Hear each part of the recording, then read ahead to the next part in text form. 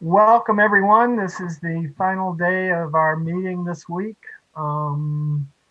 We have done well on our agenda, I believe, and I will review where we are and what we have yet to do in just a moment. And I would ask, first of all, that the roll be called.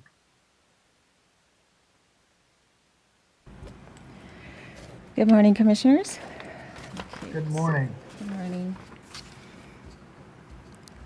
Commissioner Ahmed, Here. Commissioner Akutagawa, Here. Commissioner Anderson, Here. Commissioner Fernandez, Here. Commissioner Fornashari. I'm here and I like your hat. Thank you. Commissioner Kennedy, Here. Commissioner Lamons. No. Commissioner Satwani. I don't. Your mic's not working, Commissioner Sadwani. Oh, here. Can you hear me? Okay. Oh, gotcha. Got Sorry. it. Commissioner Sanai, Here. Commissioner Taylor, Present. Commissioner Toledo, Here. Commissioner Turner, Here. see. Commissioner Vasquez, no, and Commissioner Yee. Here. Okay, thank you. Let's check again. I think Commissioner Vasquez is on. I don't see Vasquez. Commissioner Vasquez, I think she's trying to dial in also. She may be having some problems. Okay. Nothing yet. Okay. Are there any general announcements? Director Claypool or any of the commissioners? I have none, Chair. Thank you. Not seeing any. Okay. On the agenda, we have two main topics for today. We have Voting Rights Act issues coming from the VRA subcommittee this morning. We have outreach discussion this afternoon, item 10 on the agenda, brought to us by the outreach subcommittee. Depending on how things go, we may have an extended break in between just because of various schedules. But that's the general outline of the day. And so with that, let me ask Katie to start us off with the instructions for public comment. Good morning, Katie. Good morning, Commission.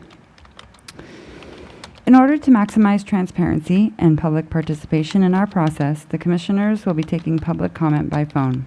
To call in, dial the telephone number provided on the live stream feed. The telephone number is 877-853-5247.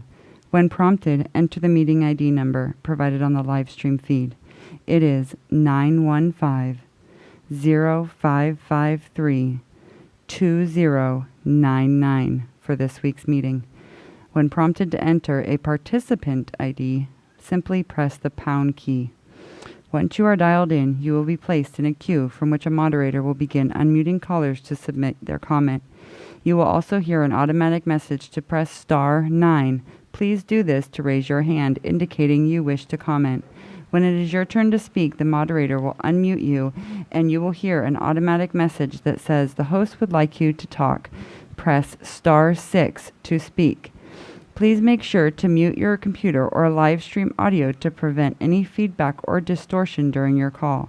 Once you are waiting in the queue, be alert for when it is your turn to speak, and again, please turn down the live stream volume. These instructions are also located on the website. The Commission is taking general public comment at this time. Thank you, Katie. We'll stand by we have someone already? No, I was going to say we do not have anyone in the queue. Okay. Very good. We'll stand by for a couple of minutes to let the live stream catch up. Okay.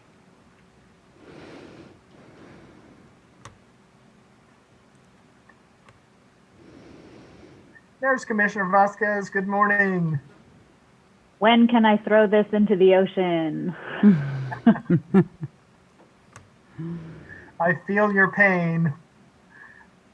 I was panicking yesterday, and it turned out that it was my ISP that was having an outage. And it's like, how am I supposed to chair a meeting if I can't even get online?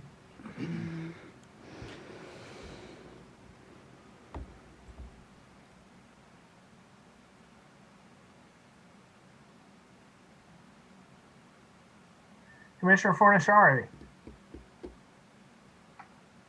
So I thought yesterday someone said that the phone showed up, and I was just wondering if we have an update on what, when those might get distributed. Director Claypool. So Raul is picking them up, I believe, either today or tomorrow, and checking with how quickly he can simply turn them right back around at the same location and ship them to you.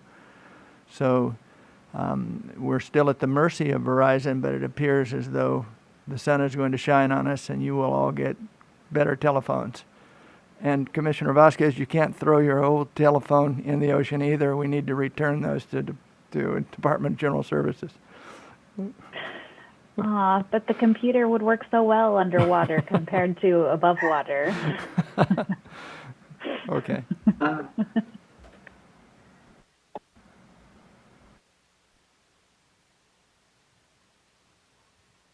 Katie, do we have anyone in queue? We do not. Okay.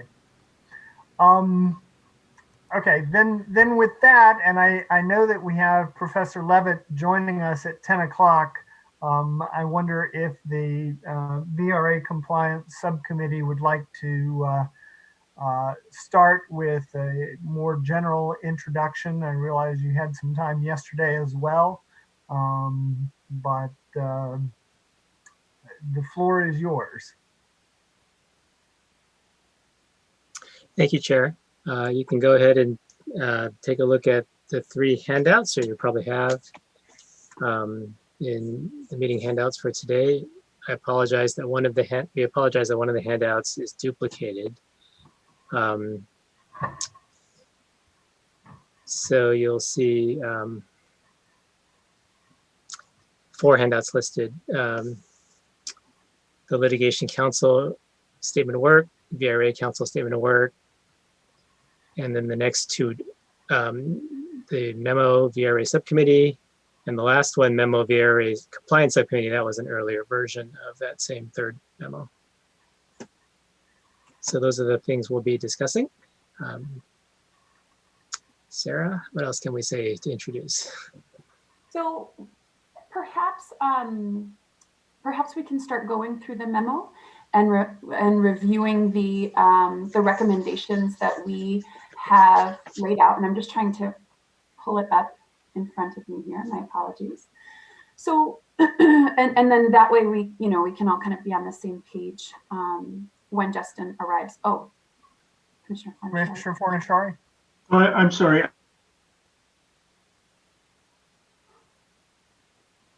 And now you're frozen. I just want to be clear. Which is the correct? I'm sorry. The third one, the Okay. Memo VRA Subcommittee. Okay. Sorry. Internet problems. Thank you. The differences between them are fairly minor. It's a matter of language, I think, that was used in some of them. Oh, excuse me. And Commissioner, you feel free to jump in at any point in time. As we have reported previously, we've done a number of conversations. We have attempted to talk with many of you about some of the needs folks have for additional training on the VRA. And we put together this memo to really provide hopefully a consolidated report back to you all about the work that we have been doing and also the recommendations that we have for the full commission. So the first one, as we discussed yesterday, is to distribute the RFIs. I don't want to go into too great of detail here unless there are additional questions, because I feel like we did talk at length yesterday about the processes. Basically, we wanted to just let you all know that we had many conversations about RFPs, IFBs, RFIs, interagency agreements.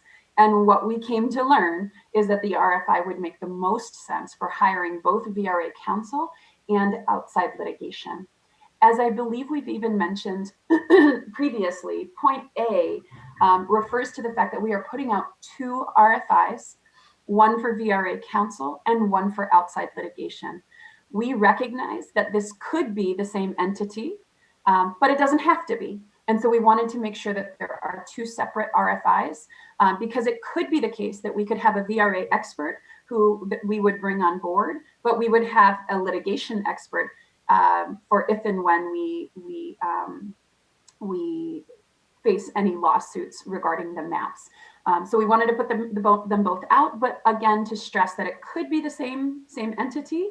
We really want to be flexible there so that we can get the very best kinds of feedback and the best kinds of proposals in response to the RFI. Okay. Point 2 is combining the task of the statistician and analyst. So there had been mention at the last meeting of putting out 4 RFPs or 4 requests. We don't think that that's actually necessary. We think that we would hope that we can identify a statistician who also has expert experience in the VRA. Certainly, right, we could hire potentially a grad student or something just to do racially polarized voting analysis of the entire state for us. But ideally, we would rather hire someone at a higher level, right, who has experience in the VRA and VRA litigation and lawsuits. And therefore, that should really just be one person. So in that, we feel like we just need one person rather than the 2 that was previously mentioned. Ideally, we would like to recommend having someone brought on board as soon as possible. And so we've had several conversations with Matt Barretto, who was the 2010 analyst for the 2010 commission. We would advise to the commission and recommend that we would actually move forward in hiring Matt to, at minimum, start with an overview of racially polarized voting in California. So what does that mean? And I think Justin, when he gets here, can also help talk through some of these pieces as well. But racially polarized voting, if we kind of go back and try to remember the training that we had quite some time ago, it is not reliant upon census data. It's actually reliant upon voting data, which the statewide database already has. And so that analysis could begin. The purpose of racially polarized voting analysis is to identify historically communities that have been historically discriminated against, and to identify the ways in which they vote together, right? And so hopefully Justin will be able to talk more about how RPV analysis is used in VRA cases. But we feel like a top level analysis could be done now, potentially, or soon.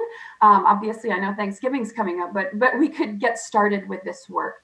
And that could be an externally facing document for the full commission, for the public, so that we have a sense of some of the key areas that we might need to be taking a greater look at.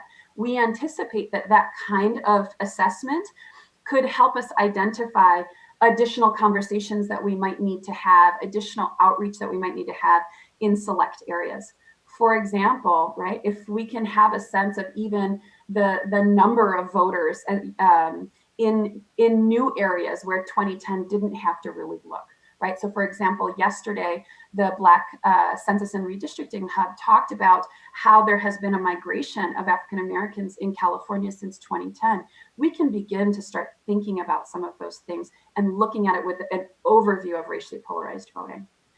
in the next piece, which is point 3, again, this is the piece that we would like to change our recommendation.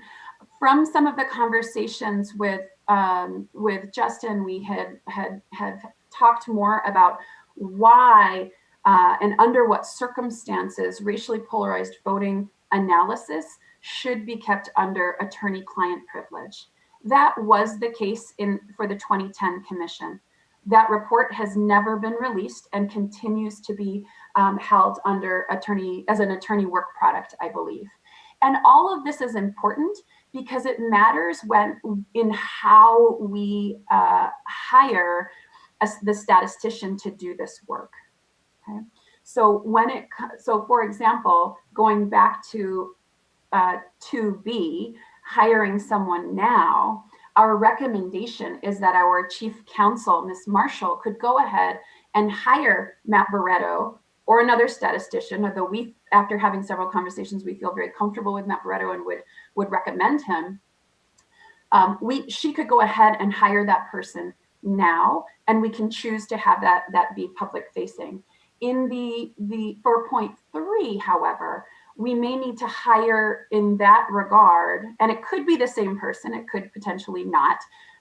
We would again want to hire through our attorney for that role, if we want to keep the RPV analysis at a more localized level as attorney work product. And I hope Justin can speak more to this when he comes. What I think, I don't know, Commissioner Yee, if you have anything you want to add to this kind of piece, but he was very helpful in laying out some of the pros and cons of whether or not to make everything public or to keep some of those pieces, under a attorney work product in case of future litigation. Commissioner, do you have anything else you want to add to that piece? Right. So basically the considerations, he can speak more to it when he comes, but, on one hand, making things public just out of principle, versus keeping data at that level private to reduce the likelihood of challenges based on this or that particular piece of data. Obviously, we would have other data and, public debates and so forth sufficient to justify, whatever decisions we finally do make. But the question is whether the RPV analysis, the technical side of it, is kept confidential or not. That's right. And so ultimately that is a decision that we will have to make as a commission. We should certainly, and that's really part of why we wanted to have Justin come today. We have not, I know Ms. Marshall just started, so we haven't had a chance to talk about this with her, but we have talked about it with Marion previously. And so these are some of the things that as a commission we need to decide, and what our decision is will inform how we hire people, right? And so for the previous point, in terms of hiring Matt Barretto or someone else as soon as possible, we feel that could be done as an interagency agreement, as it was done for 2010, and we could move forward with that quite quickly. He is a senior professor at UCLA, and so certainly that's something that we could expedite. Okay. So my guess is there's some questions about point 2 and 3, but perhaps we can hold off until Justin's here. I'm sure he can also help give additional background to some of the choices that we need to make. It would be my recommendation that the more localized RPV analysis does remain under attorney-client privilege. Another quick footnote, just that the VRA Council does not have to be California-based. VRA is a federal law, and there was some thought that in 2010 the commission that commission should have looked more widely, and so just keep that in mind when we get to that point. Yeah. Yes, I think that's such an important point. As we had mentioned in previous meetings, just to uplift what Commissioner Yee is saying, there had been a letter from community groups with deep concern about the VRA council that was hired. So I think Commissioner Yee is absolutely right on. That is something that we have learned from multiple conversations with prior commissioners, as well as community groups, about some of the concerns of over VRA council. And Commissioner Yee is absolutely correct. The VRA is a national law, and while it might be helpful to have someone here in California, we're on Zoom for for now at least, so they could really be anywhere in providing that expertise. Our fourth point here is to actually develop a larger legal subcommittee that would be public facing. So as of right now, thus far, we have been operating for the whole commission and creating small subcommittees of 2, because those subcommittees can, do work, get things done. Moving forward, however, and as well as in terms of the hiring of VRA counsel, we would recommend creating a larger subcommittee, perhaps specifically inviting our commissioner, who is an attorney, to join if he so chooses, as well as perhaps 1 or 2 others if there is interest, so that as we're thinking about who to hire, those meetings would be public. We would have public input, and we would have to figure out the logistics of that. Is it a breakout room somehow? Is it a separate login? I'm not certain of all of those. I would ask that staff assist us in figuring out how to make that happen.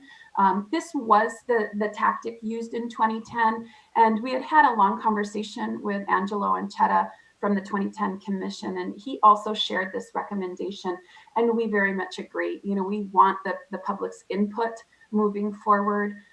Certainly, when it comes to the VRA, there could be multiple understandings of the law or the application of the law, and I think it will serve us well to have those meetings of the subcommittee in public. And I think it's something that other subcommittees may want to consider moving forward also, once we get into the more of the external relations, shall we say, of actually holding the meetings, that it might be something that we would want to do in other areas also. Certainly, as we've seen, there's a lot of overlap between subcommittees. And then our final point really here is that we'll continue to develop trainings and training materials. Mr. Levitt coming today, just given, I think at one point I said we don't have to do a training, so we didn't put it on the agenda, but we did want him to be available to answer any questions and provide a little bit of background for commissioners before we ask you to approve a statement of work, or anything of that nature. So at minimum, he's here to do that today, but we are still most certainly in the planning phases of additional trainings. As I've mentioned previously, we've had this idea of putting together some sort of briefing book potentially, as well as having additional trainings on the VRA, a hands-on sort of workshop about what VRA considerations might look like, as well as additional training on racially polarized voting analysis, how it's conducted, and how to interpret those results. So that's kind of the overview of the memo. We also have for you 2 statements of work. Commissioner Yee, do you want to talk about the statements of work? Sure. With the memo, just 2 quick additional thoughts. One is that the VRA training. So, I mean, my sense is that of the 6 criteria that we use to draw these maps, this is the trickiest one. Mm-hmm. It's the one that's going to require the most judgment calls and kind of debate among ourselves and even within our own heads. So that's what I'm anticipating. Let's see. The recommendation to form a larger committee, legal subcommittee that would meet in public, especially when it comes to choosing a firm. As it happens, these firms will have done work in the past and often representing one side or the other, which means that they are sometimes, often, in 2010 certainly was the case, perceived, as leaning one side or the other, which becomes a point of public debate, of course. And so the hope would be that in having those discussions, whom to choose, which firm to select in public, that we can, it just be ahead of the curve in meeting any objections that one choice or another may have, rather than having that come up, later after a choice is made. So, okay, the two memos. So one is for the VRA Council, one is for Litigation Council. So these are the statements of work that would be embedded into the larger full RFI. Before you move into the statement of work, I did see that Marion had raised her hand. I don't know if you have something more to add. Marion, Just- please. I have no idea technically how to accomplish it. I'm sure Kristen can do it. But legally, there is no problem having a meeting of a committee at the same time as there's a notice meeting, or it could be done as a separate notice meeting with the 14-day requirements. So there's no problem procedurally in doing it. Very good. Let's see. Commissioner Yee, before you proceed, Commissioner Turner had also had her hand up earlier. And I think Commissioner Anderson as well. Yeah. Thank you, Chair. It was for a point of clarification, and I received it through Commissioner Yee. Thank you. Thank you. Okay. Commissioner Anderson? I did have a quick question before you jump into the scopes of work, if you don't mind. Just for clarification here, the two scopes of work that you're talking about are both one for VRA Council, the other for VRA Litigation Council. But so that's two. Then you have the racially polarized votings, analyst, statistician, essentially one. And then you also have then you're talking about in item number 3, VRA analysis. Right. Isn't that the same as the council, or are you talking about two different people? I mean, I thought we're going to 3 contracts, but now it looks almost like 4. So maybe clarify that, please. Right. Sorry for that confusion. So the Thor idea was an early iteration of how we would split up the work. At this point, we were thinking that the VRA, the RPV analyst, maybe Matt Barretto, and the VRA analyst, who could be the same hire. So that's what we're proceeding with at this moment. Thank you. And then there's the 2 councils, which could be the same firm also. So in the end, it could actually be only 2 hires, and not 3 and not 4. Yeah. So on that, I mean, it's clear on the outside litigation council and the VRA council that there are going to be 2, or the proposal is to have 2 separate RFIs with the potential for deciding in the end to collapse them or to award both to the same entity. And I'm wondering, would it not make sense to do the same with the other 2, is go ahead out with 2 instruments with the possibility of awarding both to the same entity, but not have to? If for some reason there was a determination that maybe it could be better done by 2 entities rather than 1. I mean, if we only put out 1, then we're stuck with going with 1. If we put out 2, we still have the possibility of awarding both to the same entity.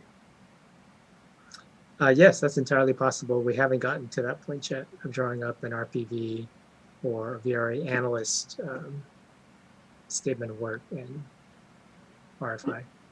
If I may, I think that when it comes to this analysis, we do want someone who understands the implications of the VRA, right? I can do this analysis. I've written papers using it. I wouldn't necessarily feel confident, however, because I have generally done this statistical analysis, to then come and say, okay, we should be conducting this analysis in particular locations. I think that does require a secondary level of understanding of the application of the VRA. And so to me, while we could have them be separate, my sense is that we will be better served by someone of that kind of higher caliber who could actually do both, who could be kind of strategic in helping us think about where do we need to have this analysis conducted. It's a big state, yeah. Yeah, So, it's a very big state. So if we do every school board, every local city council, that would be a lot of data. But instead, if we have someone who can kind of help us, think about like, well, these are the areas that we really need, my sense is that that might serve us better. Well, and I agree, and I'm just asking if that is a decision that we want to make before we issue the RFI or after. Absolutely, absolutely, and that's why it's written as a recommendation to have them be together, right? It's a recommendation to keep this together as one entity that would provide all of this. Okay, Marion, I've got 2 more points, and then you're next. And I also see that Justin Levitt has joined us. Okay, perfect. How are the RFIs going to be disseminated? We haven't gotten that far yet. I think my sense is that certainly we would have them on our websites, and I think that we would need to most certainly engage everyone in reaching out to their contacts, as we did with the chief counsel search. We've also asked Justin Levitt if it's something he would be interested in applying for, but also to assist in that dissemination as well. Just to make sure we have a great pool of candidates with VRA expertise. Yeah. Okay, perfect. And finally, you might recall that I had suggested as a possible training activity that we try to find a moot court exercise on video and sit through that together and learn from it. I started looking for some. I didn't find any moot court exercises specifically on this yet, but what I did find that looks interesting, Street Law, which is streetlaw.org, has a number of free resources dealing with the VRA, including a lesson plan. Perhaps it's worth taking a look at some of those resources from Street Law, and there may be other providers, but there are some resources out there. Marion? Just 2 points. One, the RFI would also have to be posted, of course. But for the consultant/analyst, if you go with the subcommittee's recommendation, you don't need to do an RFI because it would be done as an interagency contract. So you skip that step altogether. Very good. Thank you, Marion. And I turn it back over to the subcommittee. Well, I see that Justin Levitt is here.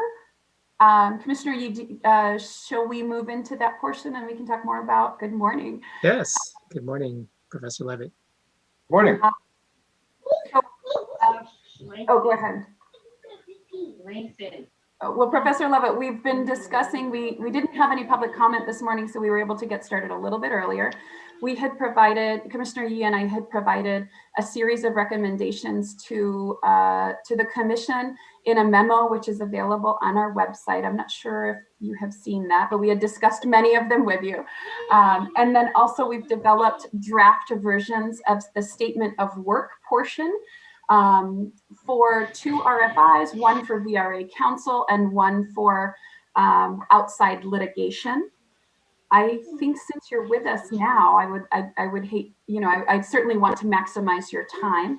And so I would say, I would love to move into the conversation with you. I know you have slides prepared.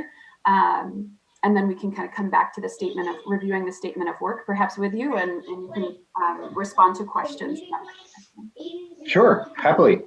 And with your permission, commissioners, I'll do something very similar. First of all, I'm delighted to be back before you again.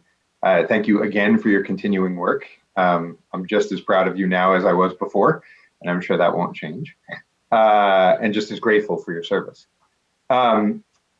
The training that I had the opportunity to give you before, I thought went really well with sort of a guided presentation where then you stop and pepper me with questions whenever you have them. And so I've prepared something similar today.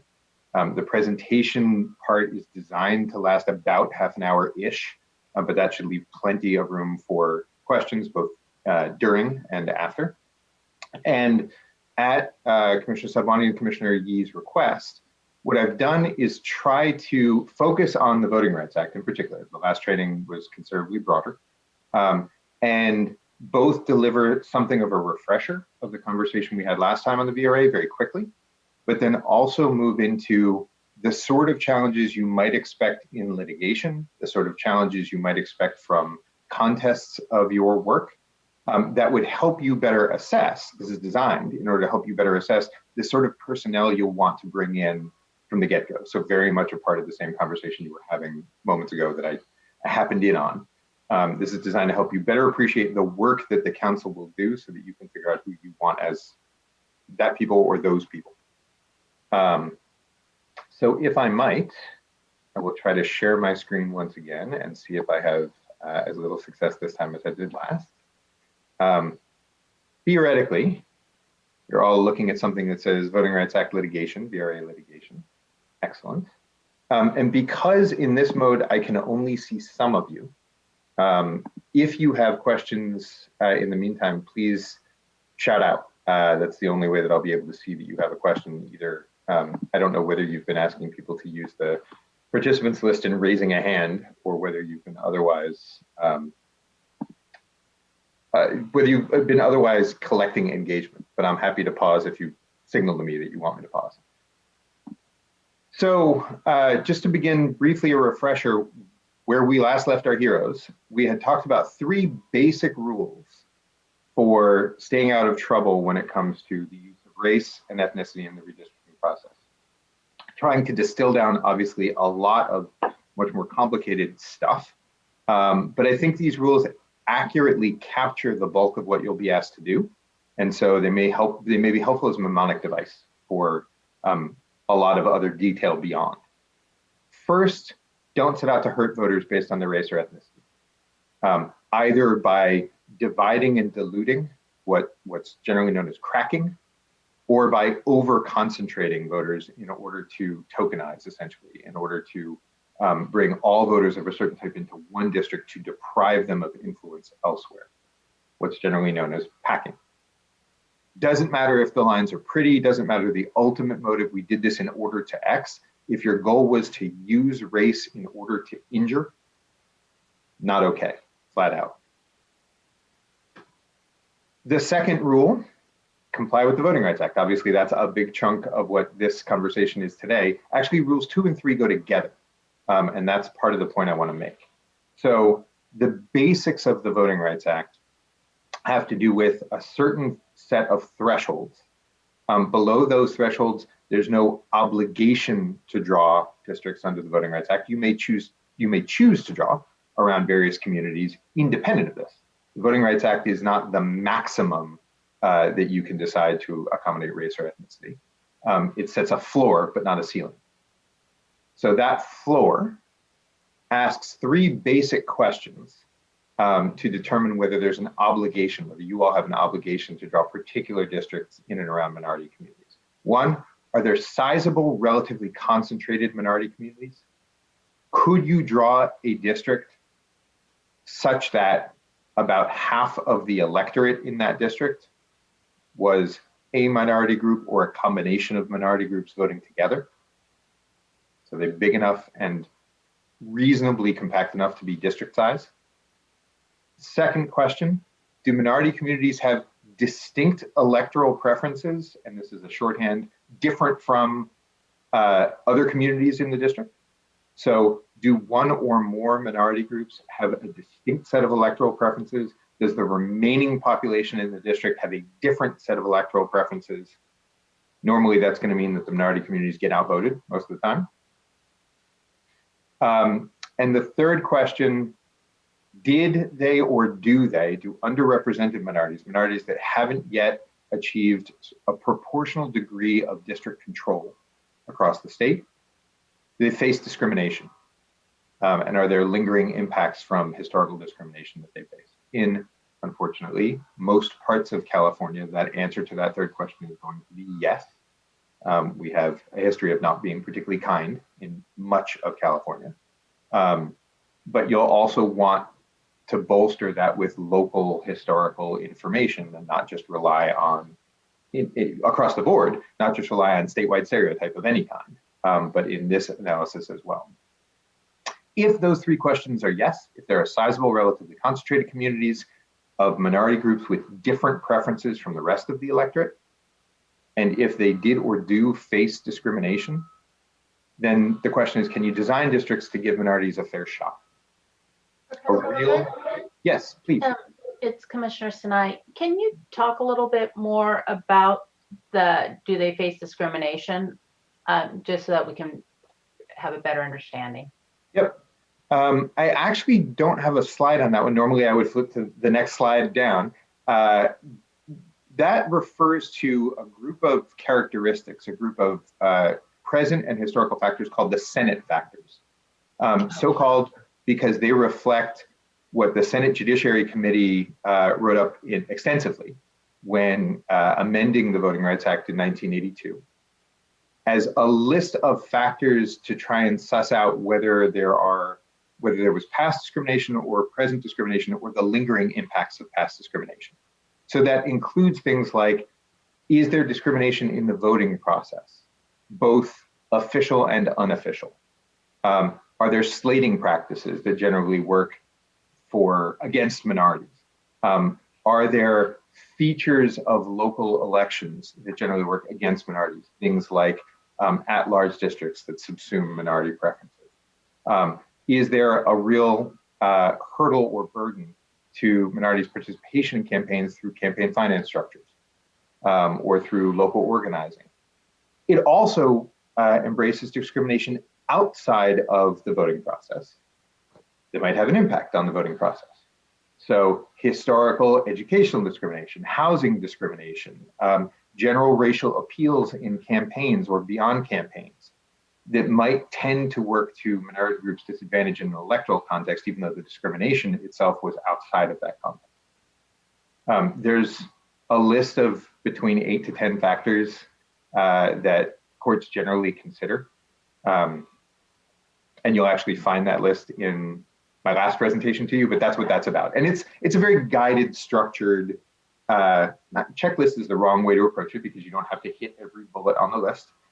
It's a guided, structured analysis for, are there real problems beyond just current voting patterns that give reason for concern? Thank you. You bet. Good question. The third factor, or the third rule, is make sure when you are considering race or ethnicity that you consider other factors at the same time. There's a constitutional limitation on race predominating, unless there's a really good reason. The courts have always said that compliance with the Voting Rights Act constitutes a really good reason, but you don't ever want to have to get there if you can avoid it.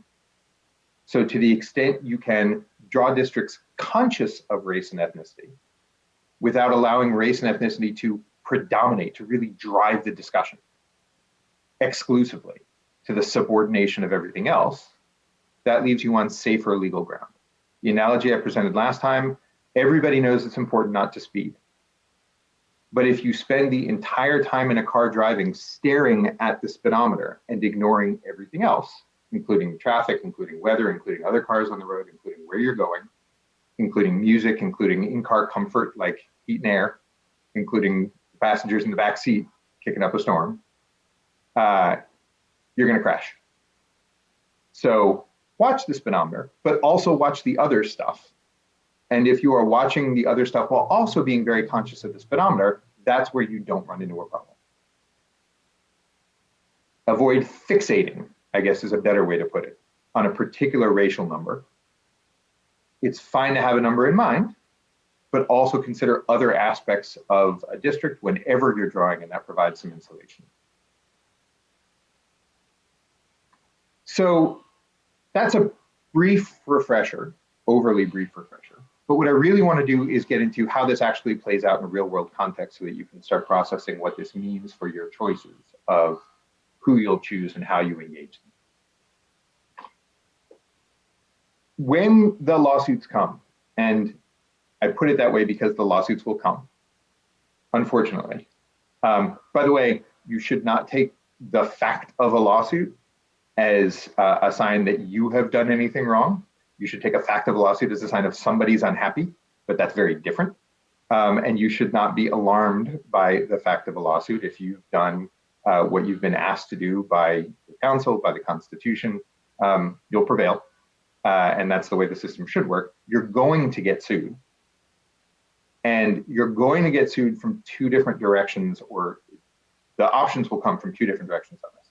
One allegation is that you've made an improper use of race, that you violated Rule 3, that you were staring at the speedometer so much that you crashed. And another allegation from the opposite side will be that you paid insufficient attention to race. You had a voting rights obligation that you ignored, or that you did not live up to.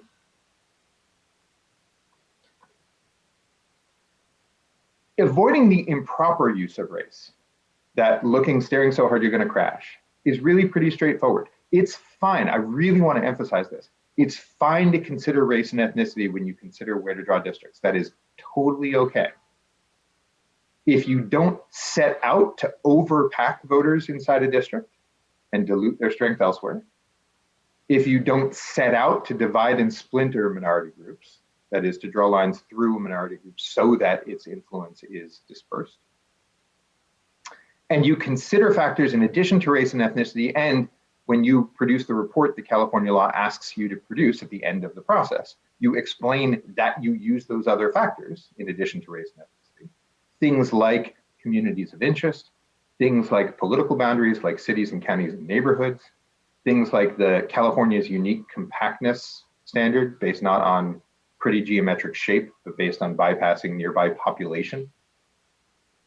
If you consider those things in addition to race and ethnicity and you say as much, that will actually help avoid or fight back against allegations that you have improperly used race. The other side of the coin, avoiding insufficient attention to race. The litigation is going to come in these places instead, right? They're going to challenge whether local minority groups, whether you paid attention to local minority groups that were large enough to be over 50% of the CVAP, the citizen voting age population, either separately or together. That is, either groups on their own or groups considered together if they have voting preferences together. That's an if. So if there's a large minority group that you ignore, that's trouble. If there are local minority groups that have distinct political preferences, so challenges will come about your evaluation of their distinct political preferences. That's the racially polarized voting studies that I know I heard Commissioner Sadwani talking about just before we got started with this point. You'll want to consider both distinct political preferences for individual minority groups, but also occasions where minority groups tend to vote together, where, for example, African American and Latino voters may have common political preferences, and that may be true in some parts of the state and not true in other parts of the state. That's a localized determination and relentlessly based on actual facts on the ground. You'll also want to consider the differences between primaries and general elections. So there may be some common choices in a primary, or there may be some common choices in a general election. You'll want to consider them both to make sure that you're giving voice to make sure that if there's a sizable community with particular distinct preferences, that you're actually drawing a district that provides a fair opportunity for political power that arrives through both the primary and the general election process. And with the top two primary, it's a little more complicated than just deciding if somebody can win the Democratic primary or the Republican primary, then that will automatically bring them to a viable general election. The top two primary complicates that a little bit. You'll want to make sure that you evaluate whether there's a history of discrimination with lingering effects, that same sort of analysis we just discussed, Commissioner just asked me about, with a localized analysis. You'll want to find out, these are sort of the last two elements of a Voting Rights Act claim. Do minority groups have a meaningful opportunity in a proportional number of districts? So the Voting Rights Act does not impose an obligation if For example, Latino communities constitute, I'm making up the number, 35% of the state, and already have a meaningful opportunity to elect candidates of their choice in 35% of the districts.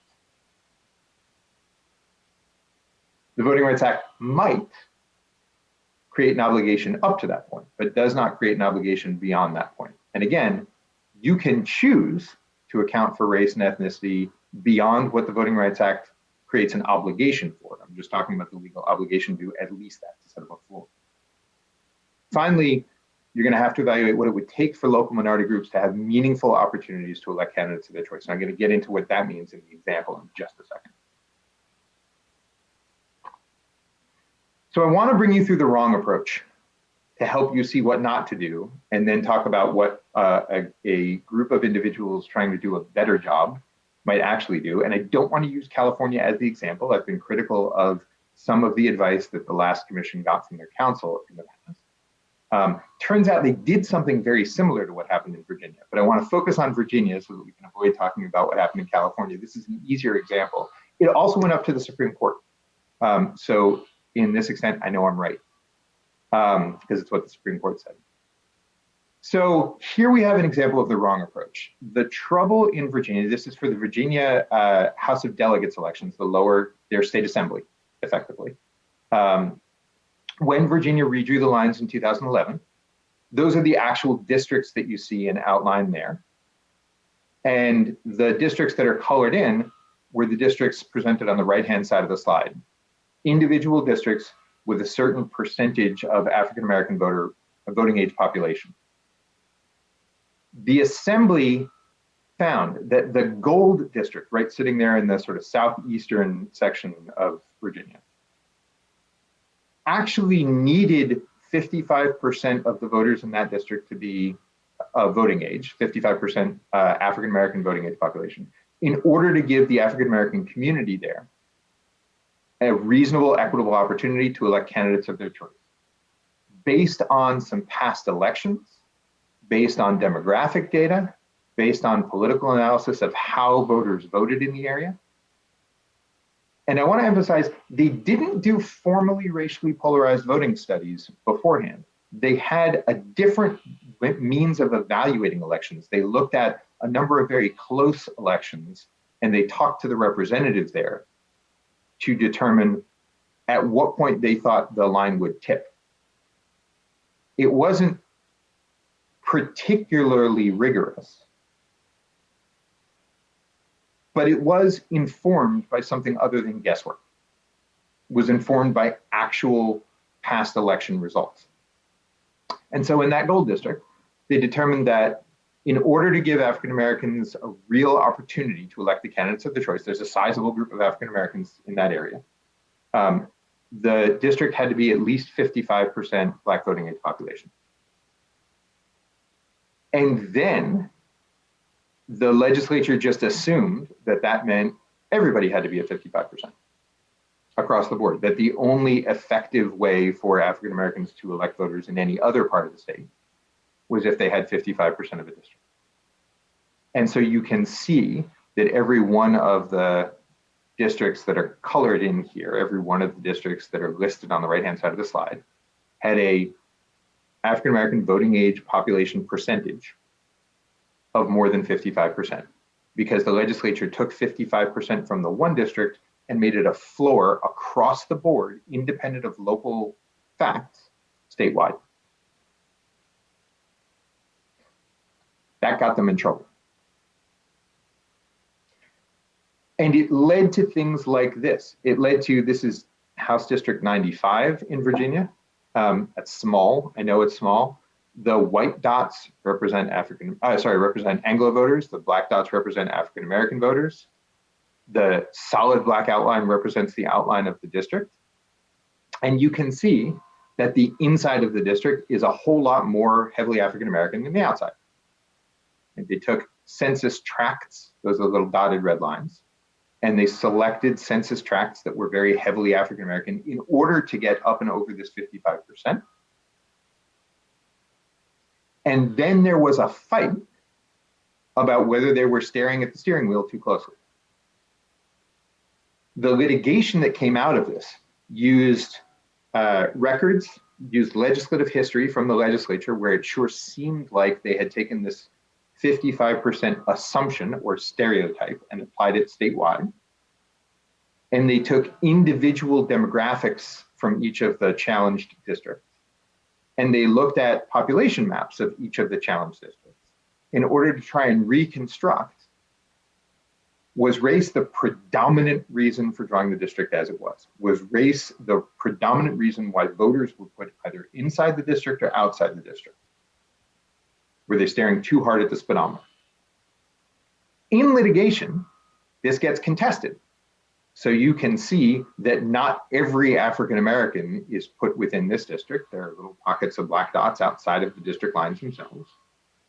And I've basically copied the exhibit from the defense here, pointing out, hey, we didn't do this everywhere. There are pockets of African-Americans outside the district too. And there was long and painful litigation over whether this evidence showed staring too closely at the steering wheel, at the speedometer, or whether it showed attention to race but not racial predominance. The court ultimately found that given the comments on the record and that given the patterns, that it sure looked like the reason House District 95 was drawn as it was, and the reason people were put inside or outside House District 95 was their race, way over and above anything else. That is, the legislature couldn't really articulate any other reason why 95 looked as it did, other than we felt we had to get over 55%.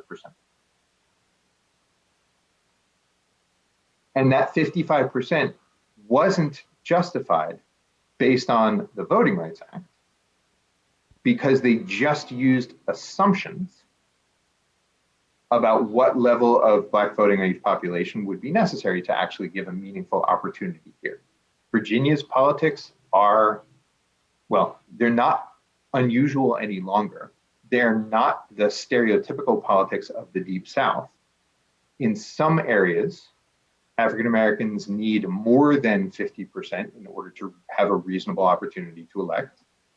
In some areas, they need just about 50%. In some areas, considerably less than 50%. 42, 43, 44% provided more than enough opportunity for electing, had in the past demonstrated that districts with that level would reliably elect the representatives of choice of the African American community. And so once the court found that the legislature had been staring too closely at the speedometer, it looked to whether that could have been justified by the Voting Rights Act and found out no, that the legislature didn't do enough homework to show that the speedometer number it was fixated on was actually necessary based on the Voting Rights Act. It was instead an assumption taken from elsewhere. Curiously, the original district, that gold district, District 75, the basis for the 55% assumption, that district was grounded on fact. And so the court said, we actually find that you focused too much on race here. You focused predominantly on race here. You need a really good reason, but you have one. The Voting Rights Act actually does require that in that district, you have an obligation to create a reasonable opportunity for African Americans to elect, and 55% is a reasonable judgment about what that might be. So where there was no empirical basis for the assumption, the court struck down those districts. But even when the legislature was overly fixated on race, where there was empirical backup for, but we need to make this necessary for the Voting Rights Act, the court said, fine, that's okay. So the legislature got itself in more trouble than it needed to by fixating on race to the exclusion of everything else. But at least in the district where they had empirical support, the court said that's okay. Where they didn't, where they made assumptions that they just translated to elsewhere, the court struck down that part of the map. How do you do this right rather than landing where Virginia landed? They started in the right place. So you can see that those portions of the Virginia map in the south and east, unsurprisingly, are portions where there are an awful lot of African Americans. This map is a heat map of the voting age population that's African American by precinct. And you can see the warmer colors, the red and the orange, are where there's relatively more African Americans in each precinct, and the bluer areas or the grayer areas are where there's relatively fewer. So the legislature started off with a good idea, which is go find out where there are sizable compact communities to see whether you have an obligation. That part was right. And I would encourage you to use your analysts in your council to help you find similar heat maps in California of individual racial and ethnic groups, but also of groups in combination that show you where there are sizable communities that you might have an obligation for. That's step one. You'll find lots of them in California. Step two is to actually get some empirical support for whether you need to draw districts to satisfy the Voting Rights Act or not. This is the thing that the Virginia legislature sort of kind of did in the one district where it was based on past election results and didn't do at all in the other districts. And that's where it really ran into trouble.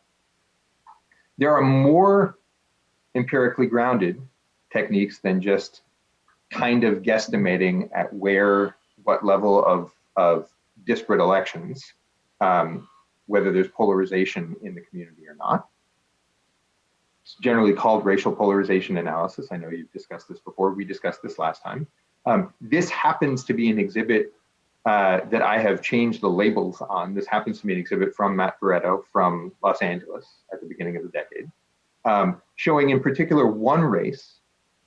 Each circle is a precinct. The circle sizes vary a little bit because that the number of voters in each precinct varies a little bit. And what you're trying to do in this sort of analysis is to look for patterns. Not every precinct is going to behave exactly in the same way. You're looking for an overall pattern. As the percentage of minority voters in the precinct increases, does the vote share for a particular candidate increase? And based on background knowledge, do we think that's probably because minority voters preferred a particular candidate? Sometimes the patterns are super clear. I would call this one super clear. There's a very tight cluster that shows this probably means, on my legend, this is not the actual legend, but on my legend, that African Americans reliably prefer one type of candidate. You're not done here. You also want to find out what the rest of the voters in the area look like. If you saw a pattern like that, and I've cheated, this is just the inverse of the same graph that I showed you a second ago, but if you saw a pattern like that, showing radically declining Anglo support for a candidate, the more Anglo voters there are, the less they support that candidate, then you would see that voting is pretty clearly racially polarized. This example here shows you very likely that African American voters prefer one type of candidate and that Anglo voters prefer another type of candidate, even though we can't see the individual racial designations on any individual ballot. Not all analyses will be this clean. Sometimes the patterns are not this clear. That's why you want to hire somebody to do the work who can evaluate, who can both perform the analysis and evaluate it for you to let you know, this is kind of clear, this is very clear, that's not clear at all. Actually, I can't find any pattern here. All of those are possibilities in various parts of California. This would be the next way to do this correctly, is to look for the large and sizable pockets, perform the analysis to find out if voting is polarized, and then set out about the final factors on your Voting Rights Act checklist. Is there a history of discrimination, or is there present discrimination using the Senate factors that we just talked about? Are there already districts elsewhere in the state that provide proportional opportunity to the minority group? And if there is a history and there's not already sort of the right proportion of opportunity elsewhere, then, okay, what's the right number? What speed limit should we be aiming for? That does not have to be exact. You don't have to peg to the X decimal place the precise number of the precise percentage of voters to give a reliable opportunity to elect. But you do want to have, and this is actually the legal framework, a strong basis in evidence for letting you know that you're in the right zone. The same racial polarization analysis can help you decide what the right number-ish is, or what the right range is, because it helps you know if, on average, 85% of Latinos prefer a particular type of candidate, and 10% of Anglo voters prefer that same type of candidate. It lets you know the rough percentage of any one district that you have to have in order to give the Latino population a real opportunity to win that race. Kind of the outcome is essentially algebra.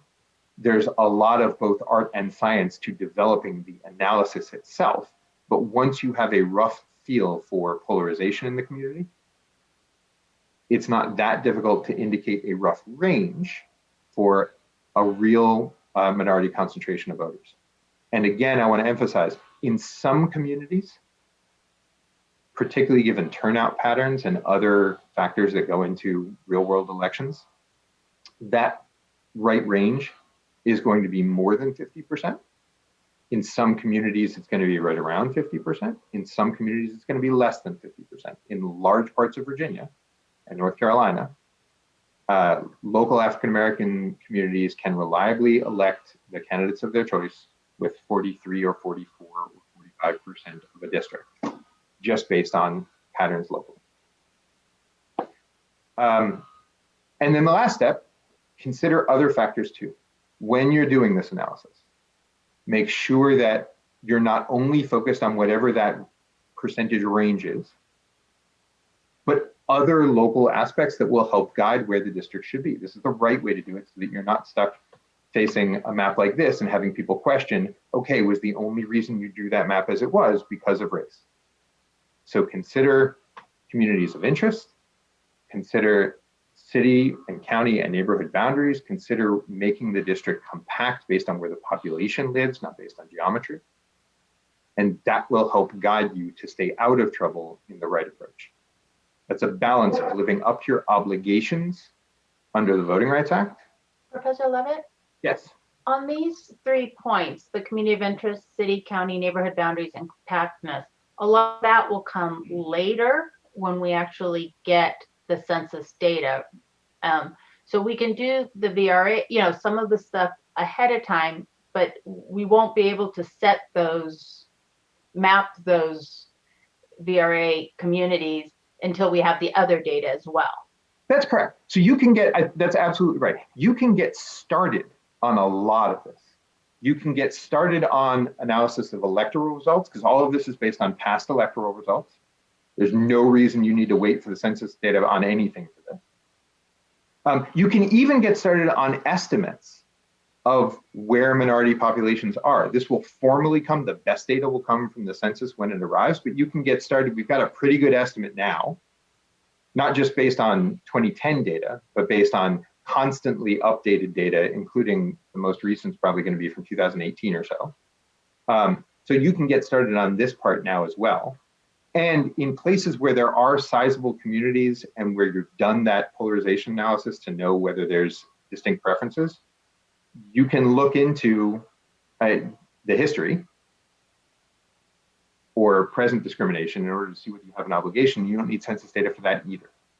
The last factor in sort of considering other factors too, that's only important when you are actually drawing the final map.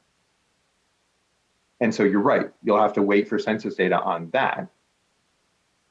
You actually may not have to wait for census data to start collecting information on some of those. City and county neighborhood boundaries aren't going to change in the census. communities of interest, you can, if you choose, go out into the community and ask about various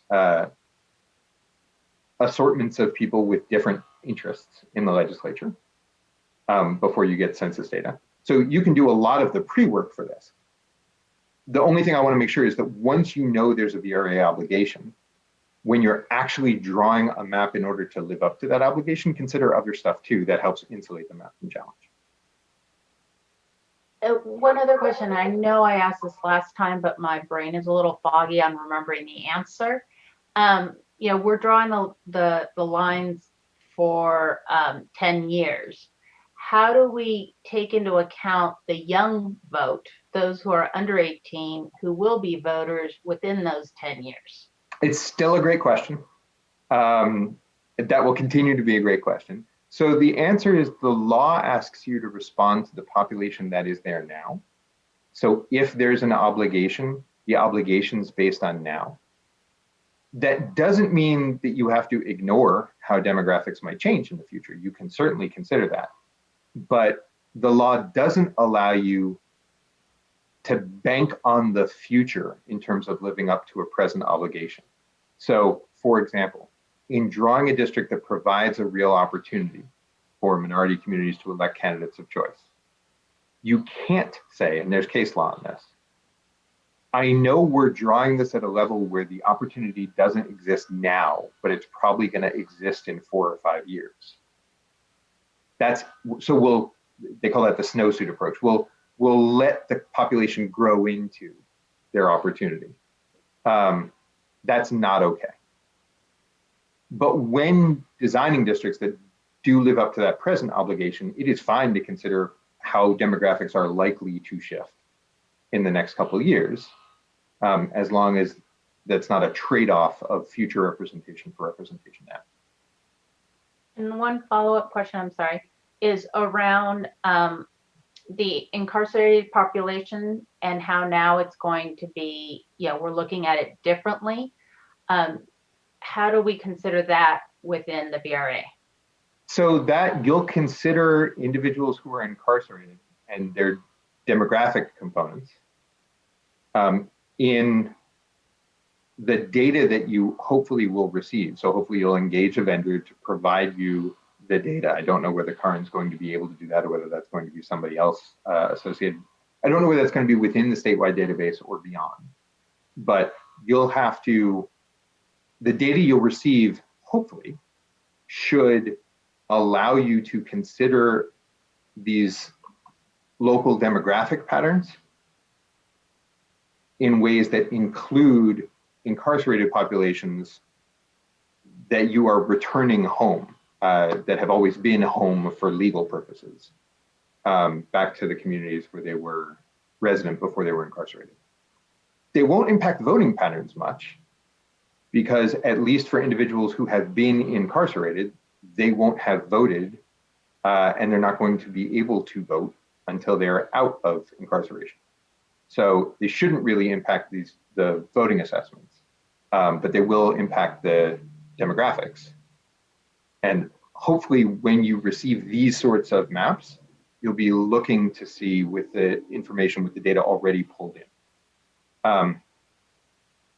I'll say that for the most part, when you're talking about communities that are this sizable for state house districts and state senate districts and congressional districts, you're unlikely to change the heat map much based on reallocation of the incarcerated population. So it's important. I'm a big supporter of the change in the law. It actually provides better representation to all of those individuals, but it shouldn't actually change your assessment of where there's a Voting Rights Act obligation much at all. And that's simply by virtue of the size of the incarcerated population compared to the size of a California Assembly district.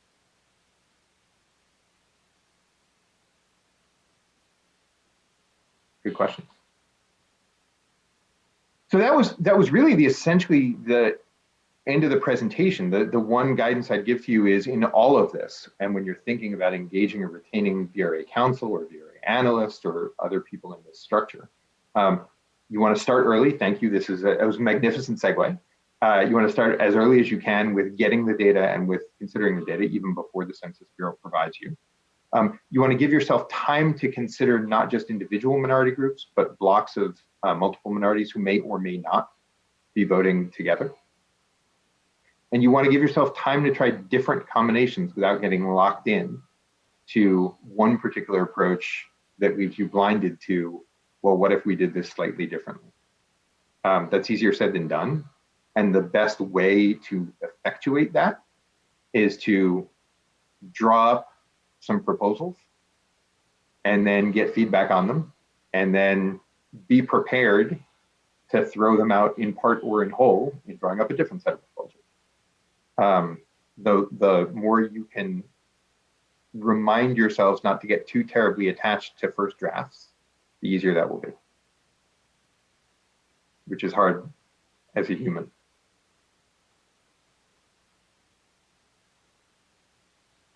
And that's really the end of the presentation I had. I'm more than happy to take other questions if you have them. I do have a couple of questions.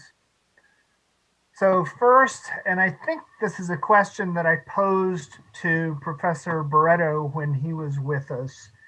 I still have a little bit of discomfort or uncertainty about how we tease out or how we isolate the effect of candidate quality.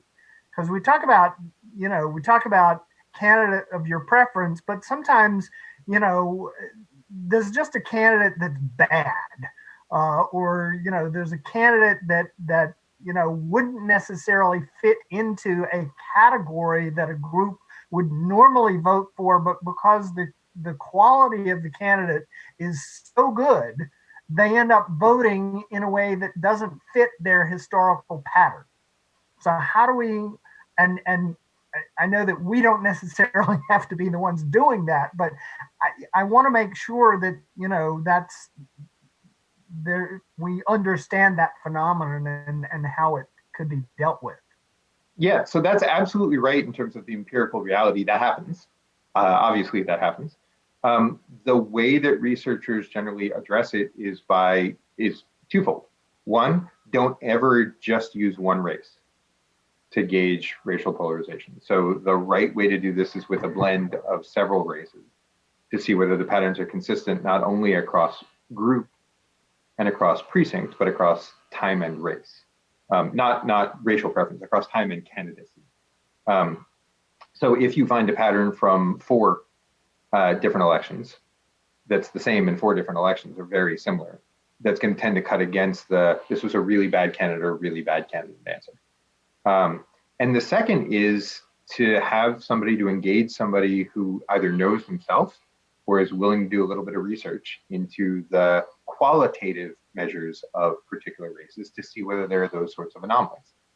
It is embedded in the law of the Voting Rights Act and the law of doing racially polarized voting analysis that there may be weird races that you count but discount a bit. So it's not like you eliminate them, but you give them less weight when you're assessing preferences because something odd happened in the race where there was an odd candidate quality. That it's not true that every race is treated exactly the same. Every candidacy is treated exactly the same when you're doing this polarization analysis. And that means you want to retain somebody who either, again, knows or can find out whether there are some super bizarre qualities to a particular candidate in a particular race or a particular issue that sunk one candidate or elevated them, that mean that they're not particularly representative of how the community feels. The goal in all of this is to try and assess how the community feels, how the community votes, not the success or failure of any particular candidate. And so optimally, you want to talk to the community to say, hey, was there something weird going on in this particular race? And to choose several so that you insulate yourself against that. And somewhat related to this, I mean, how do we deal, we talk about citizen voting age population, but that doesn't guarantee that those people are voting. How do we deal with ascertaining preferences of non-voters that we really should be? I mean, to me, people are out there who aren't voting because they just don't like any of the candidates, but theoretically there's a world in which they would be voting. True. Or they're not voting because they know they're going to lose because the districts aren't currently built for them. And I think I used this analogy the last time. If you put me in a foot race with Usain Bolt, I might not try super hard because I know what the answer is going to be before I even get off the blocks. This is very much related to Commissioner Sene's question. The law asks you to take the voters as they are. You can acknowledge always that designing a district differently may lead to different turnout effects. And so voters may show up in the future where they have not showed up in the past. But the analysis asks you to take the communities where they are in terms of who has actually voted and what preferences does that demonstrate. That is, the law generally, it asks you not to assume, flat out. That's the sort of the biggest overarching statement I can give.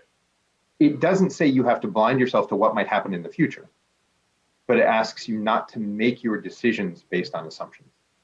So just like you take the composition of the district as it is and not based on who might be coming into the electorate in the future, you take the political preferences and the voting preferences of the electorate as they are and not what might change in the future.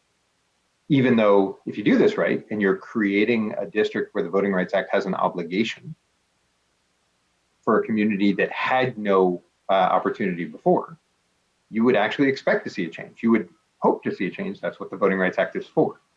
So you're right, that happens, but the law asks you to evaluate the community as it exists. Thank you. Commissioner Sinai?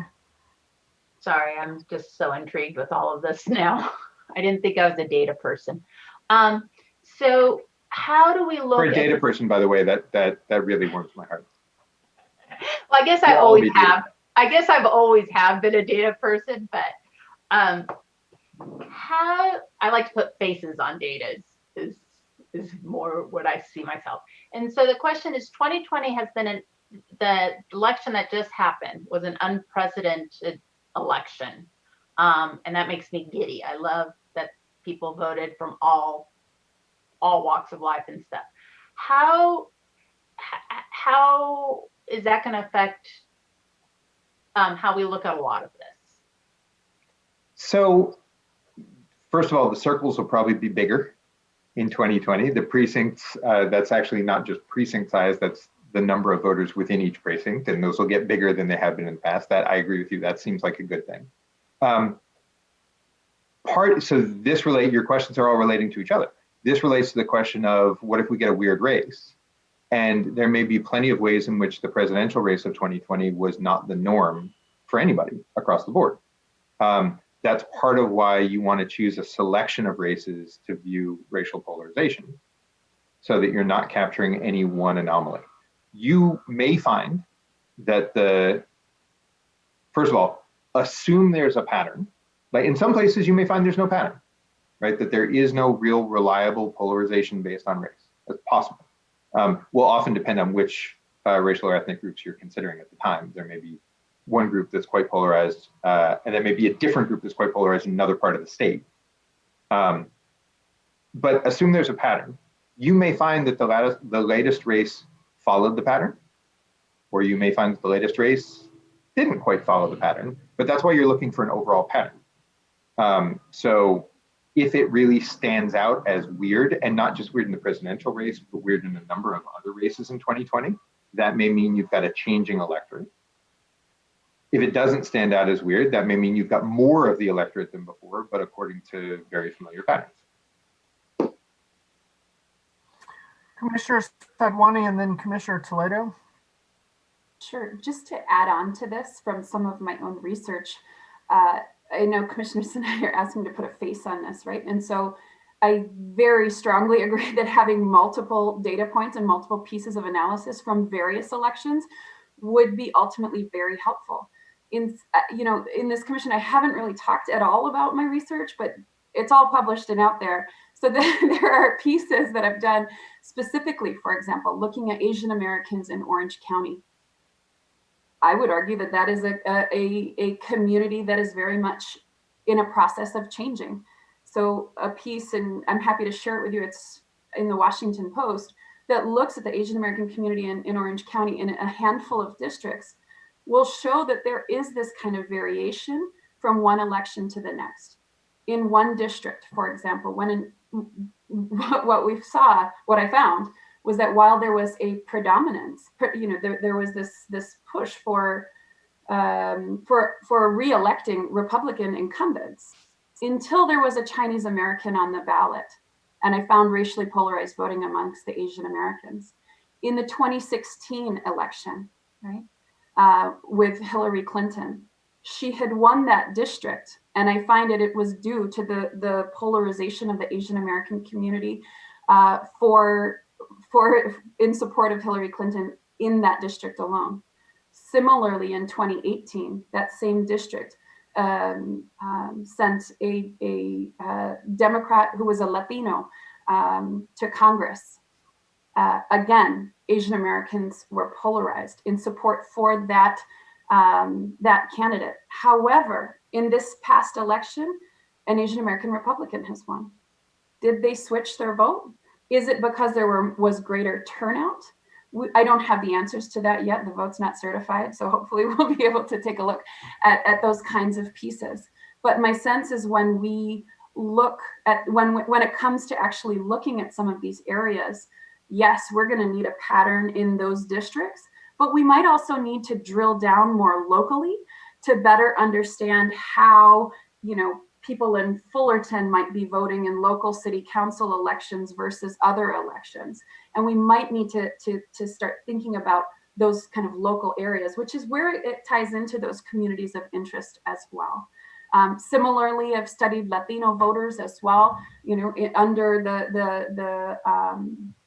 the constraint of the top two primary. When you arrive at a general election with two Republicans on the ballot, one being Anglo, one being Latino, what we saw is that with my co-author, what we saw was that Latinos were polarized towards a Latino candidate, regardless of the fact that they were Republican, right? So I think all of these kinds of considerations we can begin looking at now so that we have a sense of, okay, well, where is it that we need to go? What additional information might we need to make the best kinds of decisions, right? Because the RPV analysis isn't going to be the only data point.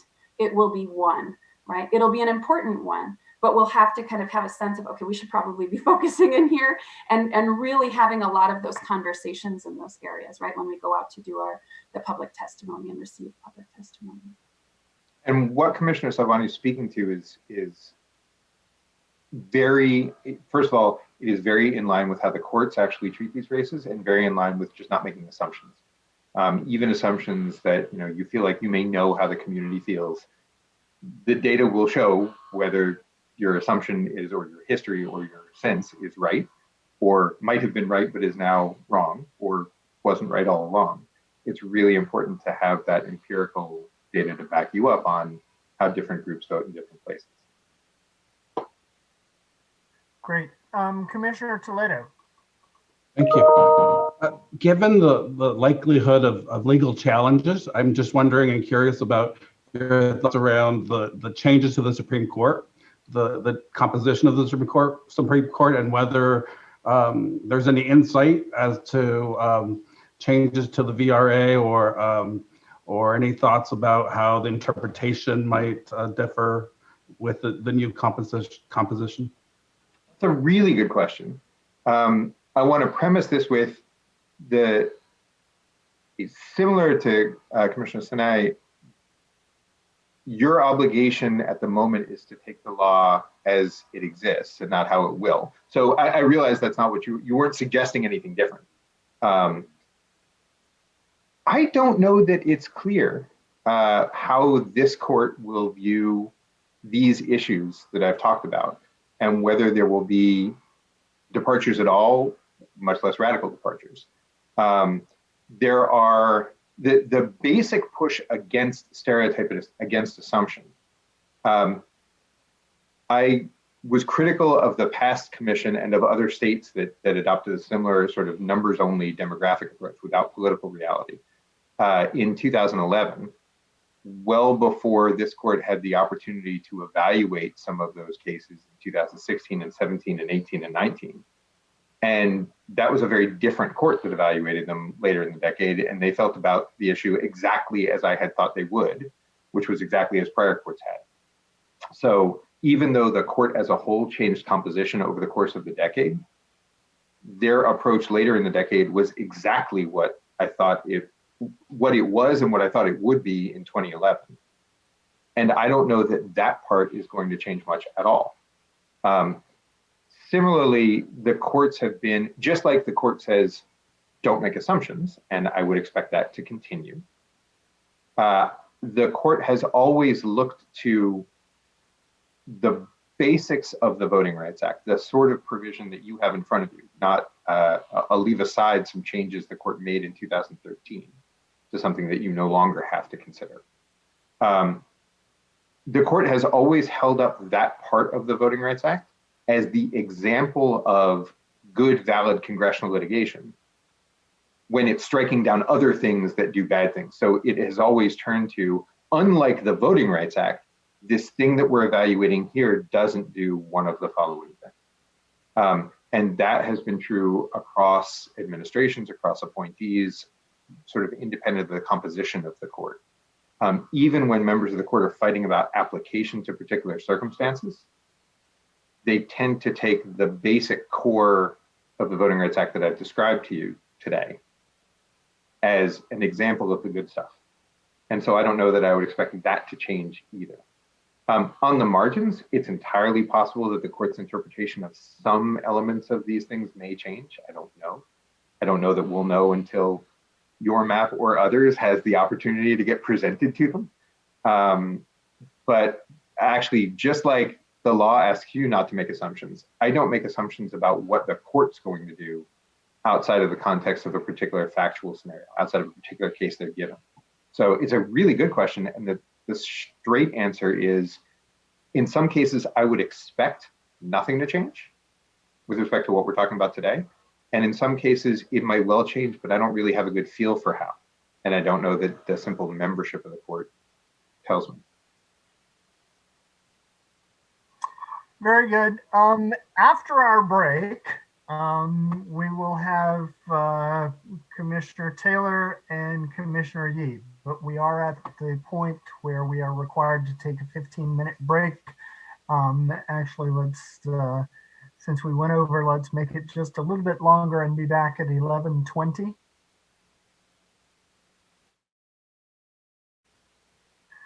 Welcome back, everyone. Thank you for your patience during our break. As indicated just before the break, we have, first of all, a question from Commissioner Taylor, followed by Commissioner Yee. Good morning, Professor Levitt. Again, thank you. Good morning. In your advice, you say start early, time to try different combinations, and you also say consider blocks of minority groups. Can you further expand upon that? And I guess, can you speak as to what's the relationship when you have a district that has multiple groups that might fall under VRA criteria? So it's a great question, and one where I think, unfortunately, your predecessors left themselves too little time to consider real possibilities in this respect. Data came too late for them to really evaluate. The obligations under the Voting Rights Act, this is very much of a pattern with everything we've discussed before, are relentlessly driven by local data. So there will be some instances where different minority groups have very different political preferences. And there may be instances where each of those groups is sufficiently sizable or sufficiently compact to merit protection on its own. There may be other circumstances where different minority groups have very different political preferences, but only some of those groups are sufficiently sizable or sufficiently compact to merit VRA obligations. Right? Again, you can consider race and ethnicity beyond what the Voting Rights Act requires, if you wish. And there may be other circumstances still where data on the ground show that some minority groups have similar political preferences, and that you can effectively treat members of those groups for Voting Rights Act purposes as one coordinated voting bloc if the data show that they perform as a coordinated voting bloc. So there may be instances where, for example, African American and Latino voters have very similar political preferences, distinct from the rest of the voters in a community.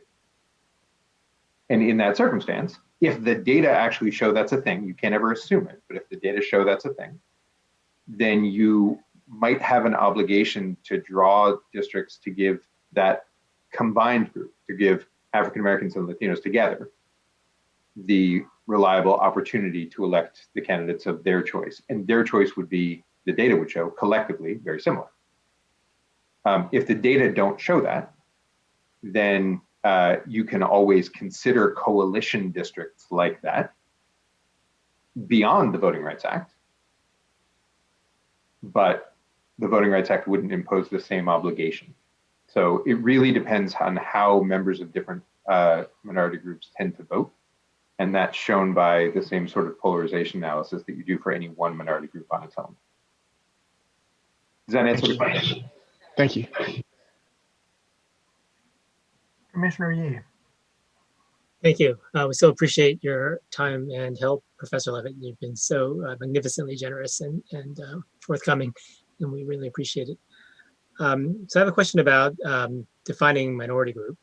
The VRA language talks about race or color or membership in a language minority group. So one specific question and a more general question. The specific question is how to apply that with the census categories. So census, of course, divides Hispanic, Latino out as an ethnicity versus the other categories of race. So how do those get applied in the VRA situation? And then the more general question is how straightforwardly are these categories applied in the past?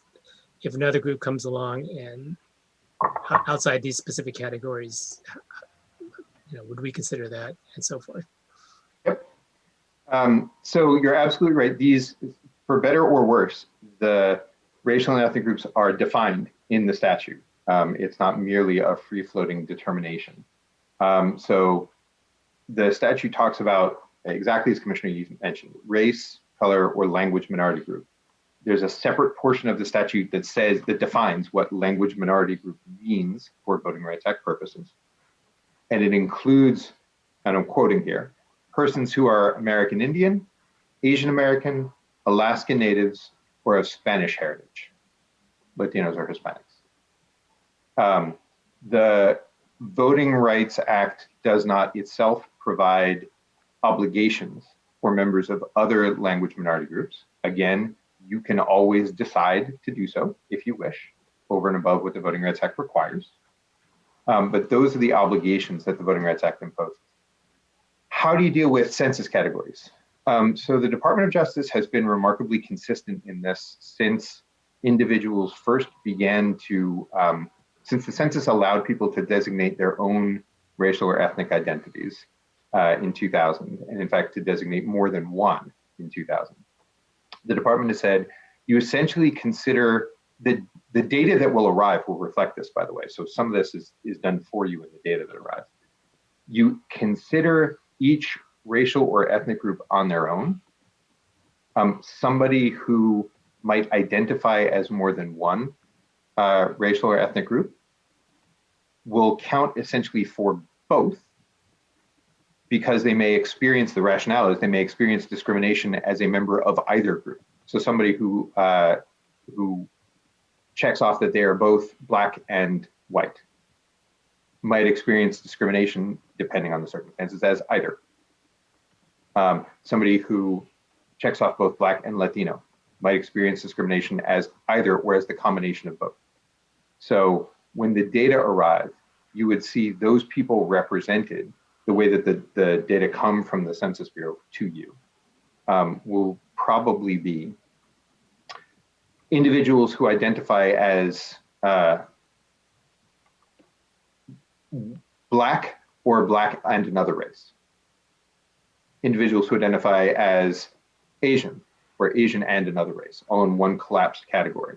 And then separately from that, individuals who identify as Latino, because Latino is presented on the census not as a racial group, but as an ethnicity or as a language minority group, that will itself mean Latino and or another race, right? That will include in it, because it will include everybody who checks off the Latino box. And then people who identify, the census will usually back out people who identify only as non-Hispanic white and not members of and another race, so those who are the way that you use those data are you look for, first, let's consider, imagine that the voting patterns are all distinct. You would look to see whether there's cohesion within the racial group and cohesion in other members of the majority. So you'd look for political cohesion among those who are Black alone or in combination with others. And you look for political cohesion among those who are Asian American alone or in combination with others. It may well be that the data show that there's not political cohesion within a group, in part because, for Voting Rights Act purposes, in part because the census categories are too big, essentially. So for example, Asian Americans may have very different political preferences in different parts of the state. And so you may find that Asian American alone or in combination, if you look to those voters, don't have a distinct political preference where Chinese Americans might, or Vietnamese Americans might, or other particular sub-ethnicities might. That would mean generally, I believe, that you could choose to acknowledge the communities of interest within the Asian American racial or ethnic or language minority group, but that the Voting Rights Act would not include that group as a distinct protected minority for polarization purposes if the data show that there's so much difference within that group that they don't have distinct political preferences for purposes of drawing a distinct district. I will say, I don't know that it's been tested when a redistricting group has chosen to draw districts on the basis of the Voting Rights Act. For example, Chinese Americans, when there is clear polarization in the Chinese American community from everybody, but not within the Asian American community writ large. And I'm obviously making all of these examples up just for demonstration purposes. So I don't know that assessment that there would be no Voting Rights Act obligation if there's enough diversity within Asian Americans to show a lack of polarization among Asian Americans, even if there's polarization in subgroups. I don't know that it's ever been tested that a group decided to draw a district based on that subgroup. To be safest, I would always encourage you, always, if you are inclined to draw those districts, to consider other factors as well. And then to rest your reliance not purely on the Voting Rights Act, but on other communities. But that's something that the courts, that I am not familiar with the courts having tested. Like a follow-up, specifically the census, ends up with a lot of Latino, Hispanic by ethnicity to end up marking other, right, for race. It's been an ongoing issue. How has that been handled? Yeah, that is an ongoing issue. There are several different problems with the data collection. I'll say, including Middle Eastern and North African individuals, including Latinos who mark down race of other. If the community is consistent, then what you'll see is a local group of other that also writes down Latino or Hispanic. And so you'll recognize them as Latino or Hispanic individuals. If they don't also check the box on Latino or Hispanic, that they mark themselves as other without designating Latino or Hispanic as a separate ethnicity, you won't necessarily have the census data to support their presence in the community, but you may know from the community that they're there. That would be another instance in where the legally safest course is not necessarily to rely on the Voting Rights Act, for which the census data is really the gold standard, but to otherwise embrace the community that you see located locally that isn't reflected necessarily in the empirical data you get. Or in, I shouldn't say that, that isn't reflected in one type of empirical data. Data from the community, hey, we're here, we just weren't included in the census, is empirical data. It's just not the same sort of data. So I think the legally safest approach might very well be to acknowledge that, but not necessarily in reliance on the Voting Rights Act as the source. But there too, I don't know that that's been litigated. I'm not familiar with a circumstance in which that's been litigated. And if you decided that you were going to rely on a large portion of voters categorized as other, who were not identified in the census as Latino, but where you know from your community outreach or from other sources of data as Latino, if you decided that you were going to base a Voting Rights Act district on that information, I think that's entirely defensible. It's just you'd want to make sure that that you were clear about what information you were using to make that finding. I don't know if that answered the question. Really good questions. Yes, thank you. Okay. I'm sorry to interrupt, Chair. This is Christian. We have a caller, and I'm not sure if it's one of the commissioners. If, with your permission, I'll allow them to talk, and we can double check. Go ahead.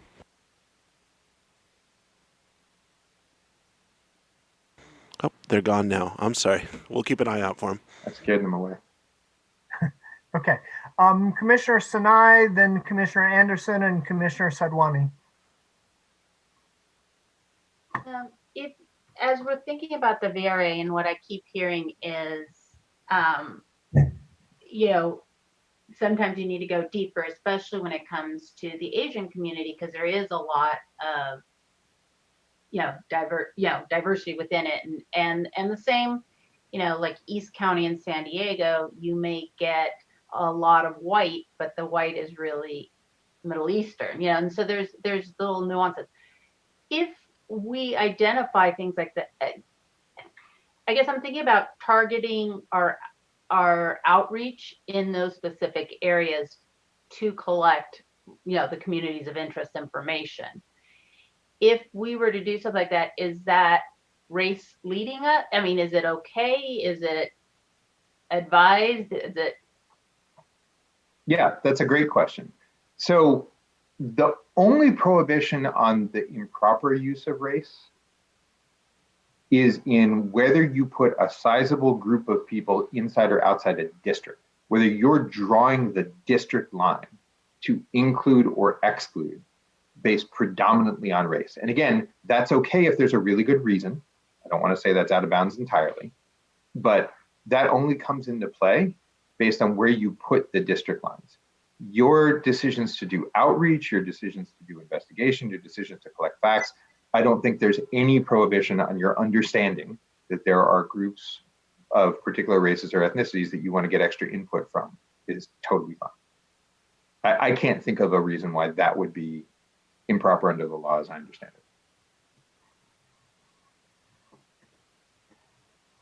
it. Okay. Commissioner Anderson? First of all, thank you very much for the presentation. You always take sort of dense topics and make them just so accessible and easy. I really appreciate it. I have two questions. The first one's kind of a quick, easy one. The second one is more involved. The initial question of size of a group, what's the ballpark? So the ballpark is going to be the average population plus or minus. So you know that the size of your district is going to be roughly the average population plus or minus 5% bigger, 5% smaller, right? Yeah. Ish, in order to stay within constitutional bounds. And so when you're considering whether a group is 50% of the electorate in a district-sized population, that district-sized population will range plus or minus about 5%-ish. That's approximate, because for a good reason, you can go over or go under. But that's a good target to start with, that you're looking for a district-sized population about in a range from about 5% over the average district size to 5% under. And the average is just driven by the number of people in the state and the number of districts you're drawing. So it's going to be a different measure for the Assembly, for the Senate, and for Congress, and for the Board of Equalization. But in terms of like a racial group, the racial group then needs to be about 50% plus or minus. And The then electorate needs to be. So there are two different things, and that is complicated. You're looking for a district-sized population, total population, and you want to know that the racial group or groups that you're evaluating are at least 50% of the citizen voting age population within that total district size. So you're not just looking for 50% of a total population, you're looking for 50% of the electorate there, and that may be different. Right. Okay. Thank you. The second question is, obviously California has a huge plurality of races. And because of that, could you address the 2013 change in the Voter Rights Act, in that specifically for California, it's changed the rigidity. You don't have to do certain things, but and a lot of states that's obviously really going to adversely affect minorities. In California, that laws of rigidity might help us stay with the intent without the rigidity. And could you explain sort of what actually happened? Particularly because when we're going to go back, we don't want to be looking at rules we don't need to follow. Right. And then how we could work with that, please. Sure. So I will try to make this short.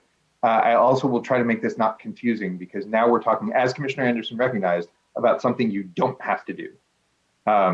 So before 2013, and still technically, if Congress ever gets around to applying a different formula, maybe in the future, but not right now. In some areas, including parts of California, in addition to all the responsibilities I talked about so far, there was a separate part of the statute that essentially said, if you have racial communities with certain levels of political power, no backsliding. So this was because of a particularly troubling history. It said once you'd reached a certain level of political power, you can't take that power away. You can't backslide. You can't make things worse for the minority community there, period. This is another portion of advice that I don't know that I agree with from council from 10 years ago. That was always meant to be a functional evaluation and not based on specific demographic percentages. So that wasn't a prohibition. To put it differently and in your terms, I think that was less rigid than it was sometimes interpreted to be. So I don't interpret that backsliding as a limitation that said if a group now constitutes 57% of a district, that it could never in the future constitute 56.8% or 0.7% or 55% of a district, if that meant functionally the same level of political power. If the group had an opportunity to elect with 57% and still had an opportunity to elect that was reasonably the same with 54%, that sort of change in demographics was, I think, fine. Some legislatures, some commissions, I think last time the guidance was a little bit ambiguous from council on this, said whenever you've got a certain percentage, you have to peg at that percentage and go no lower. And I think that was a misinterpretation of what the statute required. The statute said no functional backsliding rather than no demographic percentage point backsliding. And so I think to the extent there was rigidity in the last cycle, that may have been artificially imposed. To the extent there are now groups with functional levels of political power, there's no legal mandate to maintain them in the abstract. But where those groups have the opportunity to elect candidates of their choice, there may still be an obligation to provide those same groups with opportunities to elect the candidates of their choice. The data will show whether that's still an obligation or not. But in many places, voting that was polarized will remain polarized on the basis of race, unfortunately. And in many places, that means where there was a functional level of ability to elect candidates, you may still have to provide that opportunity to elect under the section of the Voting Rights Act you do have to apply, regardless of the disappearance of this other one. That is, I think the biggest change for you all is a procedural change and not a substantive one. The part of the Voting Rights Act that no longer applies required that you run stuff by the Department of Justice or by a federal court before it could take effect. That was a measure designed to stop discrimination before it started.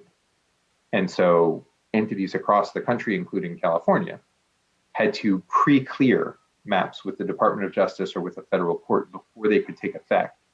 And that chunk of time that it took for pre-clearance meant that you had to leave room at the end of your process for the Department of Justice to run stuff by before you could have candidates file for primaries and the like.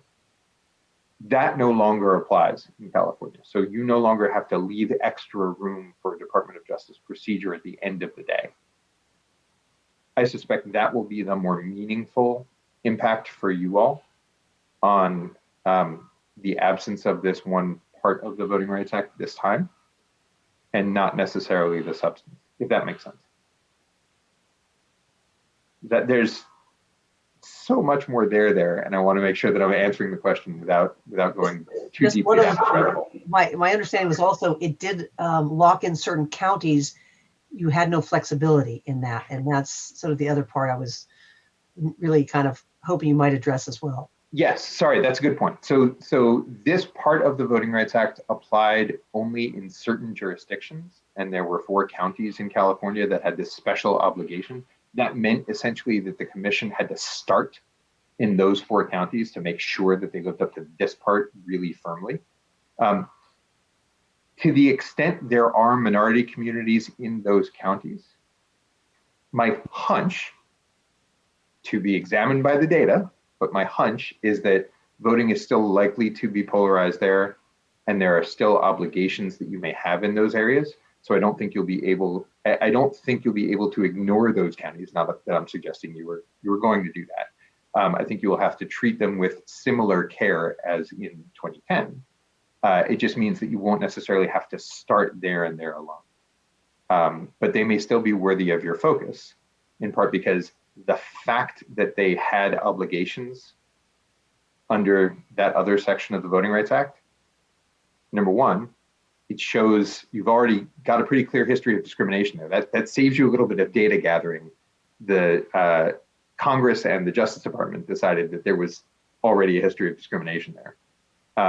And to the extent there are minority communities in those areas, if voting's still polarized there, you're still going to have obligations under the part of the statute that does apply. So it takes a little bit of procedural rigidity out, but I don't think it changes your approach much in terms of the substance. Great, thank you. It's just also with it allows the accounting for migration. We've had a lot of that sort of thing. This is where I'm sort of the multi-tiered thought there. So thank you very much for the answer. Yeah, and that I should emphasize. It may be that the communities in those areas still are polarized and still are sizable and still, but all of that is subject to what do the data actually show. So California has had migration all over the place, different growth rates in different communities. So there may well be places in the state where you have obligations now that you didn't have in 2010. There may well be places in the state where you no longer have obligations that you had in 2010. And there may be places where you have very similar obligations to what you had in 2010.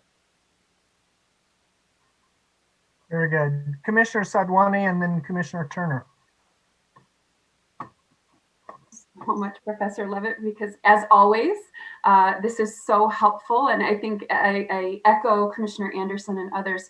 You have a way of explaining things that is precise and very clear, which I think is extraordinarily helpful.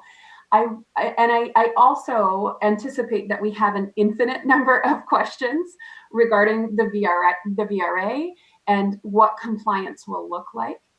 Before you came on, Commissioner Yee and I had presented a number of recommendations to the Commission.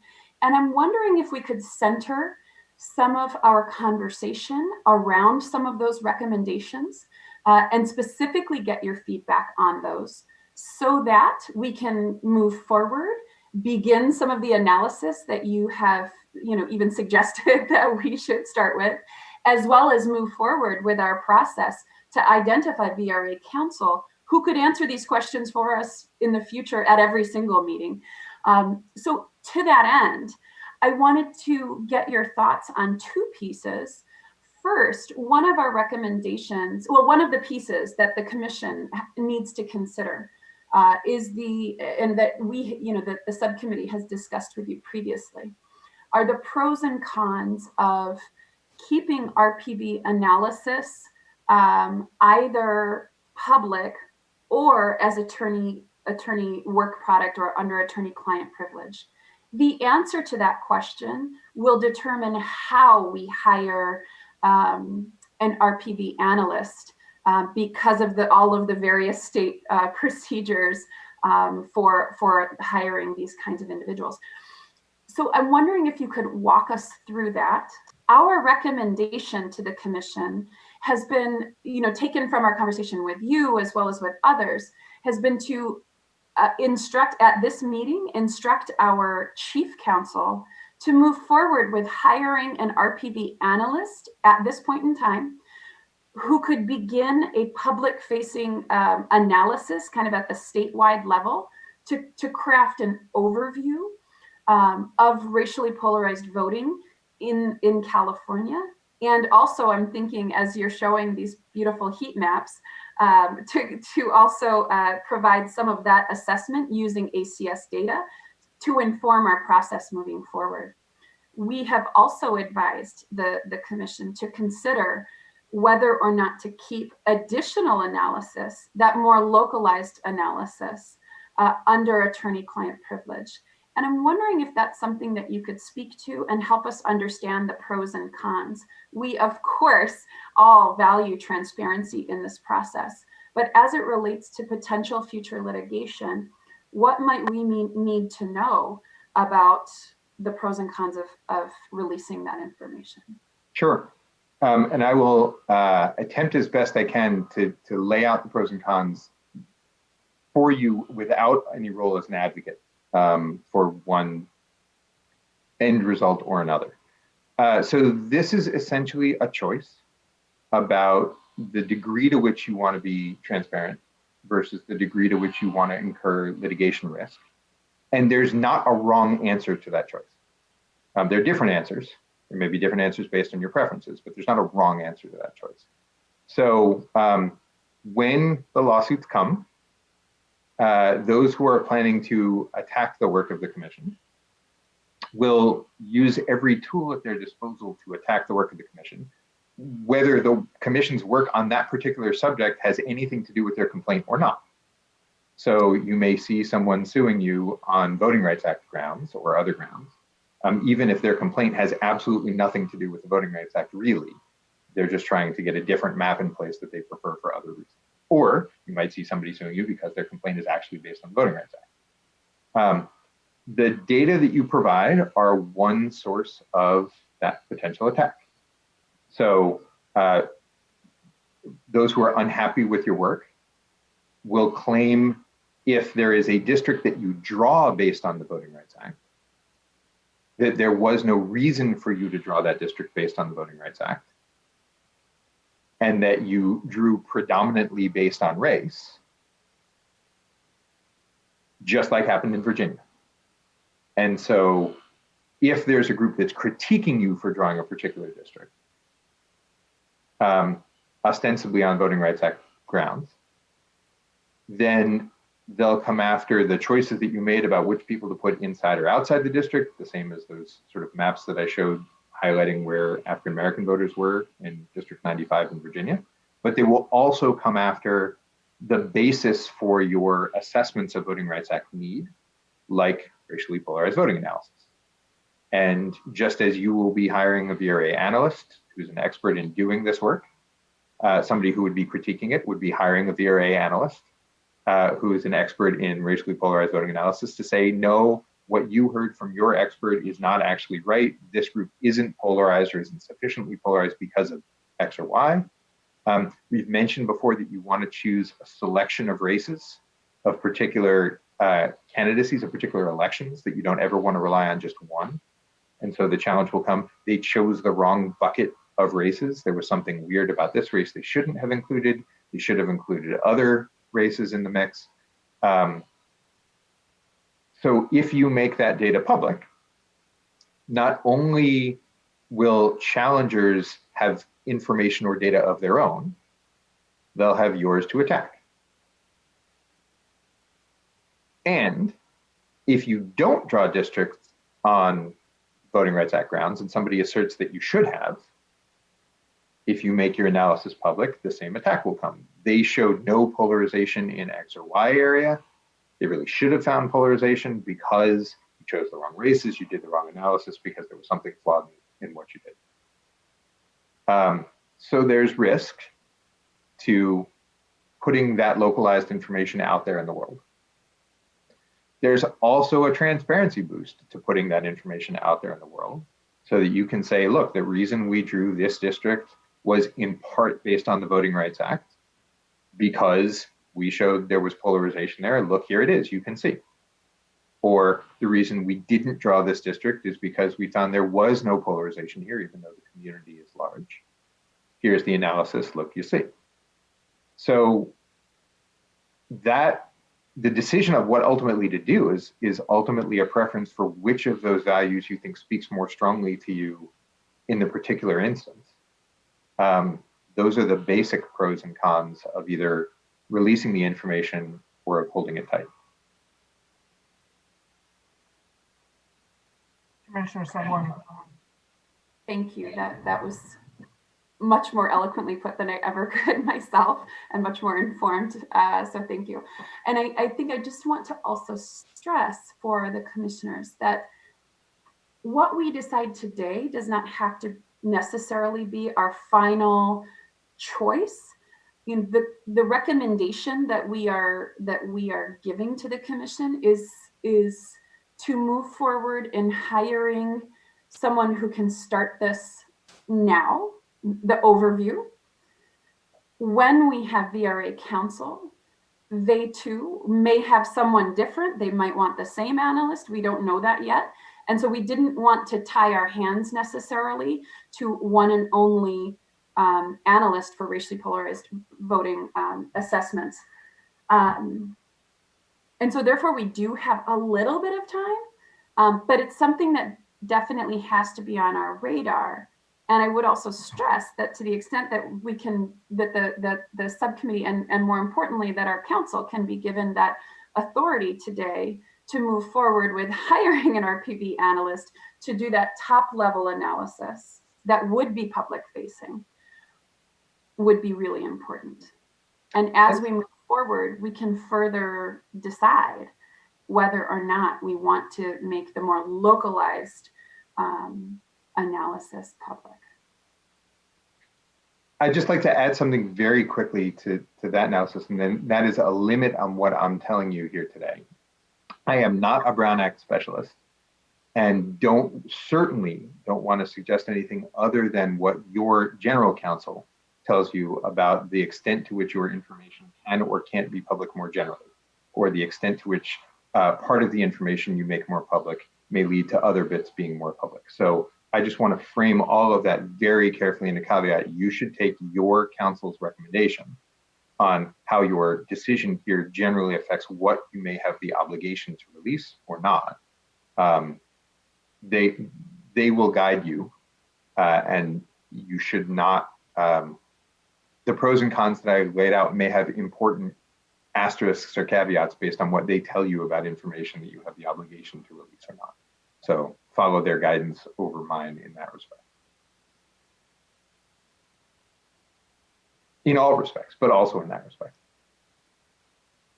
Commissioner Sangwani.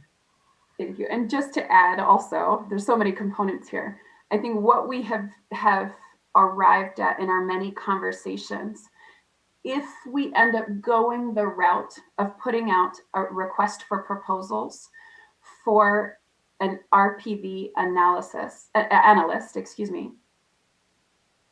we might ultimately have to make that work product public. And so then we are tying our hands to that decision. Whereas if our general counsel were to hire that person, for example, through an interagency agreement or some other form, then we would have more choice in that matter. And that's my understanding of the procedure, the state procedures. So if I'm misspeaking, you know, Mr. Claypool or Marion or Ms. Marshall, please feel free to correct me. But that was my understanding and what we were using to develop these recommendations to allow us the greatest amount of flexibility on this piece. Commissioner Anderson. Thank you.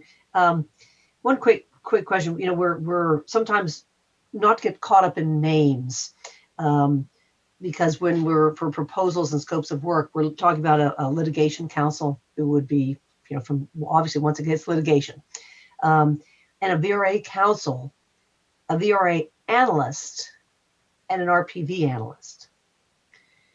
Could we have our VRA analyst, maybe if it is or is not completely client attorney privilege, but if our VRA counsel, VRA analyst is the same, then we have the opportunity of opening up what we'd like to the public or not, because it's of counsel. So is that, and this is a bit more, one, to check terminology and things with Justin Levitt. Also, Marion, the state agency agreements, are those also, I mean, attorney-client privilege is an easy one. Contracts are always public. State agency is always Contracts are always public, yeah. The contract, yes, but the work product. No, the work product can be, if it's done on the request of an attorney, it's protected as work product. And what if it's on the state, is the state agency agreement, if it's through an attorney, then it's... If the analyst reports to the attorney based on what the attorney wants the analyst to do, then it's attorney work product. Which is not absolutely privileged, but it's protected. Thank you.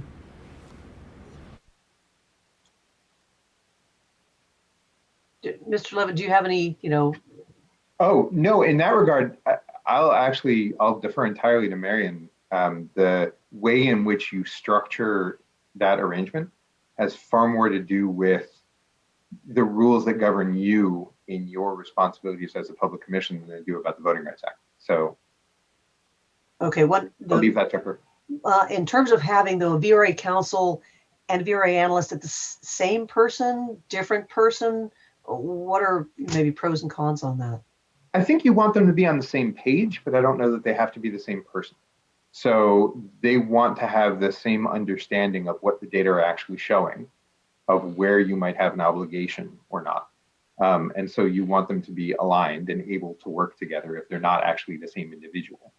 But I don't know that they have to be the same person.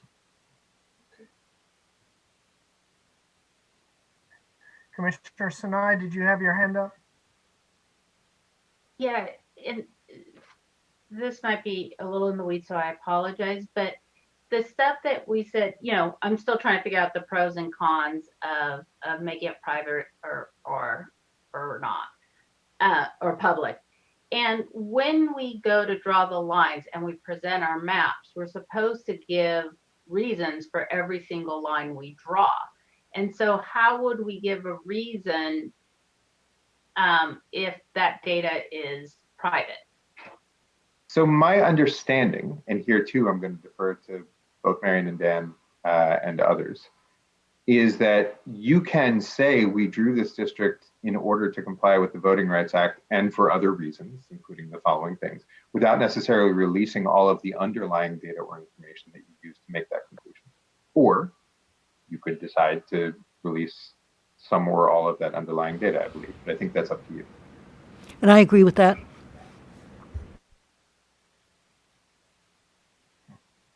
Director Claypool, did you have your hand up? I did. I just wanted to say that I remember the reports that went with the maps from the last one, and it might be well worth it for you to read them. They were very brief, and they were in many cases non-specific about exactly why things were done. So you have a lot of latitude. Thank you. Commissioner Fernandez. So let's say we don't disclose the data when we write the reports. Is that data, however, discoverable once it goes to litigation? It might be.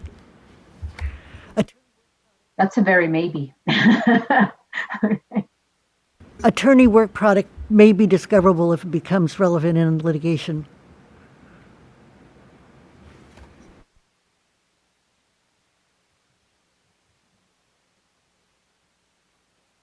Anyone else? Okay, well, I think you've got Commissioner Vasquez. Commissioner Vasquez. Yeah, yet to find a background that doesn't make my hand disappear into the ether. This might be a dumb / basic question that has already been answered, and I apologize, I've missed some of the Q&A. But if we make a choice to not disclose the data, but we are discussing and drawing many of these, drawing all of the lines sort of in public and having discussions about, what are the impacts of moving a line here versus here. In those discussions, we will be discussing the data as part of our sort of thinking on why we want a line here versus why we want a line here. So I'm a little confused about sort of how much of that is already public via our conversations anyway. Your reason could be based on advice from your VRA consultant. If you actually discuss the content of the document in public session, then under Bagley-Keene it becomes public. But you don't need to discuss the document itself. So follow-up question. So then we could theoretically even have the data sort of in front of us privately viewing, but in the discussion say, based on the data, I think it should be here. I'm not sure. I think last time the nuts and bolts of the analysis was not given to the entire commission. It was given the overview, the broad conclusions that were reached by the analyst. And just to clarify, so for example, if I can share my screen for another 30 seconds and only that. Where did you go? My apologies. I can't seem to do it. If you remember the chart of the racially polarized voting of all of the circles in the line, there are lots of those that combine to give you an assessment of whether voting is racially polarized or not in a particular community, and also the extent to which it may be racially polarized in a particular community.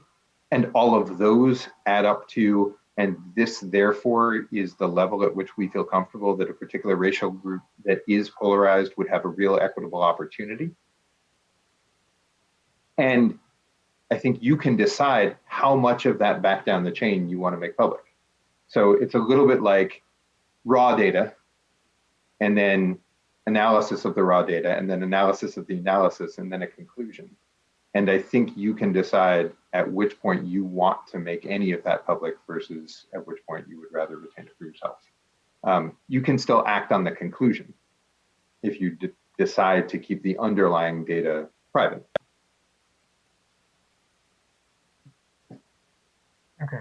Commissioner That makes Fernandez and then Commissioner Sadwani.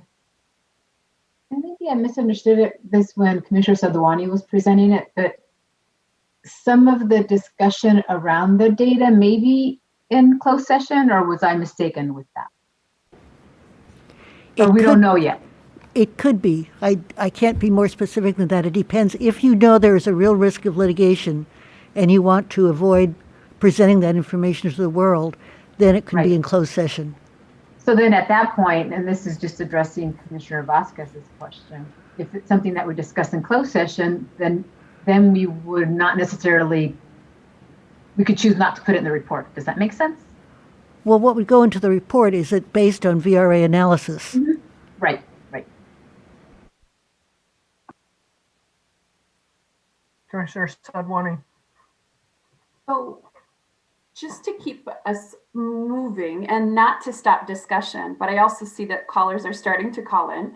I'm wondering how we feel about if I were to make a motion to instruct our council to move forward with an interagency agreement to hire an RPV analyst at this time, specifically for that outward facing initial assessment.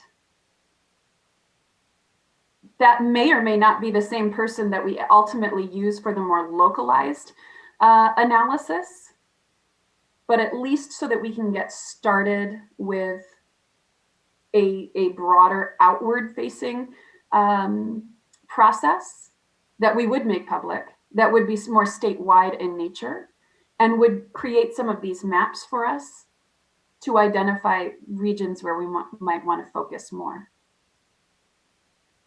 That would be that first motion. Well, that's a very long version of it, but that would be the content of that first motion. Separately, we can think about the statement of works for VRA counsel, outside litigation counsel. Whomever we hire for VRA counsel might have their own RPV analyst that they would want, right? We don't know that. They might have different recommendations on whether or not to keep this analysis public or private. So that's why I'm putting forth a motion specifically for this first stage of analysis and to empower our council to just move forward with an interagency agreement to start that process for us. And I suppose Marion and Ms. Marshall, if I need to solidify that more, I most certainly can, but I wanted to explain it. Two things. One, you need a second, and two, it would be a special vote requiring the 3, 3, and 3. I second it. I'm sorry, who was that? Sinai.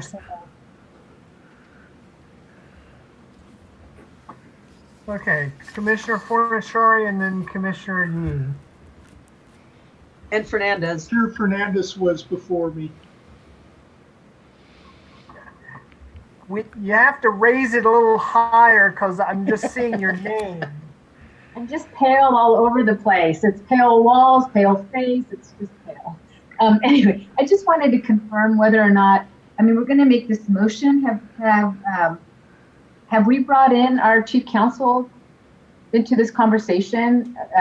If Commissioner Sadwani and Yee, I just want to make sure that we're not doing something that maybe she's also looking at something else. So. She's not here right now. I don't know. Oh, sorry, go ahead. We haven't had that chance to have that conversation with her. We were working on this and developed all of this as of Thursday of last week. I don't know what her first start date is, but I know Commissioner Yee also had sent an email kind of laying out some of our recommendations, and that we hope to have that conversation very soon. I don't know, there's not a camera on Miss Marshall, so I'm not sure if she's there, but please feel free to weigh in. We're going to meet together on Friday. I'm sorry? We're meeting her on Friday. Okay. I have next Commissioner Fornashari, then Commissioner Yee, and Commissioner Akutagawa. Did I miss anyone? Commissioner Turner. Director Claypool, I think, is also a hand up. Thank you. Okay, so Commissioner Sidwani, maybe I just missed it, but can you kind of clarify, is kind of be a little more specific, is what is the deliverable, what's the outcome from this higher level analysis? To better inform our process and to produce one public-facing document about racially polarized voting in California. I think some of well, there's only been a very small amount of criticism about not releasing the information from 2010. I think only one individual has shared that concern. To me, it's about giving us information about how we might want to structure our process early on, as well as kind of offering a good faith effort of transparency, right? And I think the commission has never received public feedback about racially polarized voting analysis. So with such a document, what is the kind of feedback that we might get? Perhaps that could help inform our later decision about whether or not to release that information. That's kind of my thought process in any case about why to start here. And also it allows us to get started now. One of the things is if we went forward and put out an RFP for this analyst, it's going to take quite a long time, right? So we could have some of this analysis before we even hire a VRA attorney, right? VRA counsel. So there's the time element, but it also ties our hands that the analysis would most likely have to be public, right? It's the commission asking for that work rather than an attorney asking for it. And I don't know that we're prepared to make that decision today. And that's why I've made this recommendation that we get started with the analysis, that the initial analysis would be public facing, and that we can then move into a secondary stage in which we can make decisions about the more localized analysis. Does that help? So the outcome is going to be a report. Okay. Hiring and a report. Yeah. Okay. I didn't know if we were going to get a map or we're going to get I didn't know what you expect out of the analysis. Okay. Thank you. Very good. Commissioner Yee? Yes, Chair, recommendation respecting Professor Levitt's time. I'm wondering if we could go to public comment and then for any questions he might be directed to him, and then continue considering the motion after his time with us. Okay. Marion, on that, if we take public comment now, is that going to be sufficient for the vote? Yes. Okay. Then I would ask Commissioner Akutagawa, Commissioner Turner, and Director Claypool. Well, Director Claypool, is yours immediate? It is. Please. It is, in short. So to clarify, you are asking us to actually draft the interagency agreement so that we can work with the RPV expert, develop what we're going to present, and then we will come back with that draft for finalization. Am I correct? So we are going to develop the costs and everything else first. Perfect. Thank you. Okay. Commissioner Turner? Yeah, the clarification I wanted on the proposal from Commissioner Sadwani as to the questions about council being present or not was that it was just a proposal that also included determining if our council is in agreement that this is the way that we should go, right? I think I heard you say that in there. So council could come back and say that this is not my recommendation. I don't want. So I just wanted to name that because when you said it, I thought, well, this is great. This does free her to be able to move forward in whichever manner. Okay. Let's go ahead and, okay. We do have 3 callers in line. Katie, can you go ahead and read the instructions for others And I will get back to commissioners with hands raised. Yes, Chair. In order to maximize transparency and public participation in our process, the commissioners will be taking public comment by phone. To call in, dial the telephone number provided on the live stream feed. The telephone number is 877-853-5247. When prompted, enter the meeting ID number provided on the live stream feed. It is 915-0553-2099 for this week's meeting. When prompted to enter a participant ID, simply press the pound key. Once you have dialed in, you will be placed in a queue from which a moderator will begin unmuting callers to submit their comment. You will also hear an automatic message to press star 9. Please do this to raise your hand, indicating you wish to comment. When it is your turn to speak, the moderator will unmute you and you will hear an automatic message that says the host would like you to talk. Press star 6 to speak. Please make sure to mute your computer or live stream audio to prevent any feedback or distortion during your call. Once you are waiting in the queue, be alert for when it is your turn to speak, and again, please turn down the live stream volume. These instructions are also located on the website. The Commission is taking public comment on the motion in regards to hiring a VRA analyst made by Commissioner Sadwani.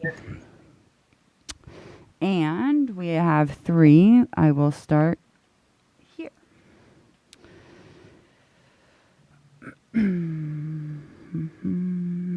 Please press star 6 if I have. Oh, yes. Oh, no. Shoot. Please state and spell your name.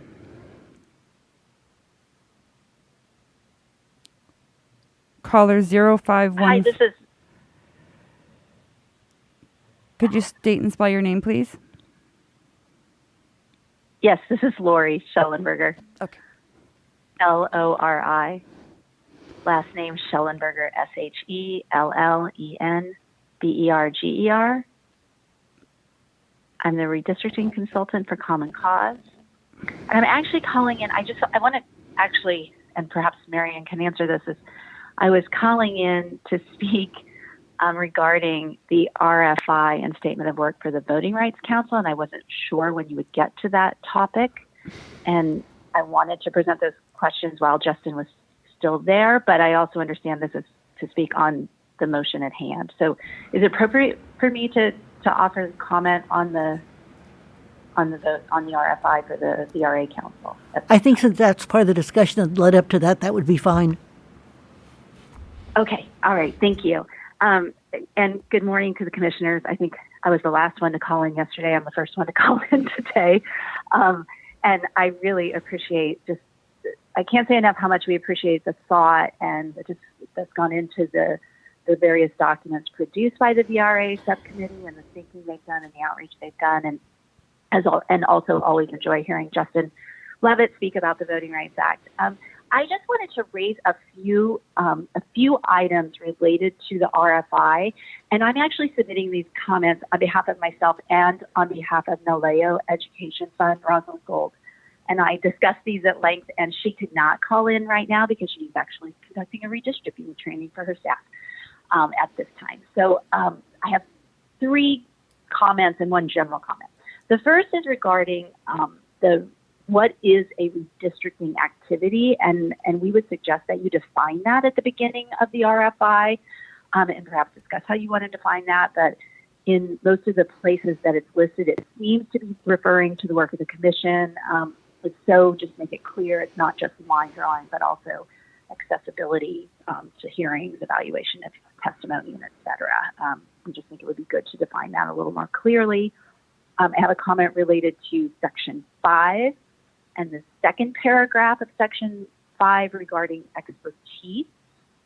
And we would recommend that you change the word experience to expertise in that second sentence of that second paragraph, just because it's a little unclear what experience would mean. And you do ask for more details about experience later in the RFI. So just suggesting you change experience to expertise in that second sentence. In addition, we'd recommend you strike Bagley Keene. We don't think that you have general counsel and you have Marion Johnston at your disposal, and they're experts on Bagley Keene, and that doesn't seem to be as important for the VRA council. I have a recommendation regarding section 5, and it's number 3 in section 5. And it's really just a recommendation that you get rid of the reference to 2 specific cases, which we were a little curious about why you chose to include the Shaw and Miller cases in there in particular and highlight them. The Voting Rights Act, as you've just spent 2 hours discussing, has lots of complexity. And there are lots of lines of cases, and attaching special importance to some over others just may inadvertently signal things you don't want to do. And we don't think it's critical that you highlight any particular case over another.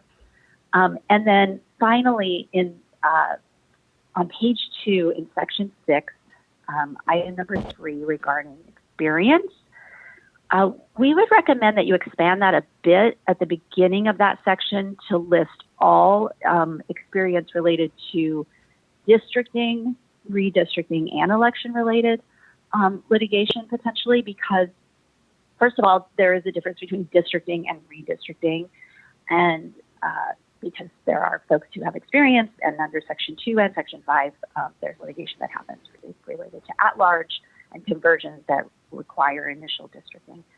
And secondly, related to election law generally, you have asked for experience with California Election Code and the Voters First Act, but it would be good to know if folks have experience litigating voting rights in other contexts besides the VRA, because there are instances where there can be litigation to expand or restrict voting rights that isn't specifically under the Voting Rights Act.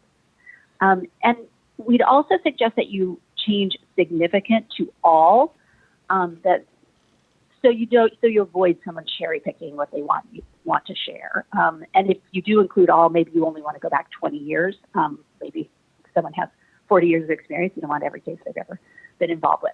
Finally, we would also suggest that on that list of experience, you include publications, because there are folks who have done significant amounts of writing, and that's not litigation related. So that concludes my comment. I'm sorry I went over time, and I'm happy to stay on if anyone has questions. Ms. Schellenberger, just to make sure that we do have all of that, did you indicate that you would also be submitting it in writing? I did not, but we can do that. Unfortunately, we didn't have a chance to connect until very early this morning with our feedback, and didn't have time to put that in writing, but we'll absolutely do that. That would be helpful. Thank you so much. All right, thank you. Thank you.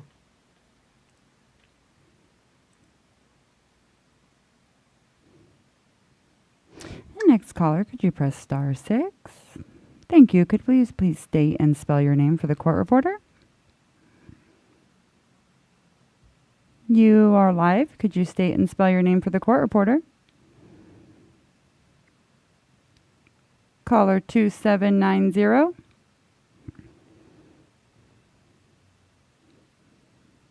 You are live. Or not. Okay. Next person. Oh, nope, they're back. Can you please state and spell your name? You are live. Can you talk, please? Okay. I will move on.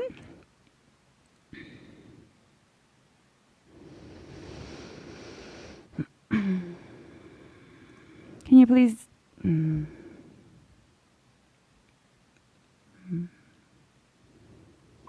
Caller 4557, press *6 to unmute. Please state and spell your name for the court reporter. Megha Manohar. Yes, you're live. Can you please state and spell your name for the court reporter? Sure. My name is Megha Manohar. My first name is Megha, and my last name is Manohar. Thank you. Will you please state your comment? Sure. Good morning, everyone. My comment is about representation for the Asian community in Silicon Valley. As of 2019, there are 13 congressional representatives of Asian American descent who are currently serving. Many Silicon Valley cities have switched over to district elections under the threat of litigation, making it easier for minorities to be elected. Would you consider redistricting to ensure that more Asian Americans will have a chance to be elected to Congress? For example, Congressional District 18 has never had a minority congressional representation, and Asian Americans are the largest minority community of this district. That's my comment. Thank you so much. Appreciate giving me the opportunity. Thank you. And thank you for calling in. The other two callers that we have in the queue, if you would like to make a comment, can you press *9 to signify that you would like to speak? Thank you. Thank you.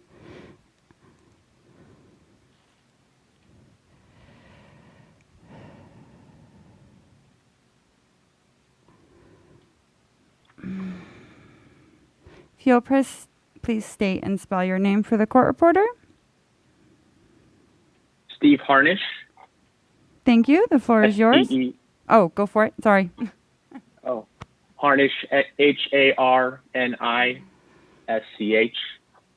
And thank you, commissioners. If you do direct the council to enter into an interagency agreement with UCLA to do this preliminary analysis, I think it's important that the agreement state that Mr. Barreto shall exclusively use the data provided by the statewide database. This is important because the purpose of the document is to be available to the public. So it's critical that it rely on data that is also available to the public. Prop 11 includes this requirement for an official publicly available redistricting database in the interest of transparency so any Californian can replicate and verify the commission's work. When Mr. Barreto presented in September, he proposed using his own racially polarized voting methodology, the BISG, and that would use individualized voter data, not part of the statewide database. Relying on proprietary methodology, using confidential voter records, it could certainly bias or at least limit your choices for future vendors. And as Professor Sadwani noted, you don't want to tie your hands at this point. Thank you for your consideration. Thank you very much for your comment.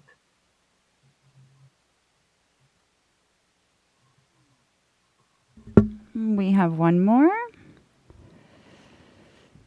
If you'll press *6.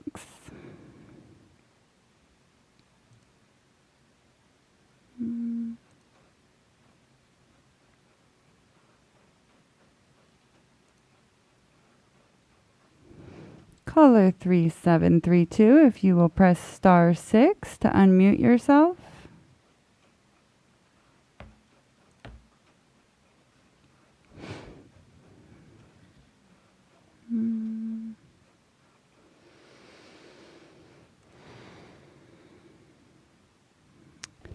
If you'll press *6, it will unmute you.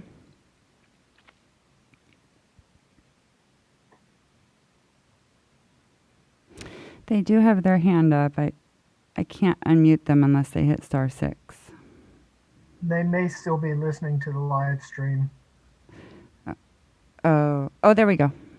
If you'll state and spell your name, please. Hi again, Deborah Howard, California Seniors Advocates League. Deborah, DEBORAH, HOWARD. I had 3 comments, but now I have 4. And I want my first one, which was the one that I just added, is really we have to do better on technology. Being the last caller in the queue, I think I tried to unmute myself probably 14 times.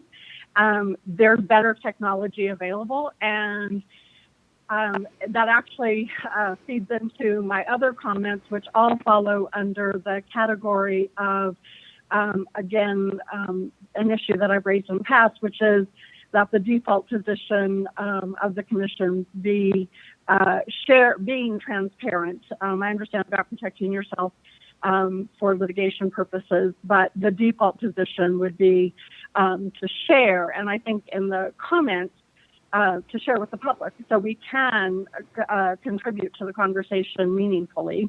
And I think just before you went to public comment, there was a question about only one person has requested the former report from racially polarized voting that was done in 2010 by Professor Barreto. Let me be number two. I absolutely think that that should be made public now. It can no longer be relevant to litigation. And if we want communities to, again, contribute meaningfully, we need to know what it looks like.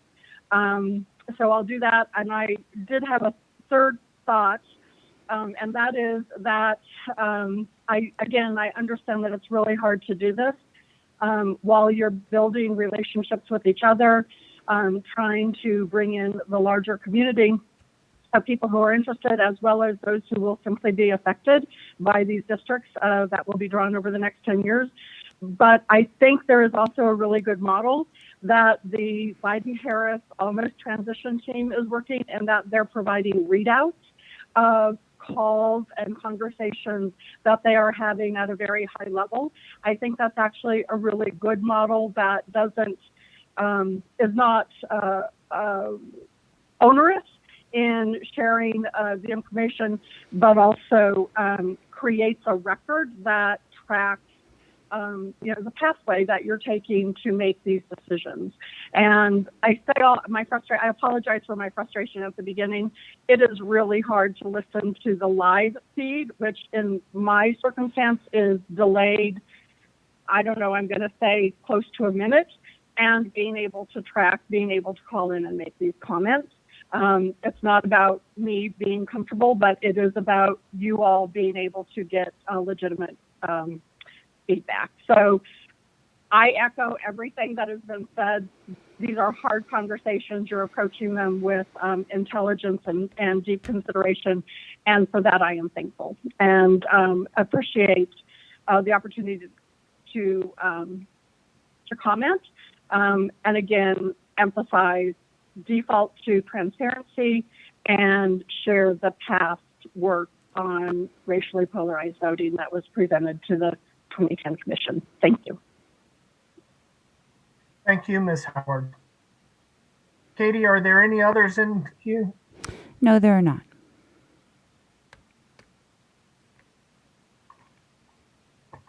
Okay, so I have Commissioner Anderson as in queue for comment. This is back to the getting the council to basically essentially the RPV analyst. And you're saying, okay, the outward document, based on what? This is the whole state. I mean, what's the scope? May I respond? Yes. Well, please. The thought is that that the analysis could be done looking at statewide elections as opposed to the localized elections. But you're looking at the entire state as one general, looking at statewide elections in each area. Is that correct? It's not just, I mean, is it basically data on the entire state or on certain areas?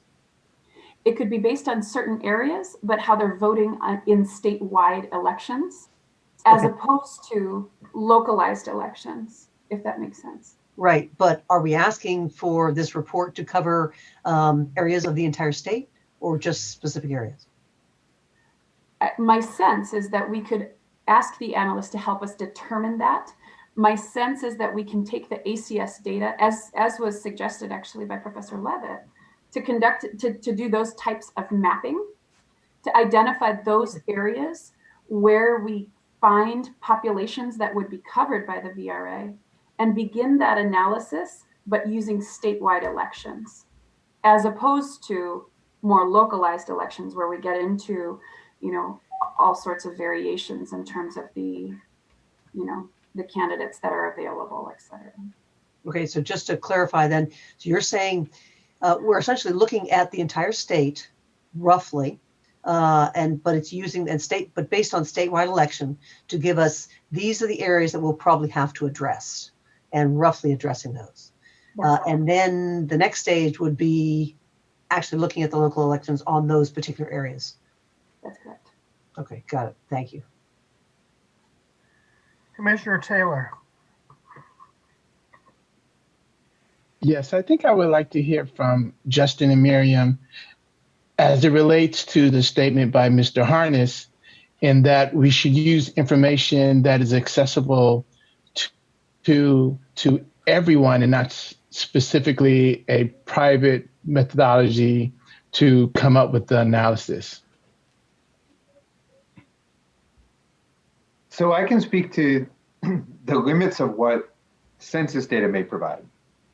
I'm going to let Marian speak to the obligations that you may have about the data that you draw on, if that's okay, Marian. The census data may be quite accurate for some purposes and less accurate for others, depending on problems that the census itself has in measurement. We don't yet know exactly how good the census data will be in every part of California. Some other information can be used to supplement the information you get from the census in order to confirm accuracy, in order to raise questions about accuracy, or in order to more finely tune the polarization analysis that you get. So, for example, the Department of Justice recently used a method that Mr. Harnish actually mentioned called BISG analysis, Bayesian inference statistical. I don't know what the G stands for. I've forgotten. Commissioner Sadwani is going to illuminate. The Department of Justice used this, by the way, in overlapping administration. So it's not a particularly politicized method of evaluation. It's a statistical method that essentially means, in addition to, or rather than, looking at information top down in a precinct to determine which voters of which races or ethnicities preferred which candidates. You look at the information bottom up by evaluating the likely racial or ethnic identity of individual voters. So one way to approach, if you recall, in any polarization analysis, the circles that you have represent the precinct and the racial composition of the voters within the precinct. One way to do that is to look at the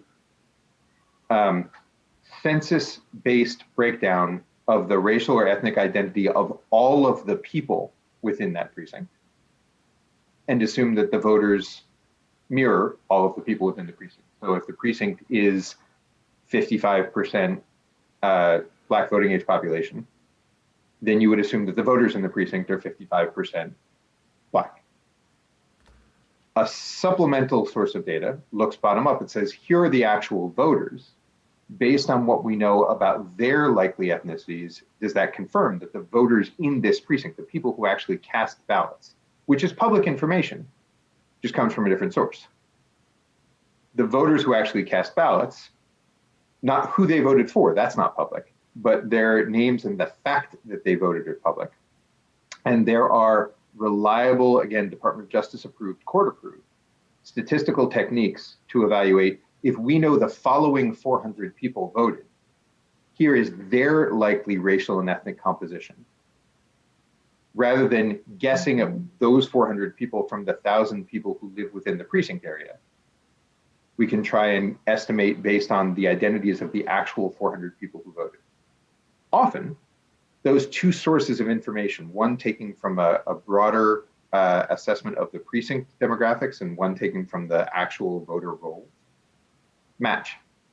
And so they just confirm each other. Yes, we think that shows that the overall assumptions we were making from the census data are correct. Sometimes they don't, and one may be, it may be easier to see one's more reliable than another. So, and in some cases, for example, in the Department of Justice instance that I'm mentioning, The location was small enough. It was a case in East Point, Michigan. There aren't that many people who live in East Point. The census estimates weren't that precise. And so the more accurate information actually came from examining the voter rolls. There was a wide margin of error in the information that came from the census, a much smaller margin of error that came from the actual voter rolls, and that allowed for more precise analysis than you might otherwise get. Those are two different data sources, one coming directly from the census, another informed by the census, but all of them involve public data. And all of them involve a methodology that is also public. So I don't know that, at least the particular method that Mr. Harnish was mentioning, I don't know that there's anything private or proprietary about that. The individual choices that any analyst will make, which races to include, or how to do that evaluation specifically, those may be individual choices tied to your analyst or your particular choice of consultant. But neither the underlying data nor the methodologies are secretive, if that makes sense, if that's a good clarification. Now I'll get to Mary, the extent to which the state law limits your choices in that regard. I would agree with that and add the caveat that we don't yet know the validity of the census data, particularly as far as California is concerned. I don't know how the statewide database is going to deal with census data if it doesn't include undocumented immigrants. So I think we can specify that public information be the basis for any analysis, but at this point I would not want to limit what that public data would be. Got it. Then are we tied to the same methodology that is used, or can we have a contract where a person uses their own methodology? The methodology would be the consultant's methodology. Commissioner Sadwani? Sure. So if I can just weigh in. So BISG refers to one methodology, as Professor Levitt very clearly kind of laid out, Bayesian improved surname geocoding. And for all of those for all of the reasons that he laid out, it's very difficult to identify voters. Surname matching is the method used by the statewide database. I would absolutely agree with the caller that he should only be using statewide database data and or ACS data, the American Community Surveys data, if we choose to use the BISG. It is a part of a package that he developed, but it is one option in that package. I've used that package. I've actually used that in my research. And what's nice about it, it's an R package. R is a statistical language that can be used in the program. What is new about it is not any of the methodology that's being used, with the exception of BISG. It actually allows you to conduct ecological inference, which is the statistical method that's used for racially polarized voting. There are a couple different methods of doing that. There are Goodman regressions, King's method, the Rosen method, and what EI compare, which Professor Barreto had done his presentation on previously, using that package, that statistical package.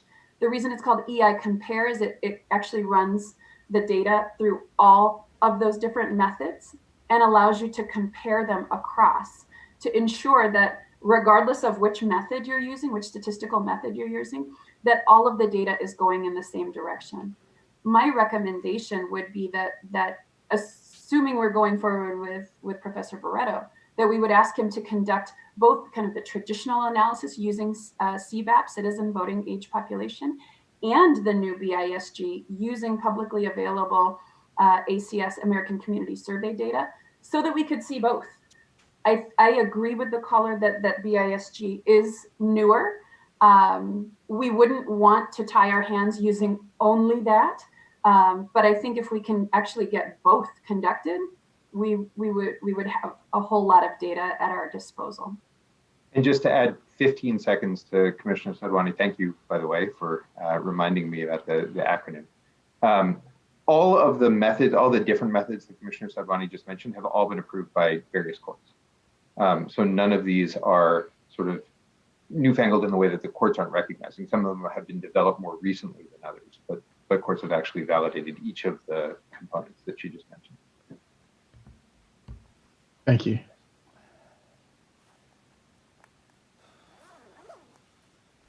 Okay.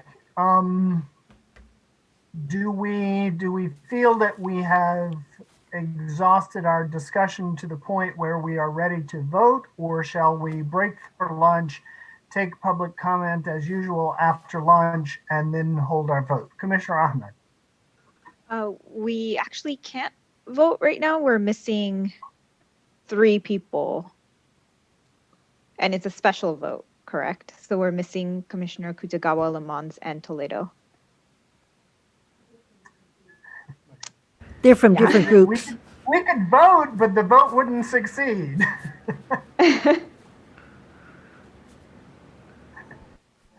Okay.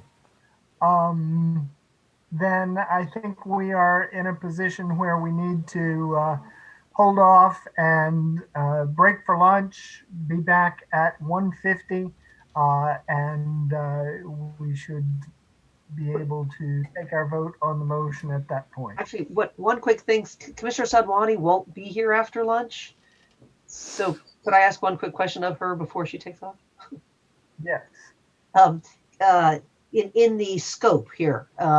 So just, I think Mr. Claypool said, what we're voting on here is essentially to get the council to start roughing up a scope. It's then going to come back to us, the actual details of this. It's not like, okay, this is generally what we're doing, and then just go. We don't see it again.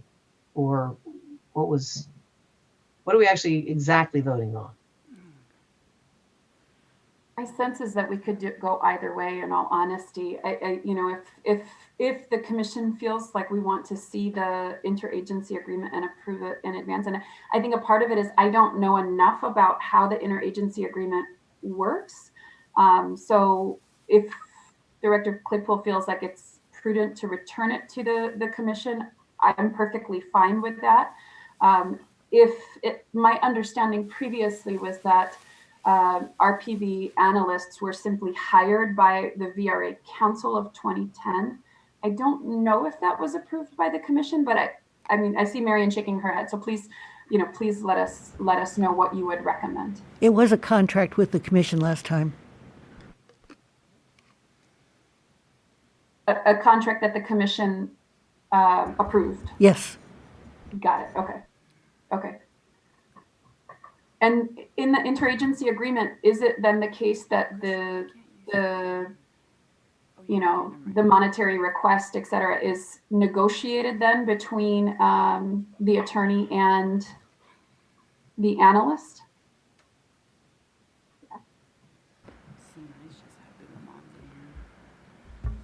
Sure. So then it sounds like then there would be a negotiation between our council and the analyst, and then be brought back to us for final approval. Yes, it's going to work like any contract, and we want our chief counsel to have a lot of input in this, and to make sure that we've looked at the terms of the agreement and everything else. So it's going to be a typical contract, and we're going to need to reach out and work this out. That's why I talked about it being a draft. It can be done very quickly, but I think that you'll want to know this commission will want to know what the terms are and everything else and what they're getting before they sign on to it.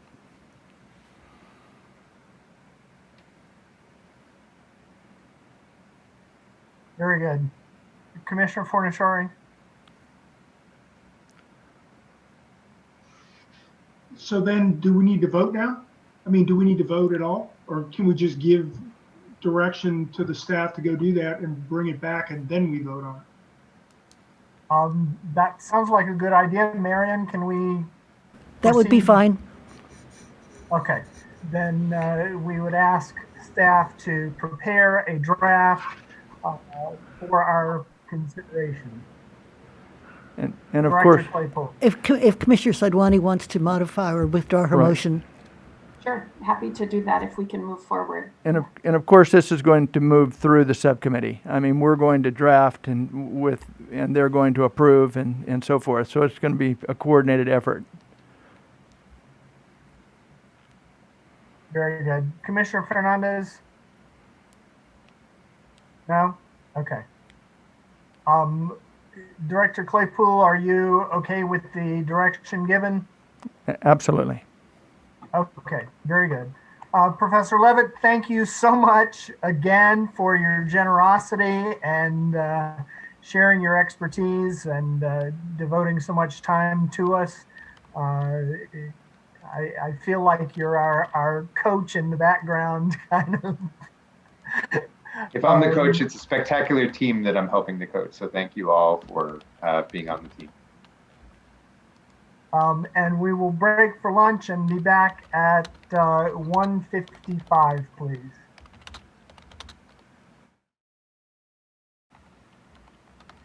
Thank you, everyone. Hope you had a good break. Welcome back. As usual, we will begin the afternoon session with an opportunity for public comment. So, Katie, would you please read the instructions for public comment? Yes. In order to maximize transparency and public participation in our process, the commissioners will be taking public comment by phone. To call in, dial the telephone number provided on the live stream feed. The telephone number is 877-853-5247. When prompted, enter the meeting ID number provided on the live stream feed. It is 915-0553-2099 for this week's meeting. When prompted to enter a participant ID, simply press the pound key. Once you have dialed in, you will be placed in a queue from which a moderator will begin unmuting callers to submit their comment. You will also hear an automatic message to press star 9. Please do this to raise your hand, indicating you wish to comment. When it is your turn to speak, the moderator will unmute you and you will hear an automatic message that says, "The host would like you to talk," and to press star 6 to speak. Please make sure to mute your computer or live stream audio to prevent any feedback or distortion during your call. Once you are waiting in the queue, be alert for when it is your turn to speak. And again, please turn down the live stream volume once you are in the queue waiting to share your comment. These instructions are also located on the website. The Commission is taking general public comment at this time. And we do not have anyone in the queue. Okay, we will stand by for 2 minutes to let the live stream catch up.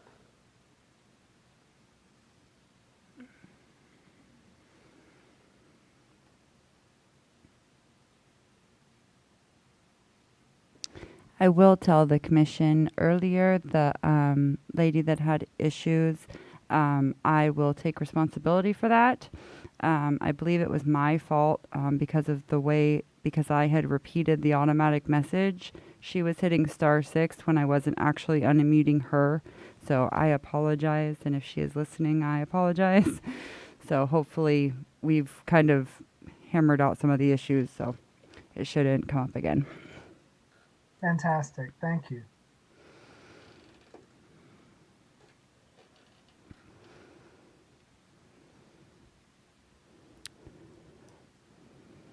Mr. Lamont. Commissioner Lamont, welcome. Thank you. Thank you. Good afternoon, everyone.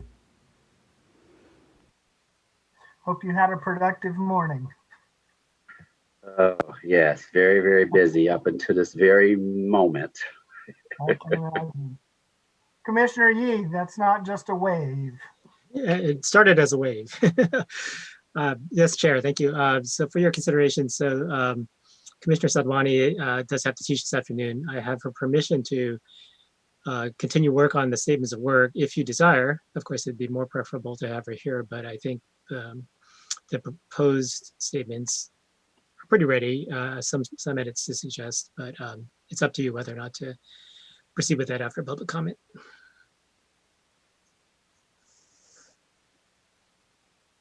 Okay, let me just poll everyone. Do you have questions or comments or suggestions on the scopes of work? Thumbs up, Commissioner Fernandez does. Okay. I do want to devote most of the afternoon to outreach, but Commissioner Fernandez, we've exhausted our 2-minute wait, so please go ahead. And then Katie, is there someone waiting? No. Okay. So Commissioner Fernandez, if you can go ahead. Okay, and it's really quick, Commissioner Yee. Again, thank you for putting this together. I know it's a lot of work, so I appreciate that. And I only had a comment on the litigation counsel one. When it goes into section 6, number 3, and it talks about the experience, and it says describe at least 10 cases argued. And I was wondering if maybe we want to say describe at least the last 10 cases, because they're obviously going to want to maybe put the ones that they did best on and had best outcome. And so I'm thinking, I kind of want a flavor of everything. And then that would be the same for, that was A, and then B. And then for number 3C, I think it would be important to include the dates in terms of when they represented those agencies or boards or commissions, if they put dates instead of just saying, and I don't know, maybe they will. And then also maybe references for that, which I think that's what you're getting to. But that's all I had. Thank you so much. I appreciate it. Excellent suggestions. No problem adding those. We did have a question of whether 10 is the right number. And, I don't know. Does anyone have any sense?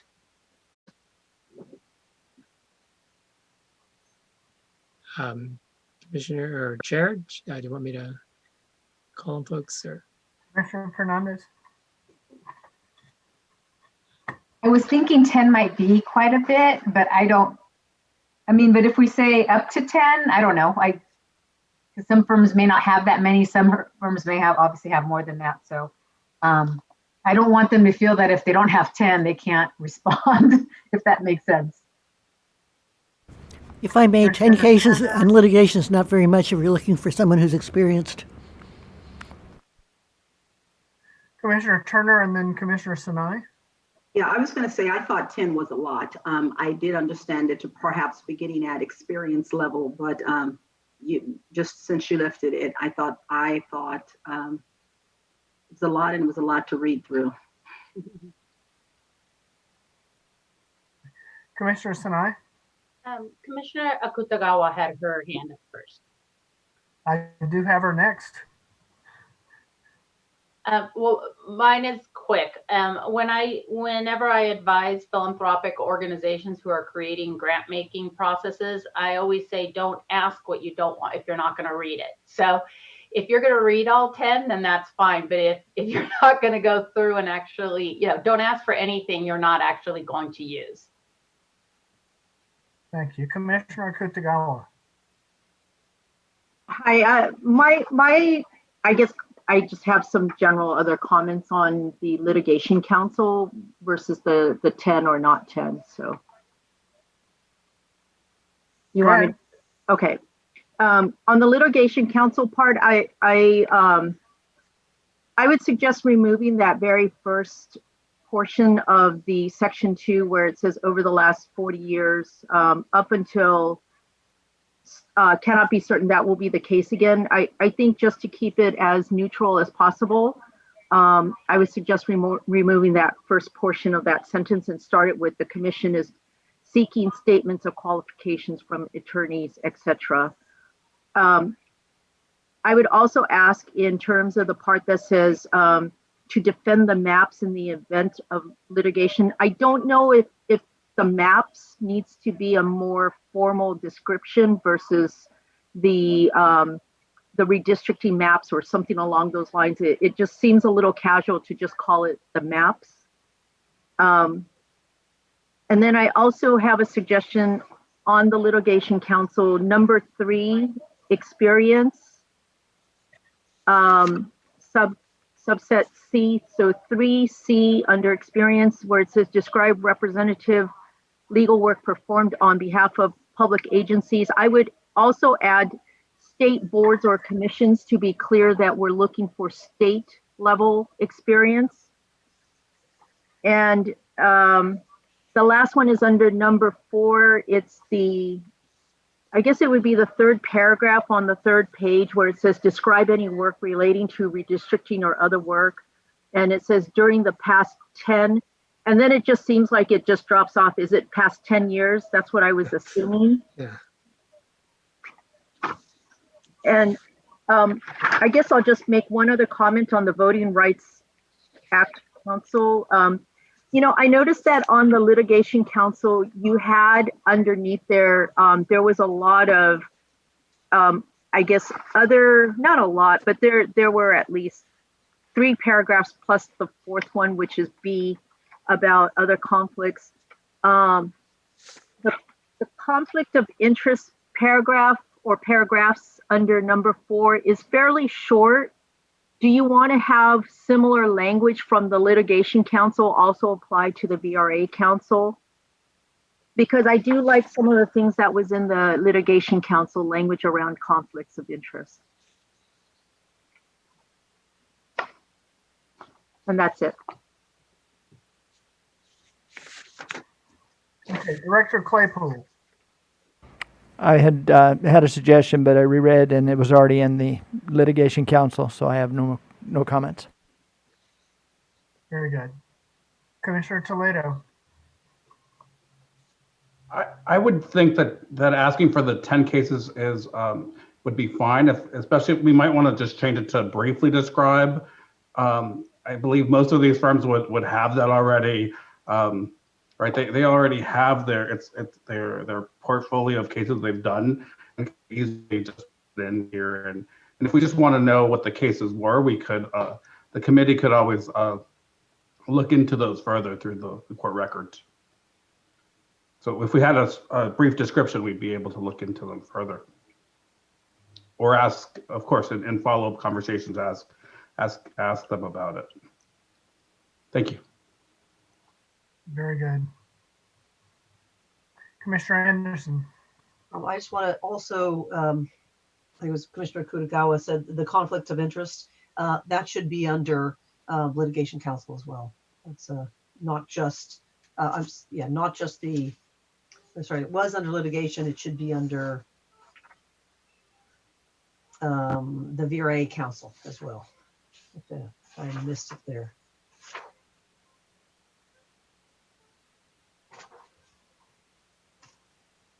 Okay. Can we, Commissioner Vasquez?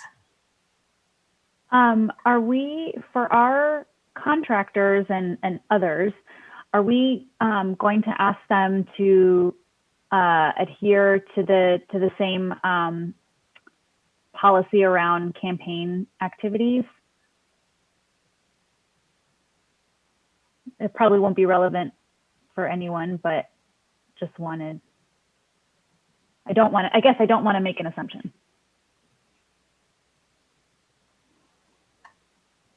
Commissioner Anderson?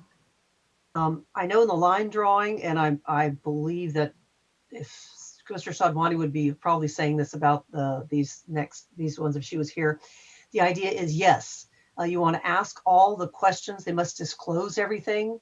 It does not an automatic dismissal. It's not an automatic disqualification, but the intent would be, and Russell, if you would make sure that this is in there, exactly, this was what I was saying with the conflict of interest.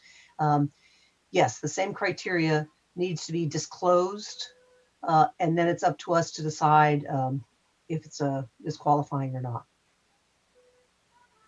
We had not thought of that. If we did add that, would that apply to a whole firm? I mean, It apply well.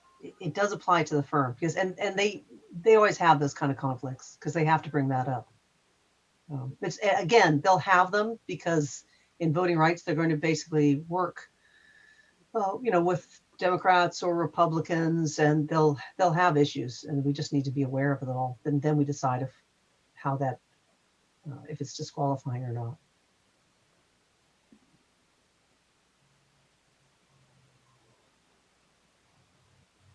Okay.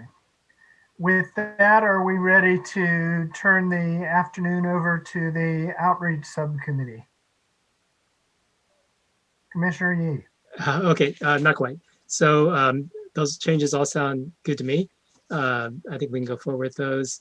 I think we'll stay with the 10 cases. It sounds like that's actually a reasonable ask. For the Voting Rights Act Council, I think the suggestions that the caller had this morning actually were pretty good. So I think we can also incorporate those.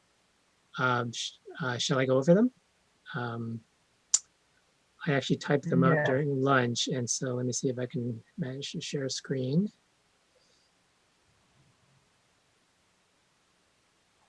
Wow, that worked. Okay, here we go. Can you enlarge that as much as possible, please? Okay. I have to do that here. Grab your slider down at the bottom right. Oh, I see. Oh. Okay, starting at the top, the section 2, the very end of that section, any applicant wishing to apply that sentence, just remove that unless we actually do get that posting up in time. You know, so it's there. Down to section 5, first paragraph, where it says based on the 2020 census, based on the discussion before lunch, just change that to public data. So that could be the census, ACS, right? And so forth, voting records. So just public data. The second paragraph, the short paragraph, change expertise. So in addition, expertise with the California Elections Code, I'm sorry, experience. In addition, experience with the California Elections Code, change experience to expertise, caller suggested. I think I would leave Bagley-Keene in there. And then there's that trailing considered there, which we can just strike. It's amazing how many times you can read something over in this, in this small things. Okay. Stop me if anyone wants to discuss any of these. The Bagley-Keene one, can you explain why you would like to keep that in? Because every time I've read something where we have Bagley, the public keeps asking us not to include it because it becomes restrictive. So we're asking for experience with it. That would mean experience exercising good judgment about when it does or doesn't apply, I guess. So it's not, I think that's relevant.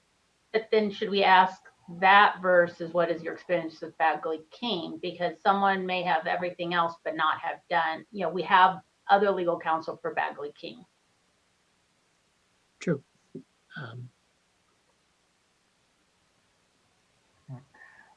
I had seen Commissioner Akutagawa's hand. And then Commissioner Vasquez as well. Thank you.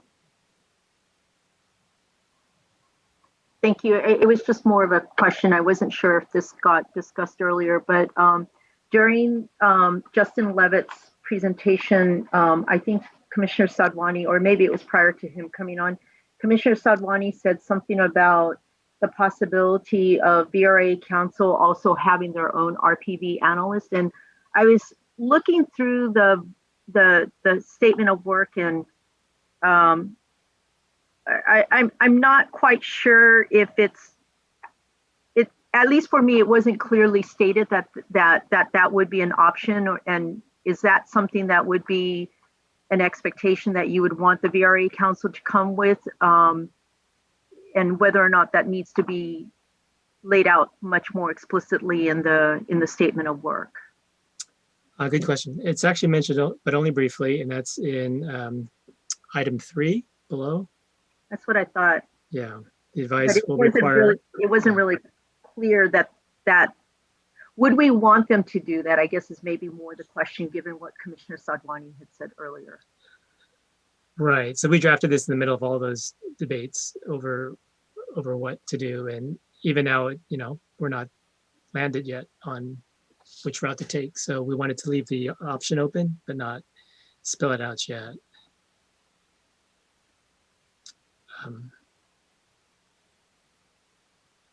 Or is it an option to include that that's something that we would be open to, so that it leaves that flexibility, but it's also spelled out that we would be interested in seeing what they would come forward with?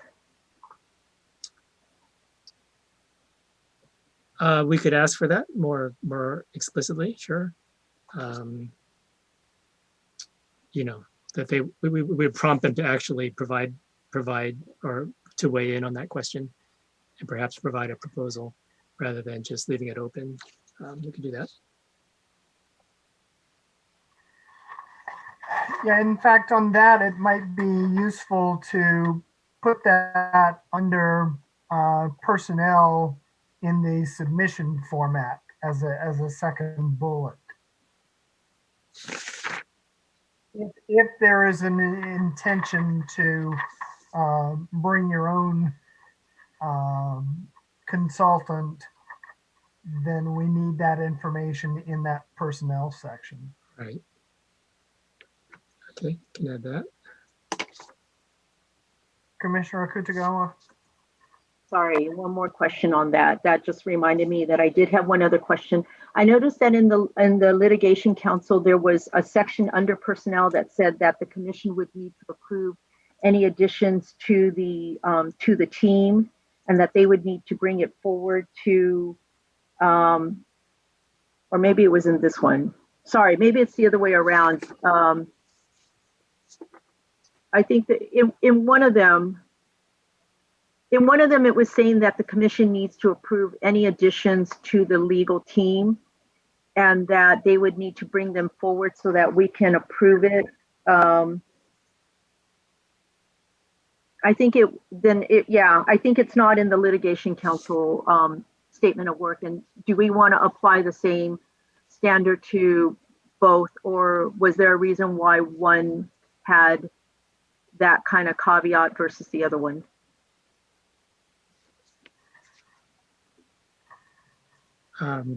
No, there was not a particular reason. We just did not think of that.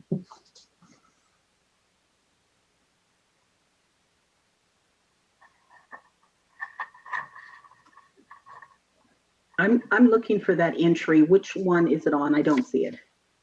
Yeah, I'm looking for it real quick.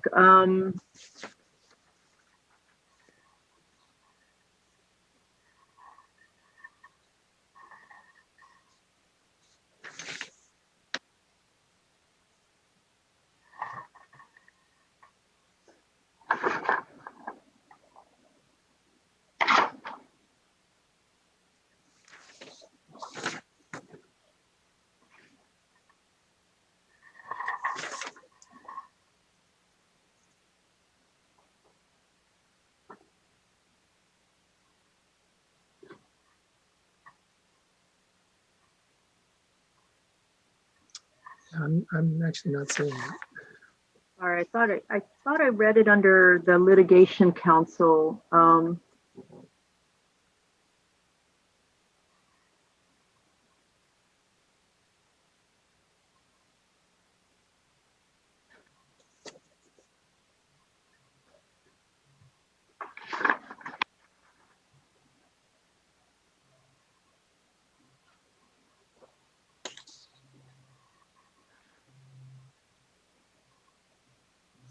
In the litigation council, yeah, section 2, I mean, the third paragraph talks about the commission's retaining the right at its discretion to hire others.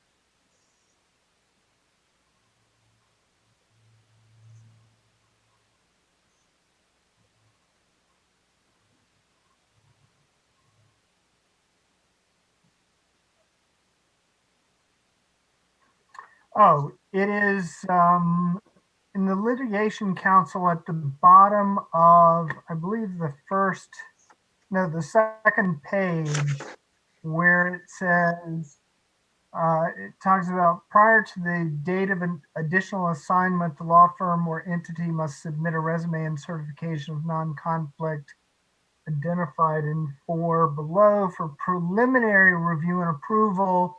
And then the individual may be cleared to work on behalf of the commission until final approval. Final approval must be obtained by a supermajority vote of the full commission. That's the paragraph you're referring to, Commissioner Kutagawa? Yes, yes. And I didn't see something similar under the VRA council. I think that's where it was. Right, right.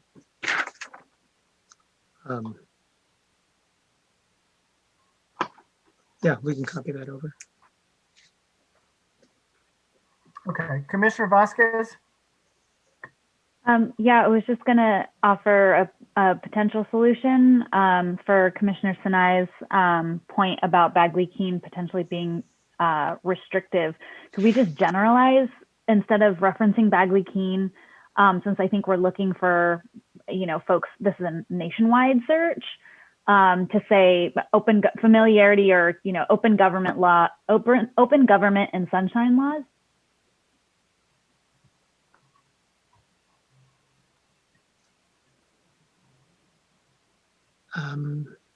Let's think. Even if it were an outside California firm, they would still be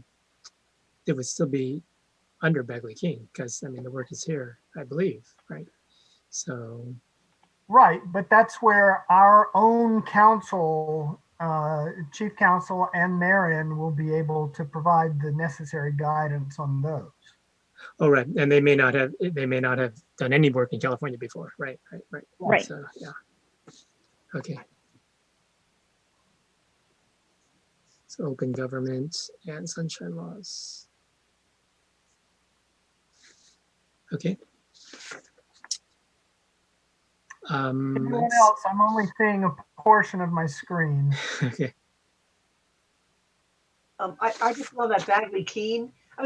It's not like it isn't though you have to have it. You're asking if you don't have the experience, they don't have that experience. It's just I like though the idea of adding the sunshine, other open meetings, sunshine, and put you could easily say, for example, Bagley-Keene, and that way anyone in California is always going to put that in. But that doesn't mean it's they might have expertise in that same field. We just want to know what kind of experience they have. So if they don't have it, then that doesn't mean, oh, well, you're out. That can also be accomplished in an interview question, right?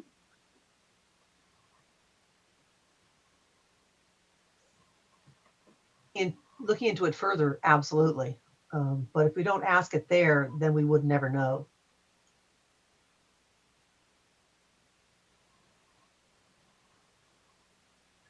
Marion, could we get your thoughts on this? I think that it is something that your counsel can look for rather than rely on outside counsel. Thank you. Anyone else? Chair, this is Commissioner Fernandez. I agree. I don't want, this is for a Voting Rights Act council, so we really are looking for that expertise, and I don't want to exclude anyone or anyone feel that they're excluded or not apply because they feel they have to have Bagley-Keene. So I would recommend maybe changing the wording, but I don't think it's something that we necessarily need to look for this position.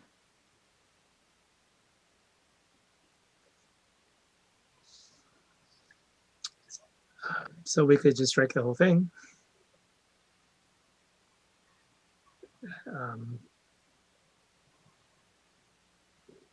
We could strike the whole thing, or we could go with Commissioner Vasquez's suggestion, which I think my sense is there's some support for that. Okay, so open government and sunshine laws. Right. Okay, that's fine. Okay, moving down section 5 to the bottom of the page. By the way, I didn't mention we started with the statements of work from the 2010 Commission. That's why this. That's why some of this is here. So the two cases were from the statement of work from then. And I myself wondered why these two and why not others. We could just say, and subsequent relevant cases, you know, to sections 2 and sections 2 and sections 5 of the Voting Rights Act. I mean, that would cover it, I think, right?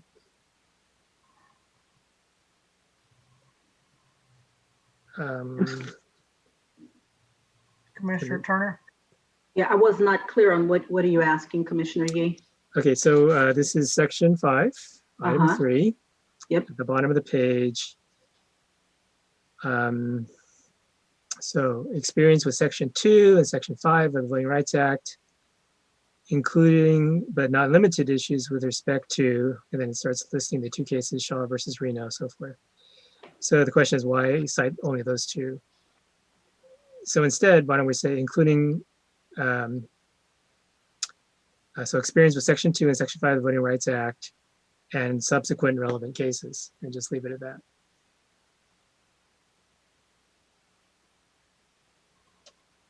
So not cite any specific cases. Right, and that was the recommendation from Common Cause and Naleo was to drop the specific case references. Right, since it wasn't clear why those two. Right. Oh, one thing I would just jump in. You know, section 5 is the one that was that has been taken down in 2013. So we definitely need someone to know that section 5 does not apply. So we'd want to kind of, I don't know if we want to leave that in so they will address specifically what the current law is, or how we want to handle that.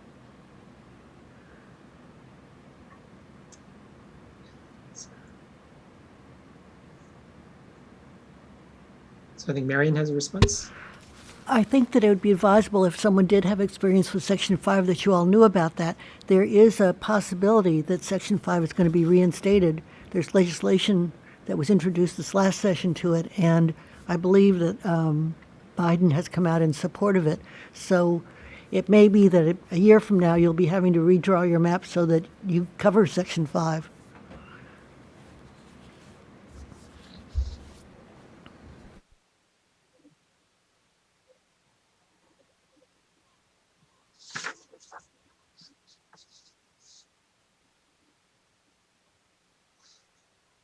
Okay. And Marion, so to not cite any particular cases, you think that's fine? Okay. Moving on to this back of the page, section 6, submission format. So we just discussed adding a prompt to ask about an RPV analyst, whether they would want to provide one, and ask for their opinion on whether or not they should or we should. Then that was under personnel. Number 2, I'm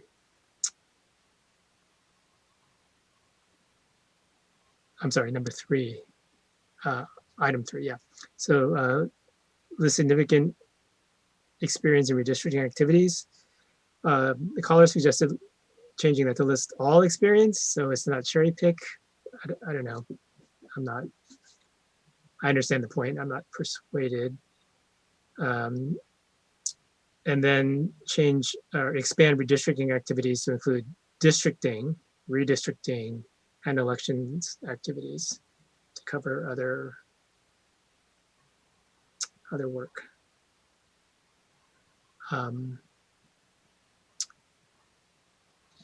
Then also per the suggestions, adding an item letter E, any experience with other than VRA related voting rights litigation, and letter F, any relevant publications.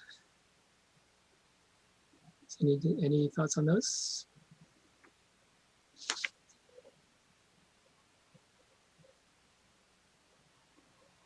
I'm not seeing the full gallery, so speak up. Okay, thank you. My hand was getting tired from waving. I just wanted to go back to what we were talking about as far as Section 5 goes. And I think that we had talked about this before, that we need to be prepared to cover all the bases so that you don't have to come back to redraw your lines in a year. And so it would be very important, I think, that all this analysis almost be predicated on those sections being put back in, and that we be prepared with whatever we would need to get clearance, even though they don't apply right now. So I know we've discussed that before, but I think that's a very important point that we need to keep in mind. That's all. Thank you, Director Claypool. Anyone else? I just had a quick question for Marion, specifically around licensure requirements and or years of experience, especially if they're going before the Supreme Court or the California State Supreme Court, and whether we should include those there. I don't anticipate the problem because we'll be likely contracting with a firm, but just to be very specific about it in our RFP as a minimal requirement. Well, someone can always be admitted for the purposes of a single case if they are associated with a local attorney. So I don't know if you really want to do a nationwide search, I don't think you should require licensure in California. I mean, especially, it depends on what kind of a case it is. If it goes to the California Supreme Court, it's just going to be under California law. But if it's a Voting Rights Act case, it'll be in federal court. Thank you. I'll go ahead and stop share.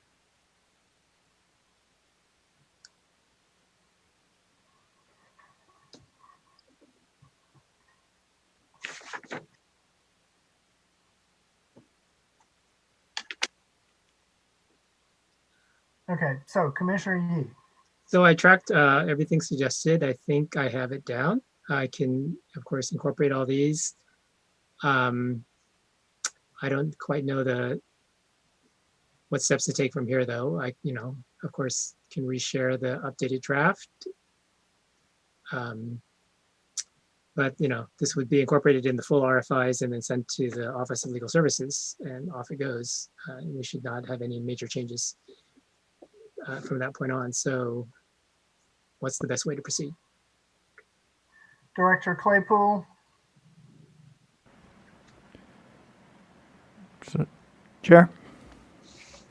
Are we best off approving it as modified and trusting that the modifications will be made as approved, or should we have time to bring it back at the next meeting? How would you advise us to proceed? I would approve and trust that the modifications are going to go in. That allows us to push it in, just push it forward that's much quicker. So I would approve it. Okay. And well, we need to take public comment at this point. Correct, Marion? So we should need to make an actual motion. Yes, you should have a motion. So I move that we approve these statements of work to include all changes agreed upon in this discussion. Again. Commissioner Fernandez? I was going to second it. Yeah, I think you were first.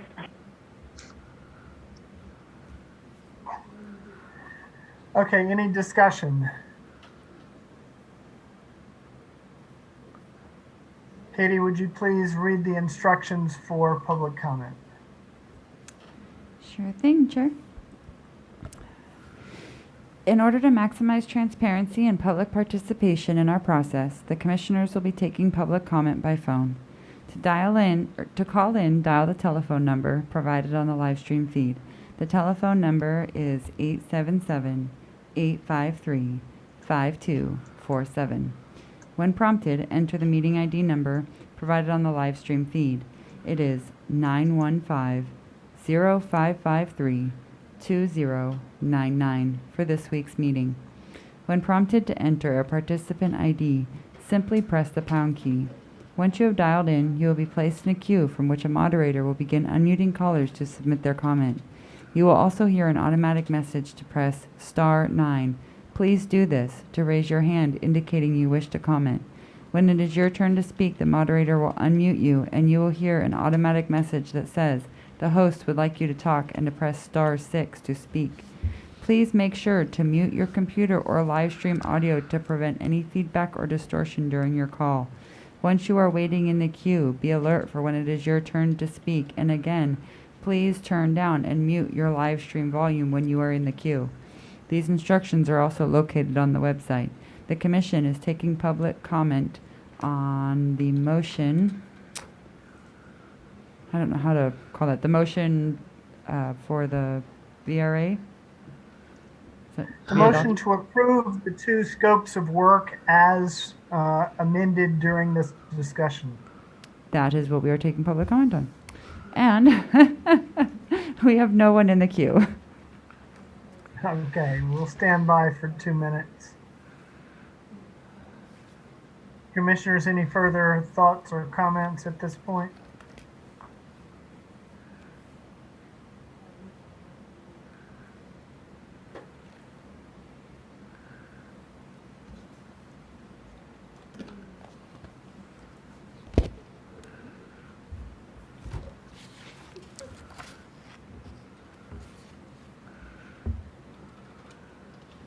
Commissioner Ahmed. Thank you, Chair. Depending on the outcome of this vote, if the RFI is approved and it goes forward, when can we expect a final draft to start sharing with our networks? Director Claypool? So we get the modification and we put it into the shell. Then it will, we will send it to the Office of Legal Services. They'll start their approval, the approval process. That was in my original timeline. That was where we had talked about the 45 days, but we're hoping for expedited. So if we get expedited, I would hope that we would have it sometime in the 2nd or 3rd week of December. But at the worst case, we get it at the end of December, and then we start sharing it in January. But we're shooting for that middle part. So that's the timeline off the top of my head. Very good. Commissioner Toledo? I just wanted to clarify, would the scope of work still go through legal counsel? So our general counsel would still have an opportunity to review the scope of work prior to finalizing it, or are we finalizing it before that review? That's just a clarification question. Director Claypool? Yeah, the chief counsel, your counsel is going to see everything. Absolutely, it's going to run through her. We have to make sure that it meets that standard. So that's the next step.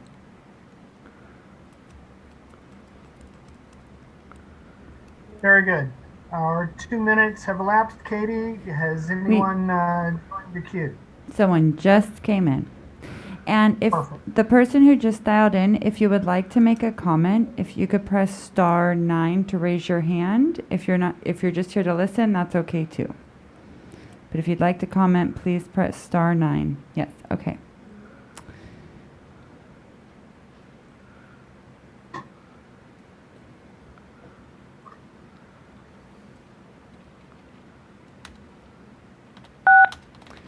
Please state and spell your name for the court reporter.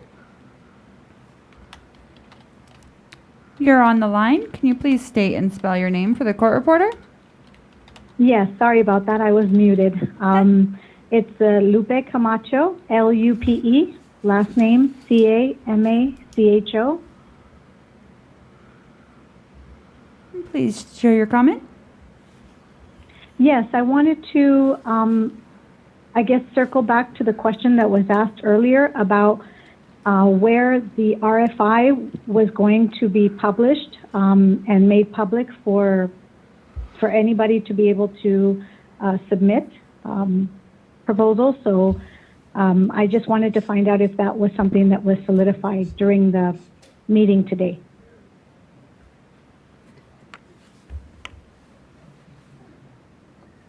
Thank you for your question.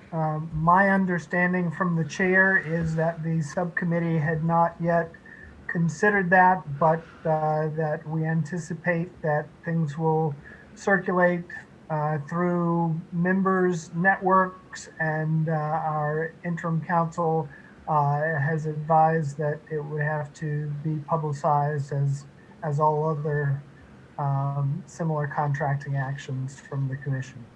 Marion, am I correct? Your microphone. I assume on your own website as well.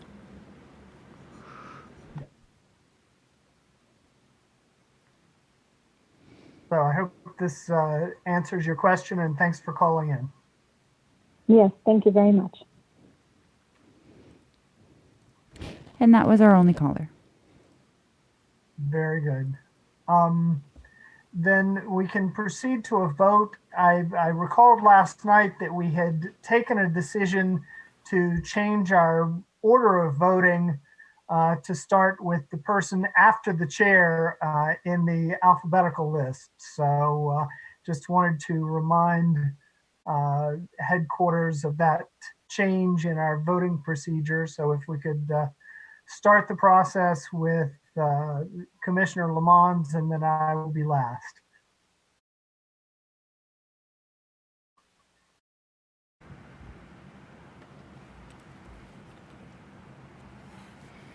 Alrighty, okay, Lamons. Commissioner Lamons? Yes. And then we go back to thing. Commissioner Ahmed? Or is it going straight down? Okay. Okay. Commissioner Sadwani? No. Commissioner Sanai? Yes. Commissioner Taylor? Yes. Commissioner Toledo? Yes. Commissioner Turner? Yes.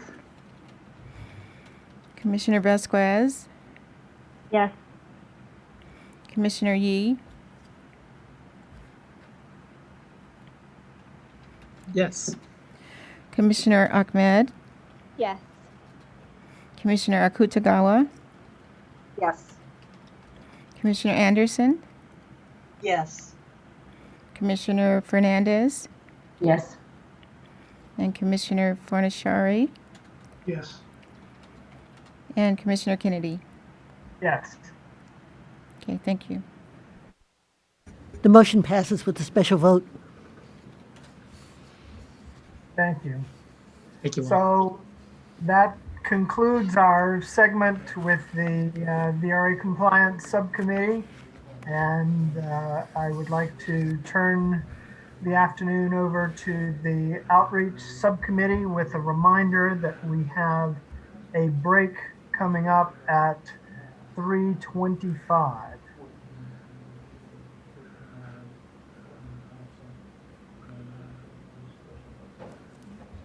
Thank you, Chair.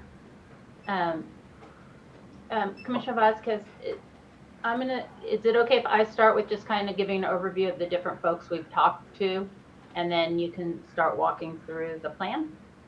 Sure. It's not a plan. It's not a map. We still need to figure out the right word, but anyway, we've met with a lot of different people, and Angela and I have actually Commissioner Vasquez and I have taken, sometimes we meet together, sometimes we divide and conquer just because.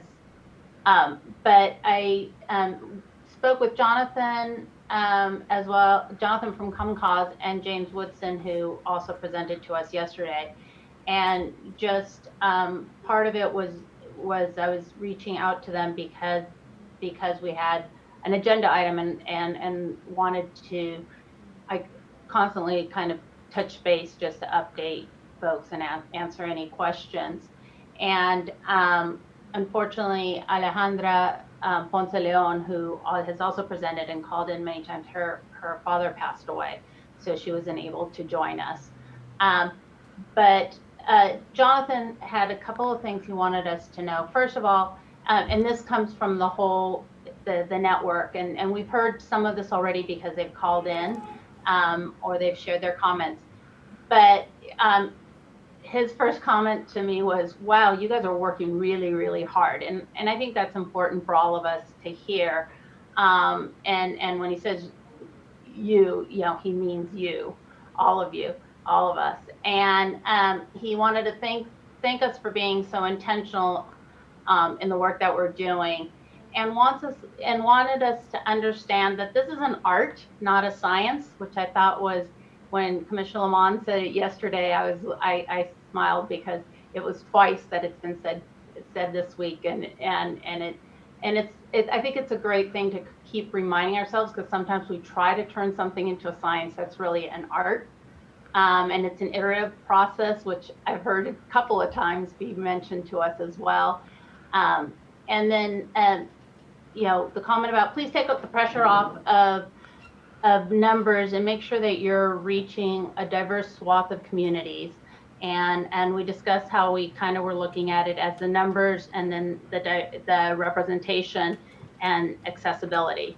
And then regarding the grant making, which we will do, and I'm sharing all this with you publicly just so that that we all have it. The community is really excited about this process. And as we've heard several times, they prefer a third party. And his summary was a little different than the summaries we heard from yesterday from James. But the main thing is that he was saying that really struck a chord with me was to insulate the commission from any outside perceptions that we may be biased, or that many of those that we fund may be left of center, or any other type of perceptions from the community. Also, that it's awkward to take money from government and then do advocacy towards that government entity, and that redistricting is much harder for census, and not all groups who did the census may be appropriate to do redistricting. And then he added on that one, I'm not sure I believe that is what he said. I just during lunch popped into a census legacy meeting. That's what they're calling, where the census tables are staying on to do other work for San Diego. And right when I popped in, they started talking about redistricting, and there was a lot of excitement around that piece. I couldn't stay very long or ask any questions, but and then they said just to be careful that the census regions, some of them were great and others of them were so-so. And I think we're all learning that as we're making our calls, that some of the folks that we email, they respond right away, and others don't. Obviously, Commissioner Turner's was the best, and all the work she did. But just wanted them to they wanted us to know that if you're trying to reach out and people aren't getting back to you, don't feel bad, that's just that's some. I also spoke with Amy at Philanthropy California and Megan Thomas from San Diego Grantmakers. Amy is a consultant with Philanthropy California, and Megan Thomas is on the leadership of Philanthropy California. Philanthropy California is comprised of the three big grantmaker associations, so Northern California Grantmakers, Southern California Grantmakers, and San Diego Grantmakers. And the big update was that the state groups that have been funded include the Asian American Advancing Justice in Los Angeles, and the Black Census and Redistricting Hub, MALDEF, and NALEO. And they had reached out several times to the California Native Vote, but they weren't ready to submit a proposal, so that's just something for us to keep in mind. And the types of activities that they funded are varied, are wide, and they didn't give me, like, I don't know who's doing what. I wasn't able to get that information. I think we can get that information. What I learned was that Amy's contract has been over, and so by the time I was asking her for this, she was just being very kind and sharing. For the sake of time, why don't I just copy and paste this into an email so you all can read who the organizations are and what types of activities that they got funded in instead of me just listing them off. Does that make sense? I'm seeing nods. Okay. And then for the regional grants, so they did the state grants and then they did regional grants. The regional grants, they've done 5 and they're at $75,000 each. And there was Inland Empire, San Diego, Orange County, Los Angeles, and Fresno. So again, the focus is very Southern California, Fresno is the furthest north. And so those are the 2 levels that they have the funding for and that they have made the grants to. And then I've just in popping into different meetings and stuff, had conversations with local groups in San Diego, like MAC Project, San Isidro Health, and Pana mentioned it last week when they met with us as well, that there's a concern that if you give money to the state groups, they're great for the training and stuff, but the money doesn't come down to the local groups if we're trying to support the local groups. And they all appreciate unity mapping and efforts to bring different groups together, but they also want to make sure that that the local individuals and local groups have direct access to the commission. And yes, redistricting is harder than the census, but the communities are ready to do more.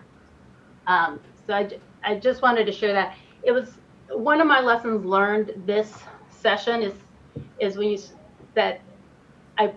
some of these updates I probably should have shared when we talked at the beginning of the meeting, since just so that the community knew we did have these conversations and such. And I guess we're still learning our processes. Commissioner Vasquez, do you want me to share my screen?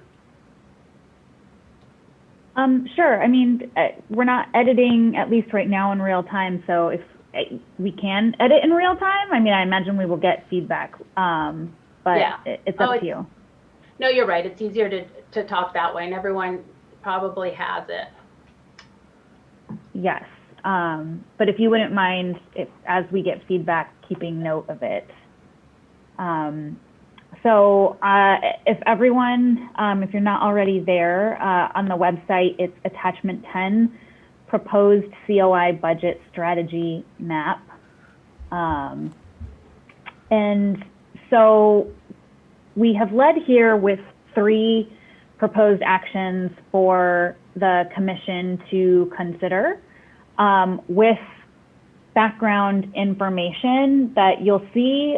We have put quite a bit of work into fill where we have information, but really everything in the background section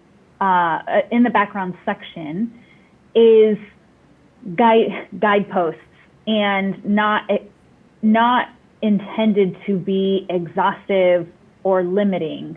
They are foundational information from which staff will use as a launching pad. So,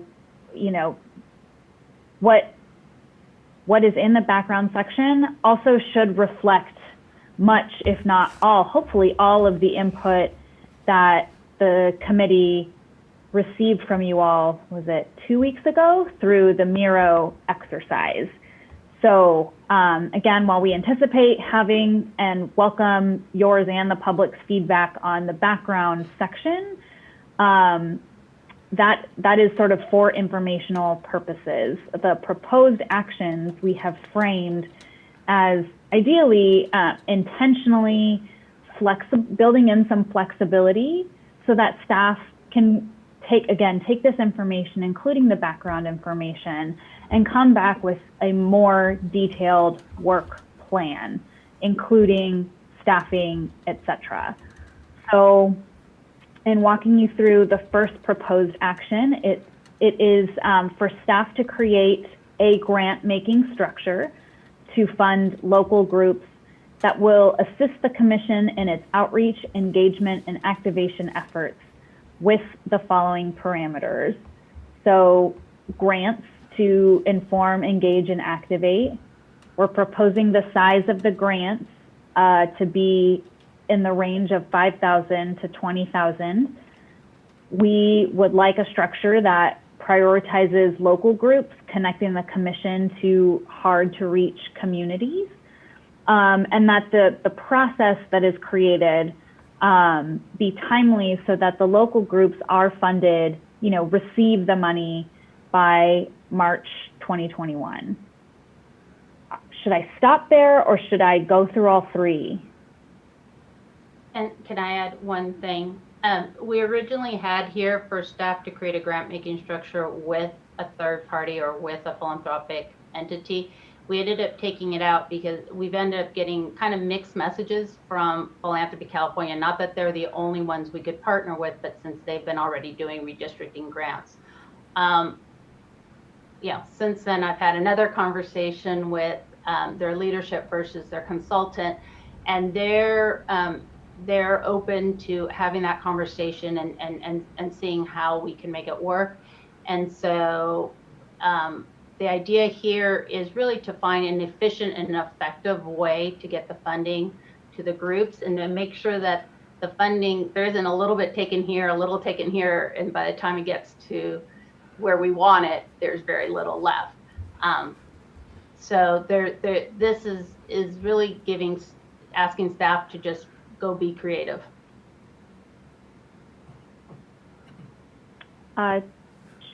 Should we facilitate? I can facilitate. Commissioner Turner? Thank you. Just a quick question up front, looking at the size of the grants, and Commissioner Sinai was just saying, if by the time you, I guess, allocated a certain level, it'll be nothing left. This almost feels like a nothing left to start out with. And so I'm wondering, on grant sizes of $5,000 to $20,000, will we also have some idea of what the expectation is that groups on the ground would do with this amount of money? Yes. So that's sort of hopefully contained within the plan that will be proposed. The expectations for those grants, but again, also knowing you're right that's a fairly small amount. If the groups receive, this is sort of the logic. If the groups receive money by March, theoretically, staff and activities don't really start until April. And then we have April, May, June, July. Potentially, if our working deadline is August, that's about 4 months or a quarter of, or a little more than a quarter of a year of work that we would be paying for. So again, I think also we may get back a work plan that says these grant amounts aren't really going to be sufficient. We'd only be able to fund X number of groups. We don't think that will be able to cover the state. So again, we're trying to give some parameters so that staff isn't trying to create something out of thin air, but trying to build in some flexibility, but also some guardrails for staff to get us a more detailed plan. And also, we don't have a deputy executive director. And I think as Commissioner Sinai over the last 2 months have been developing this and putting thought into this, we keep having to kick some things down because we don't yet have a leader, an executive leader over the whole thing for which to hand this off. So we're trying to thread that needle again of giving enough detail so that things can get started, but not tying things too tightly that we can't undo them if they're not working. So, but thank you for that question. I acknowledge that the size of the grants is at this point somewhat arbitrary. And that these are the parameters kind of for the program, but not the parameters for the application or the guidelines. There was Commissioner Lamont. Yeah, Commissioner Lamont. Yeah, my recommendation would be whatever the grant window is, the range, that we stipulate that that is the direct to organization amount, and any overhead or cost associated with the distribution of those resources is budgeted separately. So that in number, whatever it is, that ultimately I would imagine once we get a plan are tied to specific activities, meaning we want X done, we know the price point for that, and an organization doing that particular set of activities would get this type of disbursement versus a different set of activities. But my main point is to really segregate. We would have a separate line item in terms of a budget for our outreach. That is the cost to handle administering this, separate and apart from the in money. Hopefully that makes sense. It does, sense, and I think that's sort of when we even put this out, we were not factoring in sort of the administration of it, whether it's a philanthropic organization or some other entity. We did ask that question, like from Philanthropy California, what would it be? Because we did want to bring that to the group, and they, as I said, that we kind of got some mixed messages, but as staff goes out, that's one of the big questions, right? What is it going to cost us? And then separate it out, and we can say which bucket. Commissioner Yi? Thanks for all this good work. So I think you might have addressed this, but I just didn't. It doesn't become entirely clear to me. So this whole question of whether to administer grants directly, or whether to find a trusted partner to do so. So are we leaving that open to staff? Or is that still an open question? They can make that call? Make that call in that as they're developing the plan, they can make a proposal based on the information they receive. And again, as always, we as a commission will have to say, yes, that structure makes sense, or no, that structure does not make sense. So yeah. I'm gonna jump over to proposed action 3, which we're trying to figure out a date, and this is where staff, it'll be, but we were saying just by December 14th, we would have the different pieces that the work plan, as well as the kind of the outline for the grant, the grants program, so that we can approve all that. We wanted to give staff some time, but we can't take too much time because, especially with the getting the RFP, well, whatever you're going to use, the guidelines out. He's not going to be here. Commissioner Fornashari? So I'm coming from a place of complete ignorance in doing this kind of stuff here, but I mean, it occurs to me that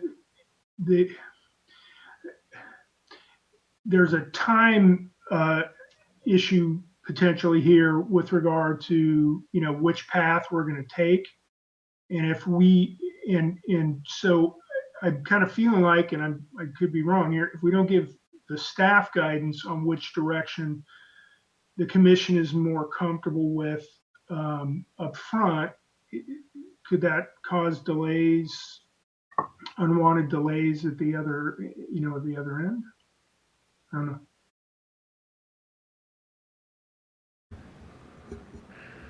Marion? The only way to avoid that delay would be if the staff provides 2 alternative plans, and that's twice as much work. So it would be, I think, very helpful if you let the staff know which route you would prefer them to work on. And, right now you don't have your deputy executive director, and no staff to do it. Perhaps, so in anticipation of this conversation going long, we have reserved time next week for a conversation about these components. Since it sounds like the grant making structure is a point of conversation, maybe we should have that conversation next week about which road should the commission pursue. And I think the main reason Commissioner Vasquez and I aren't making a recommendation one way or the other is we don't feel like we have enough information to recommend one path or the other. But if you all do feel like you have enough information, we're more than, Commissioner Lamont. I concur. I don't believe we have enough information to make that decision, because some of it is beyond our control. And I think that Director Claypool is doing some research. I'm assuming that other staff will research. I can say what my preference would be, which the community doesn't agree with. But I think that well, let me back up and say it this way. I think if our intention is to get the resources in the hands of the local organization, I think this is where we're going to have our issue, because it's a lot more easier to facilitate working with a grant maker or statewide, those entities that have the infrastructure. So I think that one of the outstanding questions for me is, what is the level of management of the resources that's necessary to preserve integrity, to make sure that the resources are used appropriately, et cetera. And that can be made very complicated, or that could be made very streamlined.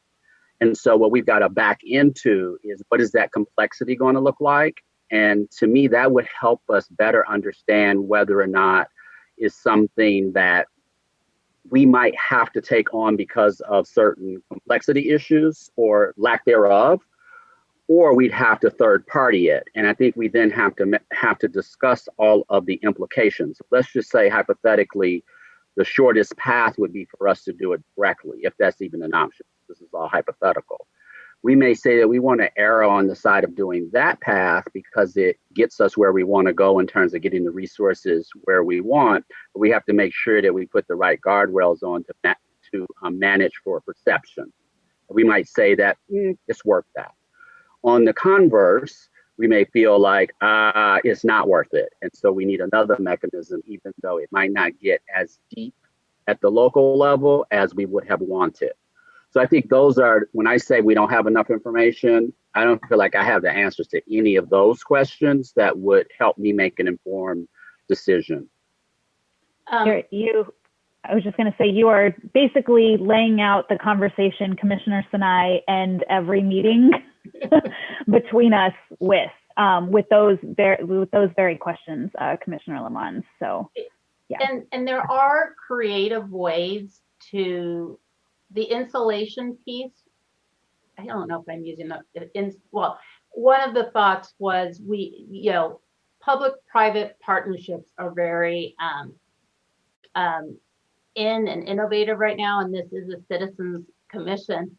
And so a way we can insulate ourselves is to create a grants committee that includes community groups as well as commissioners, as well as philanthropy. And then we've just insulated ourselves. And so there are ways that we can do the grant, so it's how do you create, the risk management, also the cost and the level of complexity. Obviously, if we're doing it, managing that committee still is cost on staff to manage that committee. But so we've had fun thinking through some of the creative ways we could do it.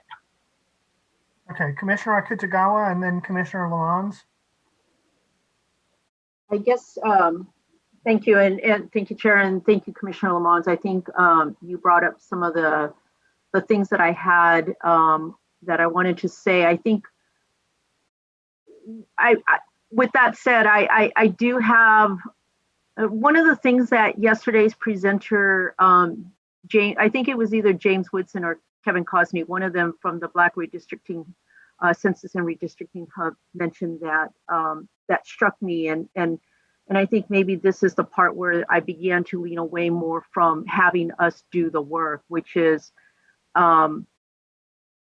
if we give money directly to an organization, I think what I heard is the relationship becomes complicated because anyone that we're going to give money to is obviously going to have the best interests of the community in mind, which is what we want them to do. But at the same time, I think they're going to be in this awkward place where they're going to also be trying to balance what it is that the commission needs to do, because this is the public money of the residents and the citizens, and I guess maybe the population of California. And so it's as much their money as it is our money, and as much it is the community's money too. And so it does get me thinking, how do we find that balance if we decide to do it directly? While I like the idea of a subcommittee, I am just imagining the kind of other complications that I think we've all been discovering in terms of Bagley-Keene and the requirements about open meetings. Who is it to say, how do these people get selected to be on this commission? I mean, I heard that loud and clear from James and Kevin particularly, is like, selecting people, or I think actually it may have come from our commenters, Helen Hutchinson and Lori Schellenberger, who talked about the bias that could be built in when we select one group over another. I mean, there's a lot of landmines that I'm now becoming more concerned about. And I am also concerned also because of the amount of time that we have that we need to ramp this up. And we don't have a lot of time. I even circled the December 14th timeframe because we don't have our deputy executive director on board. We just got, our communications director on board. Is he going to be, he's not even fully staffed up right now. This is literally his second meeting with us, or like third day with us. Is he going to be expected to come up with this plan by himself with no staff, without understanding what kind of resources he's going to have? And then is he going to speak for the deputy executive director, which we don't even know when this person's coming on? I think there's a lot of questions that I have right now that I am just raising as concerns. Not that I don't like what you put out here, because I was kind of excited that, yeah, let's get the money directly into the groups. But then in hearing the presenter yesterday speak about it, it just took me down this whole other kind of path that I thought, oh my gosh. And then do we even have the time on top of everything else that we're going to be doing, because we're going to be having to ramp up for public input meetings and all other kinds of things. Do we now need to also manage this money, which is going to take up, I think, a significant amount of time, because it is the public's money. And I don't think we could just, I know we won't be casual about it, and I know that we're going to be very careful, but that also means being very careful means a lot more time on top of what is already going to be required for a lot of time in a short period to really get what we need ramped up. So. Thank you, Commissioner Lamont. So I hope this conversation is giving staff some insight into the kinds of additional things that they might need to explore. So I'm hoping that that's happening as they figure out what our options are. I think that all of the comments that you just offered up and considerations and concerns, Commissioner Kutagawa, are possibilities. I really feel like until we really are clear about what we can do, I mean, we could spend the next 3 meetings talking about all of these things without the information. So I'd recommend that we get the information and figure out what our paths are. And then we'll know what minefields we have to navigate and be able to make informed decisions based on what is actual. Because I think one of the big distinctions that we haven't raised is that the difference with us and the previous group is we're making a decision about our outreach money to give it to someone else. So that's the fundamental difference right there. Last time there was an outside agency who used their own money. So it doesn't matter whether we do it directly or we do it through whoever we choose to handle this money will be under the same degree of scrutiny. So just passing it to a third party doesn't suddenly solve that issue. So I think that these are very important, intricate considerations that we have. But I think rather than, spinning out about all the potential pitfalls of it, knowing what path we're going to walk might be a more focused way to look at what are the pitfalls to this path or that path, whichever ones we're considering. So that would be my thoughts about that. Thank you. Commissioner Ahmed? Pass. Director Claypool, did you have your hand up? No, I had a thought, but then Commissioner Lamont stated it. Thank you. Then Commissioner Fornashari, Commissioner Fernandez, and then I'll have a comment. I'll wait. Thanks. Commissioner Fernandez? I think Commissioner Akutagawa was before me. Oh, I thought, did you have something further, Commissioner Akutagawa?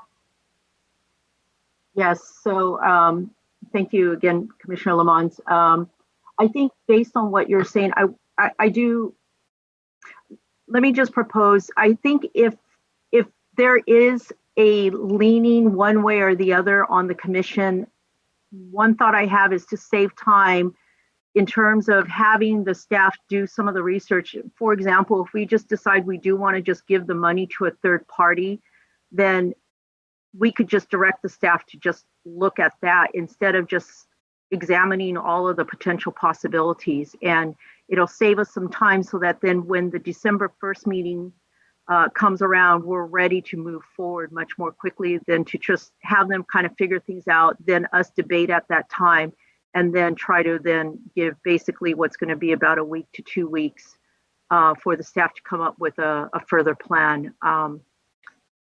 That's just what I would just like to say in terms of let's just make a decision one way or the other now, if anybody has any strong preferences. And my thought is, I mean, I would just propose that we do discuss, you know, do we want to just give to a third party and just be able to have them manage that for us, and we'll just manage the one person versus multiple entities. Thank you, Commissioner Akutagawa. Commissioner Fernandez? Yes, I do want to echo what Commissioner Lamont said. We're going to be scrutinized and criticized whichever route we go. My concern with going with a third party, I guess my concern would be to make sure it's an open process. The same names keep getting thrown around in terms of coalitions and all this other stuff. And, you know, I'm glad and I'm happy that Southern California is covered, but I also have Northern California that I'm really worried about. And my concern is if we go to a third party and they already have the coalition or organizations they're used to, they might miss out on other organizations that are also out there. And just because they're not linked to some of these common cause or philanthropy, that they won't be selected. So I'm really torn between, do you go with the third party? But if we do, I want to make sure it's a very open process. Because I am concerned about Northern California, to be honest with you. So that was mainly my comment, is either way we go, we're going to be criticized, but I'm also looking out for my part of the state. We also, just to respond to Linda, Commissioner Akutagawa and Commissioner Fernandez, we had originally, when we first thought of this money, way back when, there was a time when we thought of, as we're creating, you know, it puts more onus on us to think of our outreach plan and where do we want to have not focus groups, but where do we want to have town hall meetings, and then we pay, you know, for the town hall meetings based on where we are, you know, as the regional teams, and we split up, you know, we might identify who would be those partners, and we create a quick process. I mean, we kept saying quick, and we don't have to create a complex, you know, it could be a 2-page form that a lot of things they just check off, and they might do a little narrative, you know, which one of these activities are you going to do, which region, what county, you know, none of this has to be complex. And so it can be that, I mean, that's another way that, yes, we would be doing it, but we would be paying, like we've always said, we want to pay for those groups who are going to be helping us on this effort.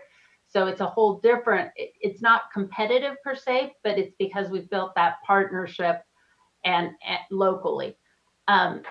So it all kind of depends, I think, also on how we want to do our outreach and how much commissioners want to be involved. As much as we said, there's a lot of stuff in here. I do want to bring up a few pieces just so, as you're thinking through, we are looking at the outreach being about informing the public, as we've talked about often, outreach and engagement. And outreach and engagement is just going a little deeper. So the informing the public would be launched in January. It would go through mid-February. That's a time when we as the commissioners get out there. I'd love to say we each have 5 presentations a week, but let's just say one, even if we did 1 presentation a week, that's a lot of presentations out in the community. And these could be, I know all the civic organizations are actually looking for presenters. People are having all these different Zoom meetings, and this would just be a dog and pony show that Mr. Cejas would help us, would create and train us on. And we could just go out and do as many of those as possible. And then it's about going in deeper and then going deeper. When we talk about the workshop piece, like train the trainer, that's really, we're looking, it was a great point yesterday of what are we doing and what are we seeing them do? And that's not clear on this.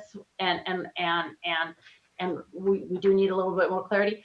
But the community there's community groups that have been funded to do the train the trainer. And so it's how can we work with the train the trainer? So if we give someone $10,000, part of that has to be that they have to attend a train the trainer workshop. So they're trained by them, And so there's just different ways of looking at this. Having said all that, I go back and forth. And so that's why we haven't made a recommendation, Commissioner Vasquez and I, is because there's the 3 nuances that Commissioner Lamons brought up are really critical, and we've tried really hard to get all the data for you all, and it's been kind of frustrating because we can't get it. Okay, Commissioner Taylor. Yes, thank you. And maybe it might address with Commissioner Fernandez. Do we have to think of it as a singular third party?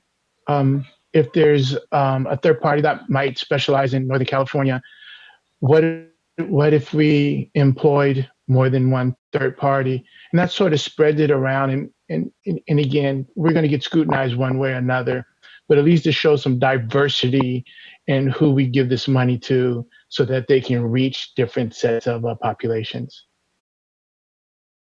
I had made that recommendation in some of our conversations in the subcommittee. So yes, that's also, at least that would seem like a possibility for me to make sure that we got regional coverage. So we could also, to that end, we could think about whether we want to look at regional philanthropic partners or whether we have a statewide and then one that is doing hard to reach communities, or I don't know, more than one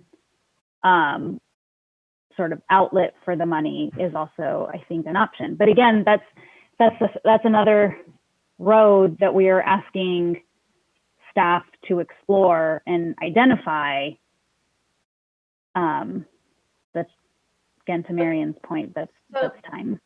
So having worked in the kind of the philanthropy world for 20 years, it used to be that each grant makers association was separate, and then recently they created the Philanthropy California, which was bringing the 3 big grant makers association together. We did talk to them about Northern California and our concerns, and they did come back with a list of partners that they have in Northern California, the community foundations and whatnot.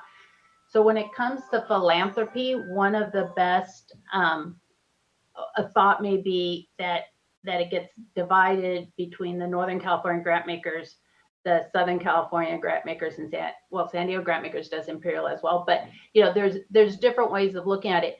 I just want to make sure that we're clear with staff. When we're saying third party, we've been thinking of a philanthropic entity that then can make the grants. If we turn that into a competitive process and then there's another competitive process to actually get the money. We're not getting that money out there anytime soon. And so it's really about how do we think through how we create a partnership with a philanthropic entity, and then they do the grant making. And so I wanted to just make sure that we have it. And it is break time. I did put my.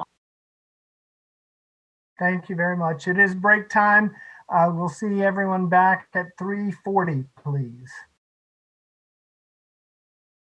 Thank you and welcome back to our afternoon session. We are continuing our discussion with the Outreach Subcommittee. I have on my list to speak, Commissioner Fornashari had passed. I'm coming back to you if you'd like to comment now. If not, we'll move to Commissioner Anderson. No, I'm just going to continue to listen and try to formulate my thoughts. Thanks. Okay, Commissioner Anderson. Okay, thank you. First of all, this is a lot of work. I really appreciate Commissioner Sinai and Commissioner Vasquez, who've been bringing up presentations and going through. This is a lot of information. This is kind of what everyone was looking forward to, you know, getting out and seeing everybody and meeting everybody. And COVID times, it really changed what we sort of get to do compared to what we were thinking of doing. And you have come up with basically, this is a really hard thing. You're trying to establish the task of outreach, also how to fund the outreach, and then how to implement both. And this is, you have great questions. I don't necessarily have answers to them, but what I do want us to have a look at is the timing of it, because this is the piece that quite frankly alarms me. Knowing what we have to do. And also I've always looked at this, and this is where we maybe back to our sort of overall scope. To get people to properly participate, it's a 3-touch process.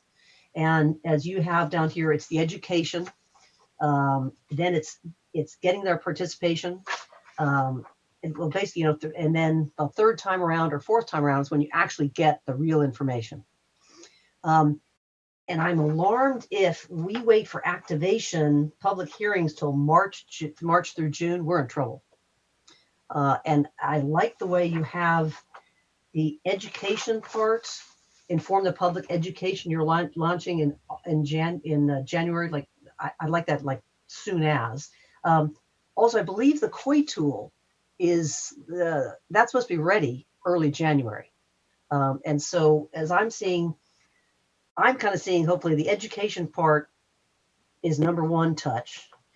Getting their information and the outreach is actually using the COI tool, using our other tools, contacting people is our second touch.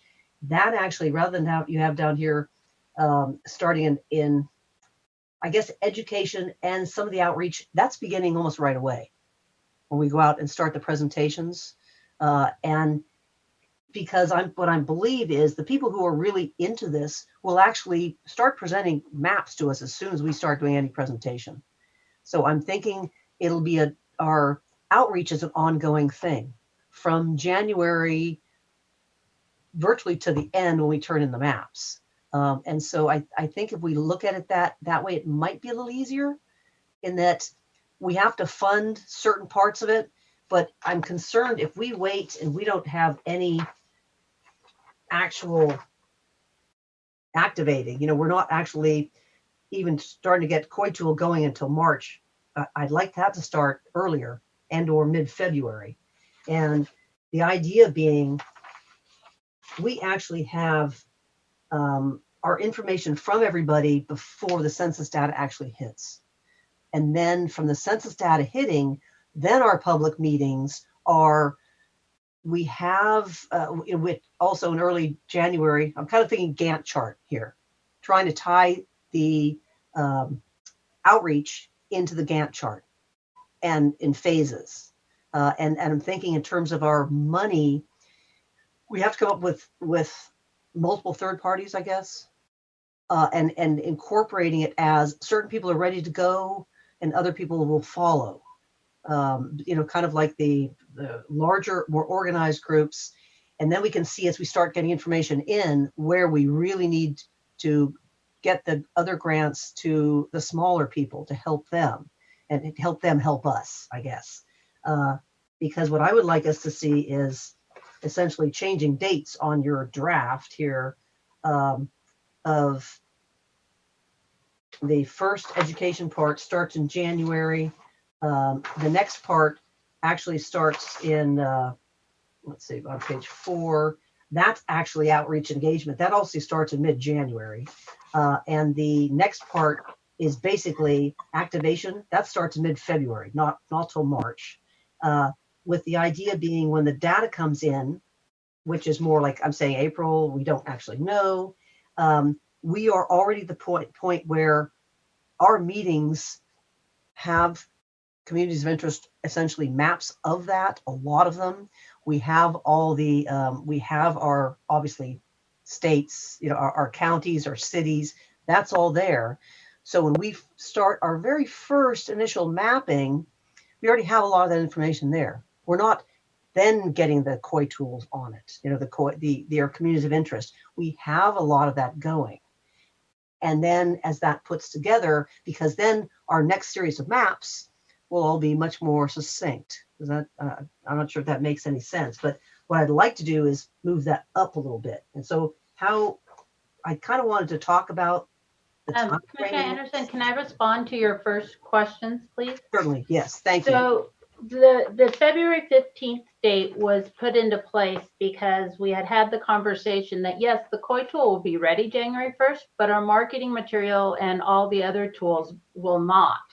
And we want to make sure that we don't just release the tool without having everything else in place. And the COI tool is not separate from our marketing tools and our public education and all that. And so it was actually Commissioner Kennedy who I was thinking along the same lines, and he had said, "Hey, let's do midweek," and I was thinking, or mid-February, and I was thinking, oh, wouldn't it be fun to do some theme around heart and Valentine's? But that's on a Sunday, so I moved it to the 15th. That deadline can change a little, but when you think about that, we're not getting out there till the 4th or the 11th because we don't have meetings. We've cut out some of our meetings, and we need to be trained on the dog and pony show and all that. That it was really going to be, most groups aren't going to start meeting till the 4th or 11th of January, but so the idea is the individuals that are ready when we do the February 15th on convenings and meetings and get it out, they will be starting to submit their COI tool. It will be just like the census, that there's the early adapters, which probably all of us filled out our census right away. And then there will be those that need to learn a little more and go a little deeper on what we mean by this. And so we're looking at it as 3 touches. It's an interesting thought, and I'd love to hear from everybody else if we think that by the time the census information comes out, we should have all the information from the public, all their COIs, or we're actually going to leave more time because that's such an important part of the conversation. I'm just saying we'd like to, that, obviously we won't have everything, but the more we can get ahead of time, the less confusion there will be in terms of people creating a group artificially to change a map. And we want the real community input. And if they give us real communities before we're actually drawing lines, that's my idea. If we can get that moved forward, and I totally understand that the reason I'm bringing this up is to say, like we did with the RFIs, to ring alarm bells. We need to move these things up and quickly as soon as we possibly can. It's how the outreach fits into it that the money's involved. That is the really difficult piece, which I understand we're addressing, but I just want to put it kind of in perspective of the Gantt chart and the timing. So if I'm hearing you correctly, you would like to see where we put timely, we want the grants to be timely, so local groups are funded by March 2021. You would actually like to see them funded by February. But I'm not sure if we could do that, but we can put that in there. I also wanted to address another point that both Marion had made and others. I think, and Commissioner Vasquez, you can support me or not. I think we don't have all the data we want, but we're on the cusp of collecting that data that we've been wanting, and that there's really two options for staff to look at, and it's going to be about 2 or 3 calls to get all the information they need, because we have identified the right people. You know, Director Claypool has the right people to talk to, and we've got the right people to talk to on the community side now. So I think we could get some of those answers quicker than some people were afraid that we might not. Commissioner Toledo. I'm just curious about the data that you're speaking of. So what's the data that's lacking or that you're anticipating? Who can do it? What's legal? What's not legal? What can we do at the state? Yeah, what does a grant mean at the state level? What's the timing? What's the restrictions? And then on the philanthropy side, what would it cost? How can they do it? Are they willing to do it? But we found the right people who can answer those questions now. Thank you. Have I missed any hands? Things are moving around, but I just want to make sure that I haven't missed anyone. Commissioner Vasquez. You didn't miss me. That was my first hand raise. I will say I hear you, Commissioner Anderson, about wanting to get the money out sooner, and ideally, even once the money hits, there's going to be a 2 to 4 week lag time before activities actually start. People don't know if they're going to get the money until they get the money. So there's time administration costs as well.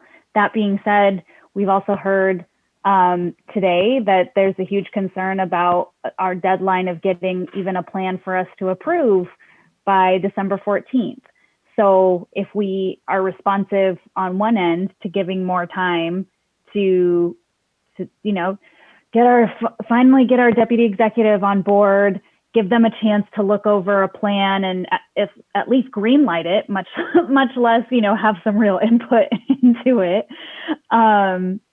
We're looking at the end of the year, not approving something until after January, trying to find a partner by which to distribute it if it's not us. So our timelines are just they're not aligning. So maybe would welcome some attempts to align these. Thank you. Commissioner Turner? Thank you, Chair. I apologize, I had to stop off for a quick meeting. But I want to find out, did you already, to the subcommittee, have you already reached out in an attempt to have someone to act as a fiscal sponsor that'll be able to do the grants for us? You've already done that, okay. And that's in progress, or you're not receiving? We were getting mixed signals, but now we found the right person to speak to. Yeah, I think we have someone now. So okay. Very good. Commissioner Anderson. I guess what I'm really asking is, do we have to wait until all this money's in place? I mean, can we start, our education, we should be getting all that stuff together now. I'm not sure who that's relying on, who that subcommittee is. But start our outreach as we are, like our groups are starting, although I haven't been working on that. And then actually starting to get out into, start making our first touches. That doesn't have to wait until the money comes in, right? We can essentially start going and then, say we can start lining up. If we don't start lining up, everything has to be 14 days ahead of time anyway. So things like that, what I'm asking about. Okay. Commissioner Lamont. Yeah, I was just going to respond to Commissioner Anderson. The idea here isn't about waiting on a comprehensive halt until March. they're talking about these things in phases. What we were talking about was that very specific granting process, whatever that's going to look like. There's some realities that there's some outstanding information. We have to get it. We're waiting to get it. But it doesn't mean that everything else is waiting until we solve that, or that even whatever that process looks like, that's going to be the jump off point for everything else. It isn't. So I think that we just kind of drilled in on that point on their what they've been presenting, and we're kind of extrapolating it out across everything. And I just want to also say that I'm going back to sort of a fundamental idea that maybe we need to get clear on, because some of what we need to do is going to run at cross purposes to other things, and there's going to have to be some give and take depending upon what our priorities are. And, you know, not to beat a dead horse, but that part I think we've yet to really establish. We have some ideas, we have places that we're leaning, but we as a commission have yet to weigh in on what our very agreed upon specific priorities and goals are. And I think if we had those, we'd be able to point some of the comments and reactions back to what we've agreed to. And then the first step will be either to live with that agreement or adjust it. So I think the fact that we're, you know, right now we're all kind of leaning different, not meaning we're all leaning different ways, but there are different schools of thought, I think, at this point. And I think that we haven't gotten there. One of the things that we've been really trying to do is be patient for our outreach wing of the organization, which is starting to happen. So that's cost us time, and it is what it is at this point, and it's continuing to cost us a little bit of time. But if the position is that we're not going to allow that to cost us time, and we're just going to go and do something specific, then we have to shift gears a little bit. So I think this again is a balance. And then finally, I'd say, not only do we have a tremendous opportunity because of the pandemic to do things differently, I think we still, most of our points of reference is how they got there before, because it's only happened once before. And what I recall is that we came into this not bound to that and really wanting to be much more expansive. And I know we all kind of, agree with that. And our Director Claypool is clear on that. That's why he's talking about making projections. We're going to need more money because we have a very different idea. So I don't know if it will look anything like the meetings that they had before where people came and drew maps and all of that. I'm suspecting it's going to look very different. And I think the plan that the subcommittee is putting forward, that Mr. Seha has not had a chance to really digest and come back, I think this kind of digging in is premature. I think we should probably hear the high level and talk about philosophical concepts that we support or don't support. So when he takes the recommendations from the subcommittee, our feedback and his expertise, the thing to dig in on is his plan, not this document. That's my thought. Commissioner Vasquez. Yes, that Commissioner Lamont expanded on many of my points. I was going to try to redirect folks to the proposed actions, and even to the extent that we need to, in my mind, and Commissioner Sinai, you can push back or interrupt me if I'm going off site. But I think the actions, again, are where I would like to focus. And it sounds like particularly this grant making structure, there are different schools of thought and different considerations. So while we are waiting for a more fully baked plan from a communications perspective, because we still don't have a deputy executive director, that we take either the rest of the time we have today or next week's conversation to flesh out that where we as a commission stand on what that grant making structure should look like, so that we can give additional details back to staff about the direction on that particular piece.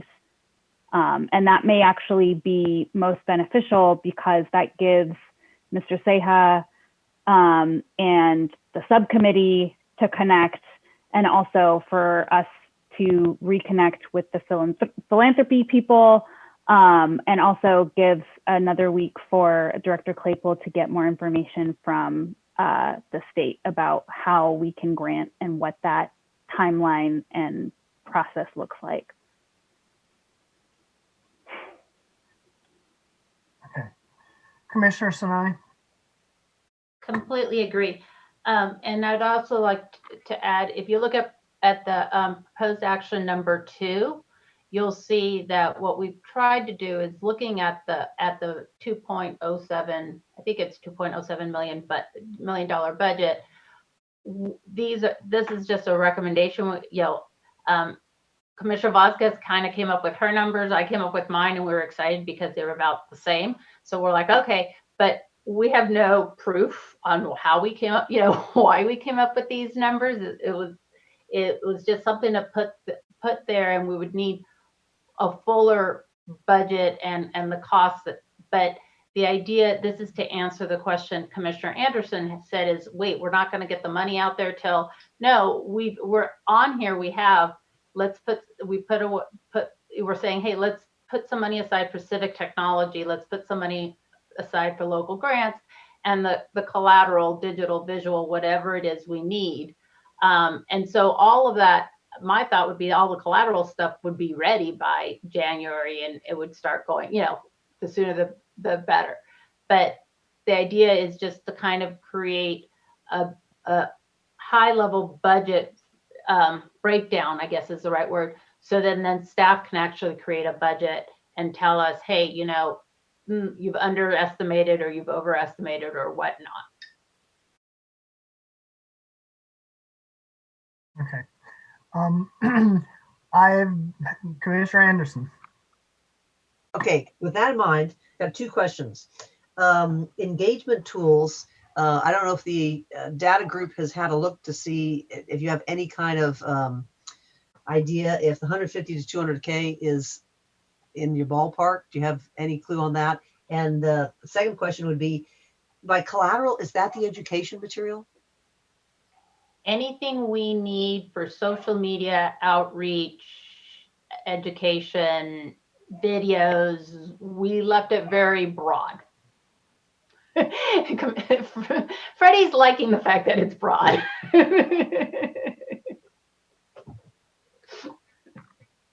And if I can also add, the engagement tools are not necessarily, again, as we're talking about overlapping of committees, the way we saw and the way we have tentatively proposed, up to 200,000 for engagement tools, that's not necessarily the data management stuff, right? It is simply like if we found something, a great new system that's not Zoom to facilitate town hall type input sessions, that is what the 200,000 could go to, as compared to a really fancy data management place where we can accept maps and blah, blah, blah, blah, blah.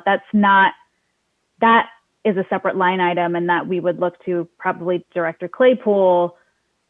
That's how we see the other operational stuff that we may need we may need to budget out and request more money for, is how we see it. So engagement tools, we did think it was wise to sort of hold on to some money internally for some great new public meeting software that we don't know about yet, but we're not thinking that 200,000 is up for budgeting out for other types of civic technology. Thank you. Commissioner Ahmad. Thank you. Can I just ask a clarifying question? So you all have listed out 3 different proposed actions. Are these actions in combination with each other? Are they standalone actions in your view? How I think I'm just confused as to what are you asking us to do? Are you asking us to direct staff to look into developing a work plan? Does that work plan have a monetary value tied to it, and the staff would work within those constraints?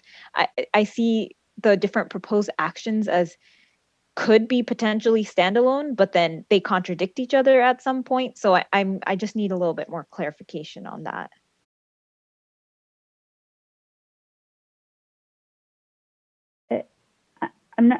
We did want to break these out so that, you know, we could theoretically approve actions 2 and 3, but maybe we still feel like we do need to have that conversation about, we want to get more specific on the grant making structure before we ask staff to fully bake that out. I guess I could sort of see how they're conflicting, but we're asking in proposed action 2, we're asking basically to keep all of 2.07 million in the arms of outreach, and this is how we're tentatively, with the idea that local grants are the vast majority of that money, and then that we would hold back some amount for a great new engagement tool and some collateral. I don't see that necessarily as conflicting with action 3, which is, okay, take that 2.07 million, take our ranges that we've somewhat arbitrarily put on here, and come up with a staffing budget, with the idea that, yeah, maybe staff comes back and goes, okay, well, we only have 2 million and it's only going to buy you half a car. So if you want the whole car, you're going to need to double this, sort of a thing. And again, that plan, in my mind, is also informed by proposed action 1, which is to say, okay, come up with the grant making structure, come up with potential parameters for what the local grants will have to share in order to get the money. With the idea that, again, staff could come back and go, okay, even up to $20,000, you're going to get X amount of work. That's not even remotely sufficient. If you want full coverage, the recommendation is to double the grant, double the grant size.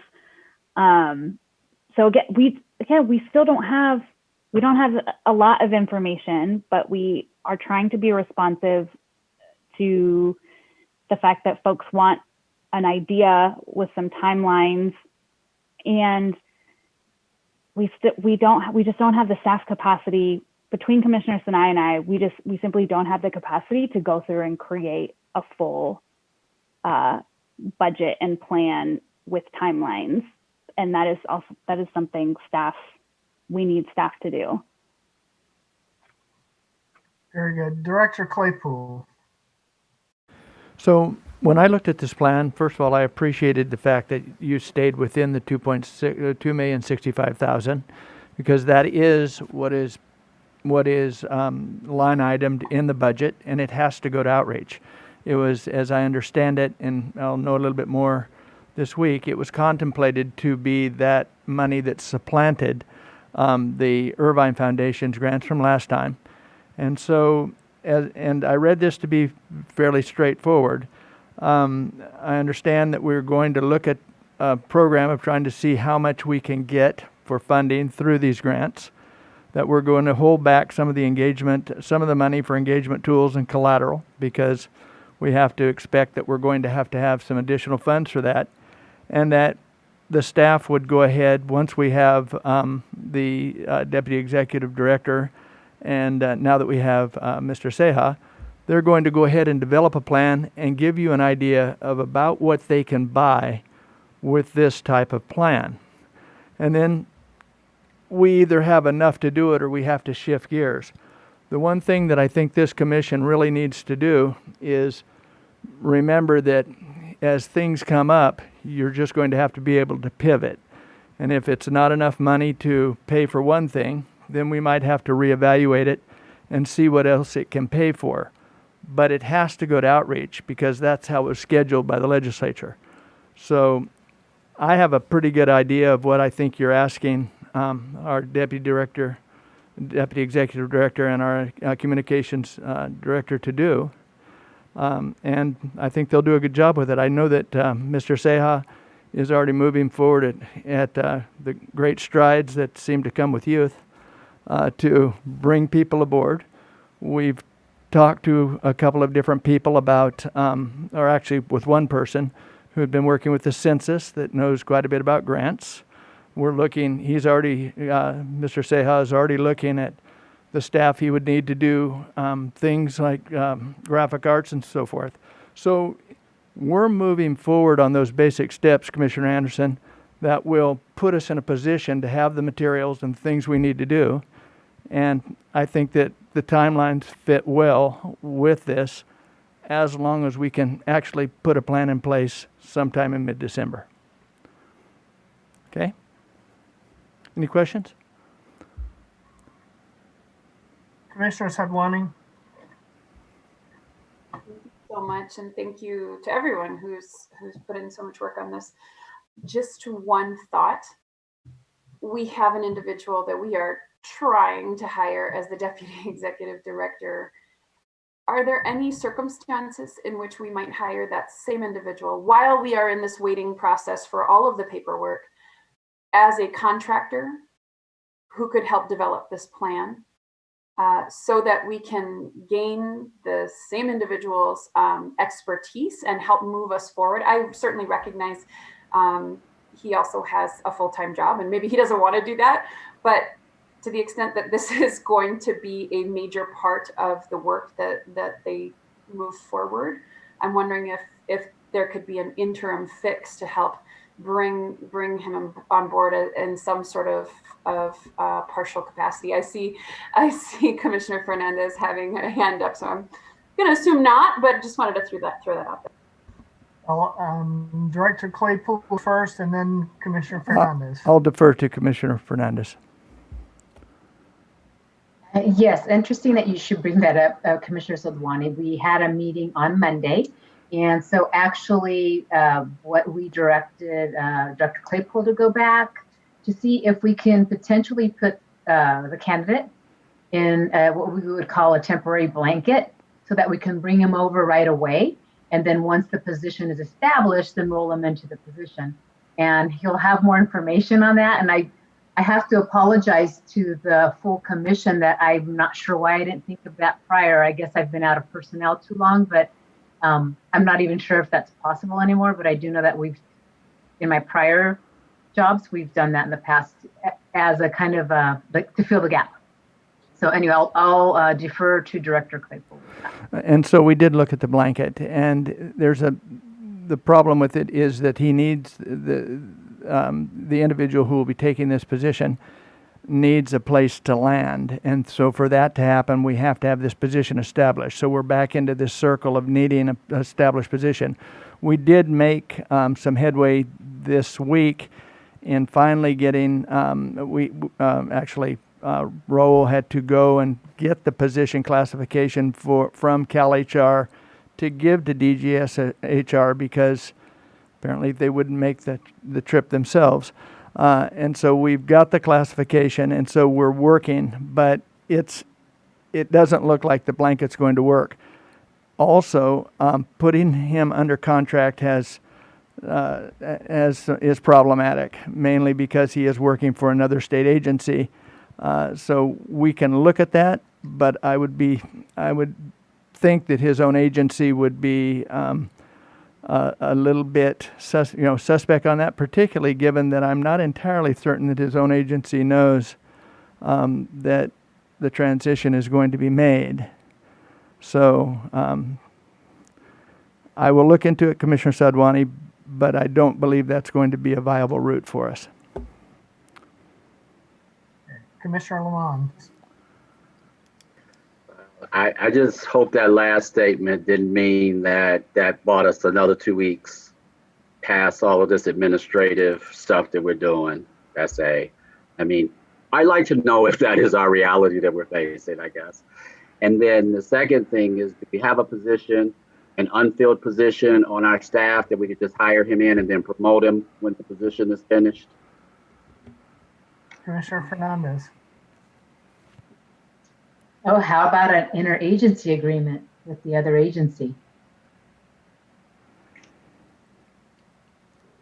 Director Claypool. It will, again, to put this delicately, I don't know how much this individual's current organization knows regarding the possibility that he may be leaving. And if he hasn't got a place to land, then this individual will probably not be willing to disclose this plan, not knowing that it's a done deal. That's all. Commissioner Fernandez and then Commissioner Lamont. So maybe we could call him and ask him if his agency. I could call and ask this person just to see like where we are. I mean, I'm as long as so you're talking about calling our individual. Exactly. Well, that by all means, if this individual is willing to make that disclosure and to take that leap, then I would welcome the suggestion. Then possibly that the interagency is a possibility.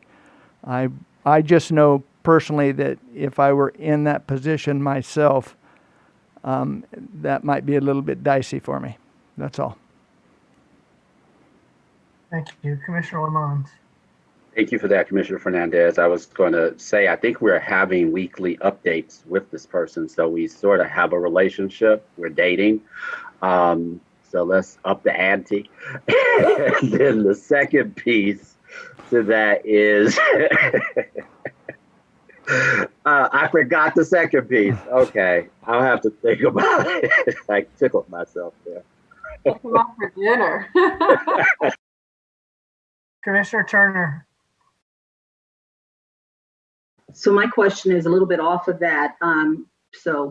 But basically on the plan, on the phases, I was going to ask, under the inform, when we go out to do the education, is there a pre-phase that we can enter in where we're actually receiving from some of the groups that came and presented here that told us that they would give us tips on strategy and how to present to the people? Commissioner Lamont. So I did remember the other question, and I also wanted to respond to Commissioner Turner. So is my understanding is that this is just an administrative process. And I don't know if you were just being very conservative, Director Claypool, in your responses, but I want to make sure I didn't hear that this is risky. Like, is this just a matter of something going through the process, or we're not sure that it actually can happen? So that's important clarification. And then I have a response to Ms. Commissioner Turner. Director Claypool. So with all things, as we've spoken about so many things in the state, you hope for things to go the length of time they're supposed to go, and you hope to have the outcome you're supposed to get.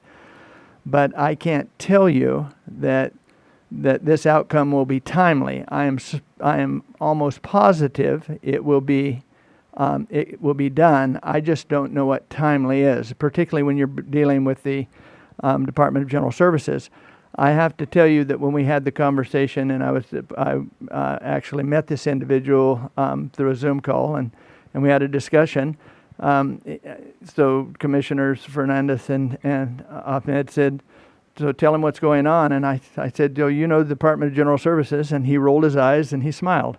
So he knows that it's problematic rolling through this rather bureaucratic organization. We're pushing all the buttons we can. We have a couple more to push, but do I believe that he will eventually come aboard? 99% positive. Okay. Can I tell you that he will come aboard in 2 weeks? I'm hopeful. Yeah, I was clear on the timing part. I know that there's no guarantee. It was really more whether it was in jeopardy of it being able to be done. Like, was there some question that at some point along this process, it might fall out like we can't do what we're trying to do in terms of creating this role, but it doesn't sound like that's an issue. So that was the part I was asking. Okay. What I was going to say is actually a recommendation to Mr. Seha, based on Commissioner Turner's comment. I was thinking yesterday as the presenters were presenting and then reflecting on some of our previous presentations, and I think that there are multiple sources of individuals that had some really clear ideas around strategy, communication strategy, outreach strategy. And I don't know whether or not the subcommittee has already addressed this or put together some kind of informal, loosely defined advisory group or group of people who are willing to lend their thoughts to it, but it might be worthwhile to reach out to some of them who have at least come and presented. And as you're developing your plan, you could take into consideration some of those things. I know some of them you've heard, but then some of them, have been a while back. So however you want to structure that just might be a good way to incorporate some of their thoughts in that strategy. Commissioner Turner. Thank you. And the other piece is that I just wanted to name that the groups that I spoke with as well, they went into census with the idea that they would be participating with redistricting. So they're not waiting to begin to create things, and so that we're not creating something that might, I can't imagine it conflict, but make sure that it works in concert with what they're already doing. A lot of the groups are already reaching out. They're already trying to come up with educational material and what have you. So I just would want to make sure that we're syncing up on that. Very good. Commissioner Toledo. Just given that the deputy executive director is such an important role for this, I was just wondering if there's any advocacy that the commission can do or anything with the legislature or with others to allow us to move this forward quicker, or any suggestions you might have, Director Claypool, in our ability to move this forward. Director Claypool. So that is one of the things we're going to touch on next. So right now we're still trying to do it. We're at the ends actually of our patience with doing it, where we're with the standard people that we've been working with this morning. And I really have to apologize. This morning, our chief counsel, Ms. Marshall, was talking to 2 deputy directors and the chief counsel of Department of General Services about this very subject. We've elevated it that far. We're getting, the next one would be to go to the director. Past that, we have some ability to go to the legislature ourselves. And so that would be the next thing. All of these things during this week and early next week. After that, then we would call on people who seem to be very well connected in this commission to reach out and do the same. But that's the trajectory of this. It's ramping up fairly quickly. That's why I'm confident we'll get the position. I'm hopeful for a more rapid termination of the process. But if we need you all to get in on that, then we will come back to you. But we also have some other available means that we're going to try to tap first. Very good. Thank you. Commissioner Sadwani. Sure. Thank you. And Director Claypool, I very much appreciate that. And I just recall, like, from interviews with you, with Mr. Seha and others, I think one of our questions had been about utilizing your ability to utilize your contacts.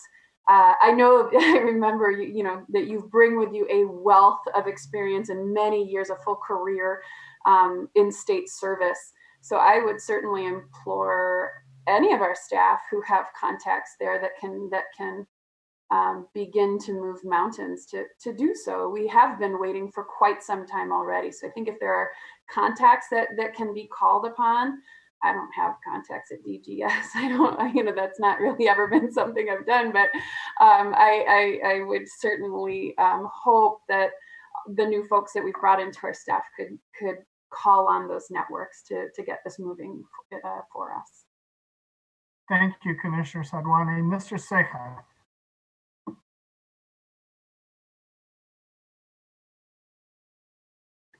I'm not hearing you.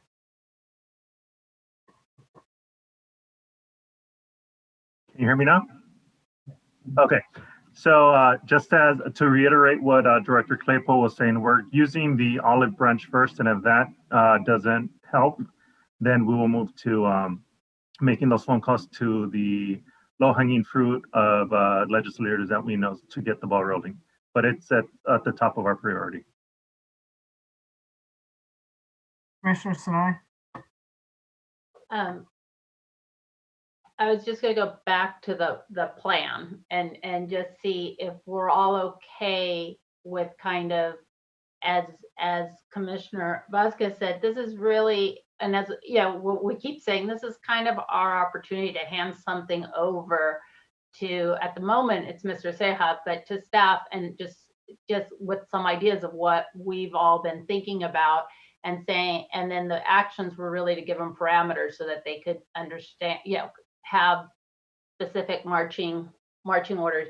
One thing I heard from Commissioner Turner that I've been really worried about as well is groups are hungry for the information. I mean, groups shouldn't be creating their own information on this. We should be creating information, you know, that the collateral, for lack of better, you know, the sheets for them.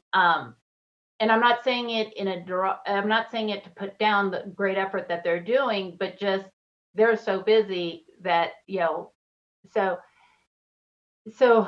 there's just so many priorities right now. The other piece I wanted to make sure is, you know, one of the areas that's still missing, and it's not on here, but it did come up yesterday, and we didn't know that this is what it was called, but Commissioner Vasquez and I were looking at the sectors and how to do outreach to the sectors. We had first focused on the communities of interest, and that also worked well with the global access subcommittee. But we were looking at how do we do outreach to economics and, you know, some of the other sectors, business and whatnot. I did want to propose, my strength is in design and kind of bringing everything to a place like here and then handing it off. That's the joy of being a consultant sometimes, is you get to walk away. But I do love implementing, but Commissioner Lamont has said on several occasions that this is what he's been waiting for.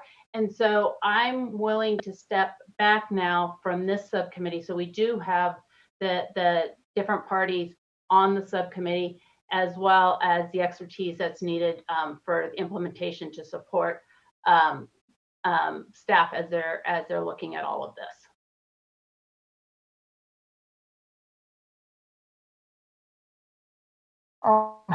I have been deferring for, I don't know, 2 or 3 columns of initials to comment on a couple of things. So let me take a moment and comment on 2 things. One, Commissioner Sinai, you just made a comment about partners shouldn't have to be developing their own materials. We should be doing that, and that's certainly one way to do it. And I certainly, you know, don't want the partners to feel burdened with having to develop their own materials because we're not yet in a place to do it. But I also don't want them to feel like, you know, well, I've seen this done 2 ways. I've seen it done where the body in our position develops the materials, and then everybody else is just a distribution channel. And then I've seen it done where that's a possibility. So the body in our position can and does produce materials, but partners are also welcome to produce materials. And what I generally do in those situations is invite the partners to share their materials with the group for review. I mean, the worst thing that can happen in a situation like this is that for any reason at all, misinformation gets out. Once misinformation gets out, it is enormously difficult to even with retractions and corrections and whatever, there are impressions left, there are minute channels where the misinformation has just taken root, and no matter what you do, it spreads and spreads and spreads. So I do like to invite partners to share materials so that we can all work together to make sure that there are no factual errors. It's not an issue of trying to exercise control over style or anything else, but just working together to try to ensure that there is no misinformation out there. So I just want to put that on the table. The second, and this goes well back in the conversation, as I said, I've been deferring to others. I feel very strongly that we would be best off with an arm's length relationship to anyone who's receiving funding out of this outreach pot. My experience, and perhaps not directly relevant, but when the Mexican government funded the election commission to pass through funding to domestic observer organizations, the election commission had the good sense of saying, well, it's going to look really bad if we fund the groups that are going to be observing our work. So they came to the United Nations and said, could you please help us? And so the United Nations ended up administering those funds, and there was a committee that oversaw the process and so forth. I just think that the potential damage to our reputation, were we to be granting funds directly to groups that are going to be providing a large amount of the input to us, to me, the dangers there are just too great. So I'll leave it at that, and anyone else I'm happy to recognize.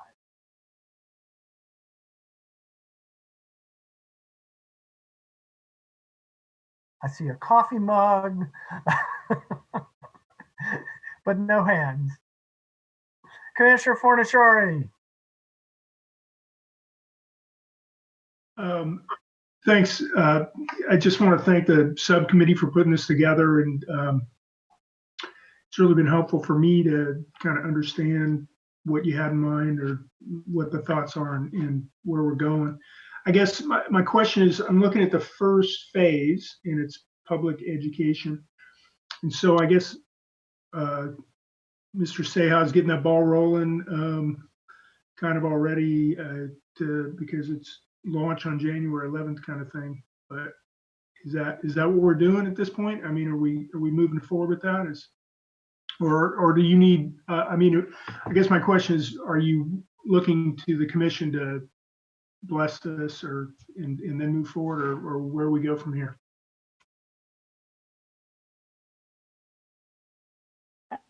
And I mean, the hope was that everyone is on board more or less with, again, the orientation to this work, the direction and the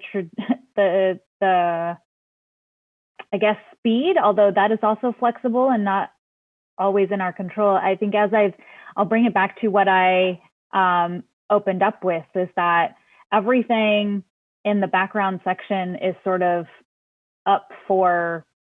is in flux based on things we can control, our staff can control, and things we can't control, particularly timelines, and, you know, potential partners and even potential tools.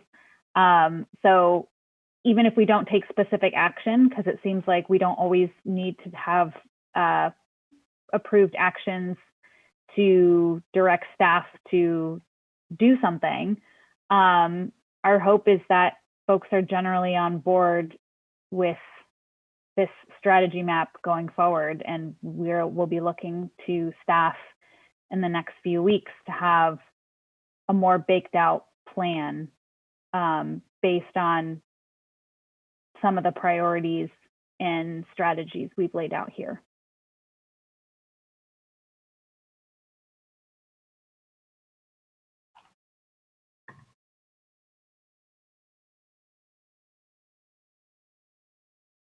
Commissioner Ahmed. Thank you. Would it be, it's up to you, Chair, but I would be interested in hearing public comment about this item if that is something that is on the agenda. Oh, yeah. Yes, we do. We do generally take public comment before the end of the day. And unless there are other commissioners wanting to weigh in at this point, I will ask Katie to, Commissioner Lamont. I have a question for Mr. Seha. I don't know. First, I guess I'd ask, have you had a chance to review what the subcommittee has presented? And based upon, yeah. And so based upon your review, it might be helpful for us to hear just some high level thoughts that you have about what's been presented and kind of what you need and what you're thinking in terms of how you take what's been presented to you and this discussion, and maybe help give us some sense of your strategy, what you're planning to do as this kind of pass off, quote unquote, unofficial, not completely, has happened. Yeah, so I think we're having a conversation with the committee chairs over the weekend to discuss just that, what the transition would look like. What I've gathered so far is that it's a great starting point. The fear I have is if a lot of this outreach is going to go viral due to COVID-19, how is that going to affect our plans now and the structure that we have set in place? And will this plan be amenable to change in the future if the directives from the governor's office are that we cannot do in-person meetings or do data collection in that sense?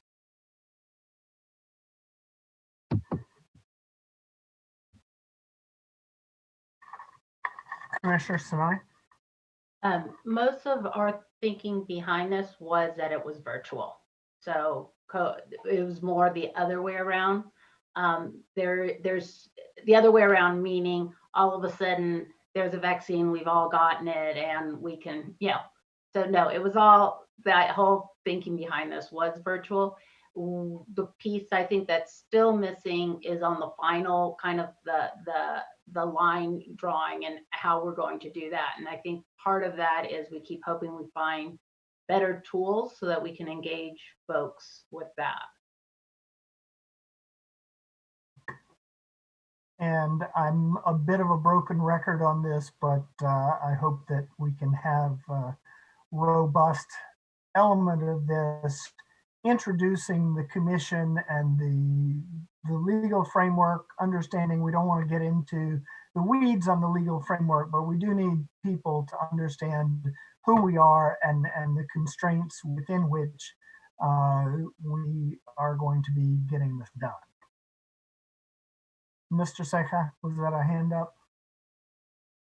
I was just going to say that, yes, as far as outreach to the general community, that was our priority, was to let everyone know who we are, what we do, and what our purpose is, and then delve into the process as it rolls out. Very good. Katie, would you please read the instructions for public comment?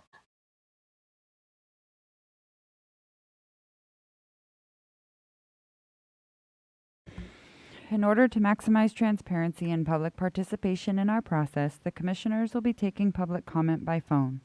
To call in, dial the telephone number provided on the live stream feed. The telephone number is 877-853-5247. When prompted, enter the meeting ID number provided on the live stream feed. It is 915-0553-2099 for this week's meeting. When prompted to enter a participant ID, simply press the pound key. Once you have dialed in, you will be placed in a queue from which a moderator will begin unmuting callers to submit their comment. You will also hear an automatic message to press star 9. Please do this to raise your hand, indicating you wish to comment. When it is your turn to speak, the moderator will unmute you, and you will hear an automatic message that says the host would like you to talk, and to press star 6 to speak. Please make sure to mute your computer or live stream audio to prevent any feedback or distortion during your call. Once you are waiting in the queue, be alert for when it is your turn to speak, and again, please turn down the live stream volume while you are in the queue and on your call. These instructions are also located on the website. The commission is taking public comment on, I don't know how we're describing this. Well, we're taking public comment on both the outreach strategy document that we've been discussing, but also any general comments. Okay, so we're doing general comment and the specific. Okay. We do have someone in the queue. Could you invite them to join us, please? I will do that.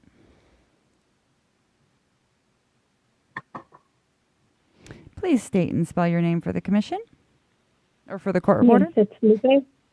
Yes, thank you. It's Lupe Camacho, Lupecamacho. The floor is yours. Thank you. I just had two recommendations as a resident. Having gone through this census decennial and having been very active in my own community as a complete count committee chair, I wanted to make just two recommendations. One, Mr. Kennedy, I wanted to provide some support for the message you had, Commissioner Kennedy, for the continuity of the information being disseminated through the outreach that is going to be conducted. It was seen that there were some pieces of information that were sometimes when it is allowed for other entities to modify the message to meet certain criteria to engage a community. Sometimes the message is either lost or some misinformation is produced. And at no fault, of course, of anybody. I mean, it's never done intentionally, but Mr. Kennedy, Commissioner Kennedy, is very correct. Once that gets out there, sometimes it is very, very difficult to rein that back and to bring it back into focus to the correct information. So I would make that recommendation that the continuity of the information be protected and maintained with the commission, and that the commission be directly involved in that so that it's the continuity is maintained. That is one of my recommendations. The other recommendation I would make is having been in the public sector for many, many years and contracting out to private entities, private nonprofits, and private regular for-profit companies. I would just make the recommendation, and I don't know, I didn't hear it coming up at all in this meeting. When you hire more, how can I say this? If it is overseen by the commission, the distribution of this funding, there is more funding available to distribute. If there is a hiring of an agency to do that for the commission, of course, then that overhead has to be paid. So I just wanted to bring that to the table and provide that as information. I'm sure most of you already know this, but I didn't hear it discussed. So I just wanted to outline that obviously as a consultant is hired to put together this plan or disseminate the funding, That funding, of course, has to cost overhead. That process is going to cost overhead, and so therefore a lower amount of money will be disseminated to the local efforts for outreach and engagement. So I have seen that through my personal experience. I just wanted to bring that to the table. Thank you very much. Thank you, Ms. Camacho. Katie, do we have any other callers? That was it. Okay, any other commissioners at this point? Commissioner Turner.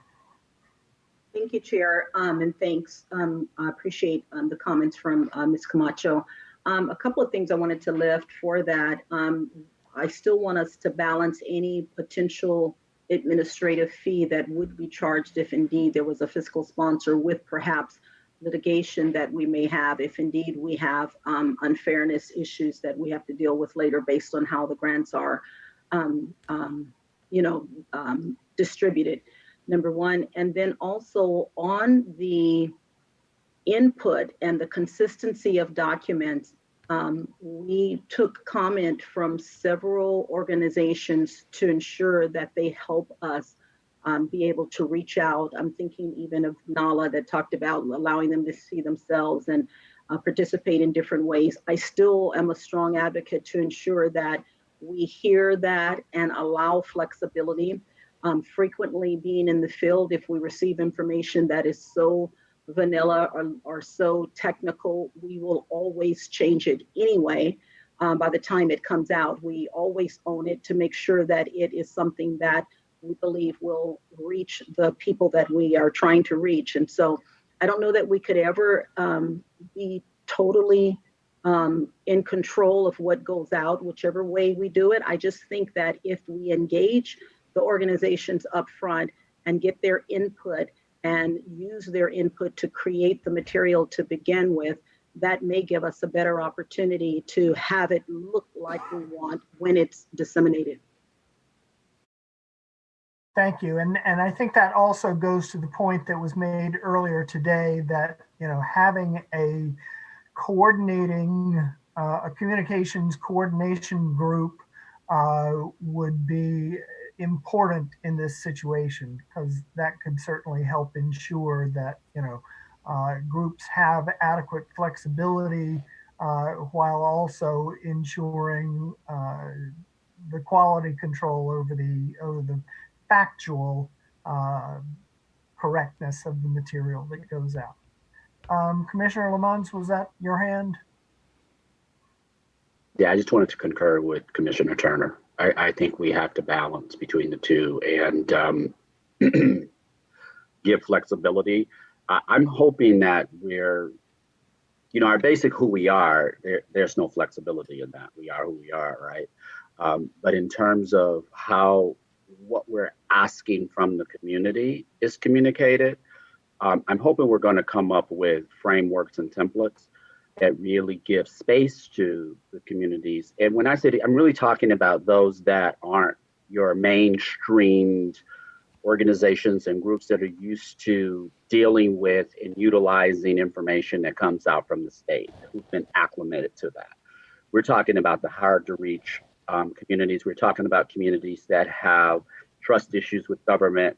We're talking about all of those kinds of groups, and we have to give them the latitude, because to come in heavy-handed will only reinforce all of those barriers that we're trying to actually get beyond. So they're going to have a mix.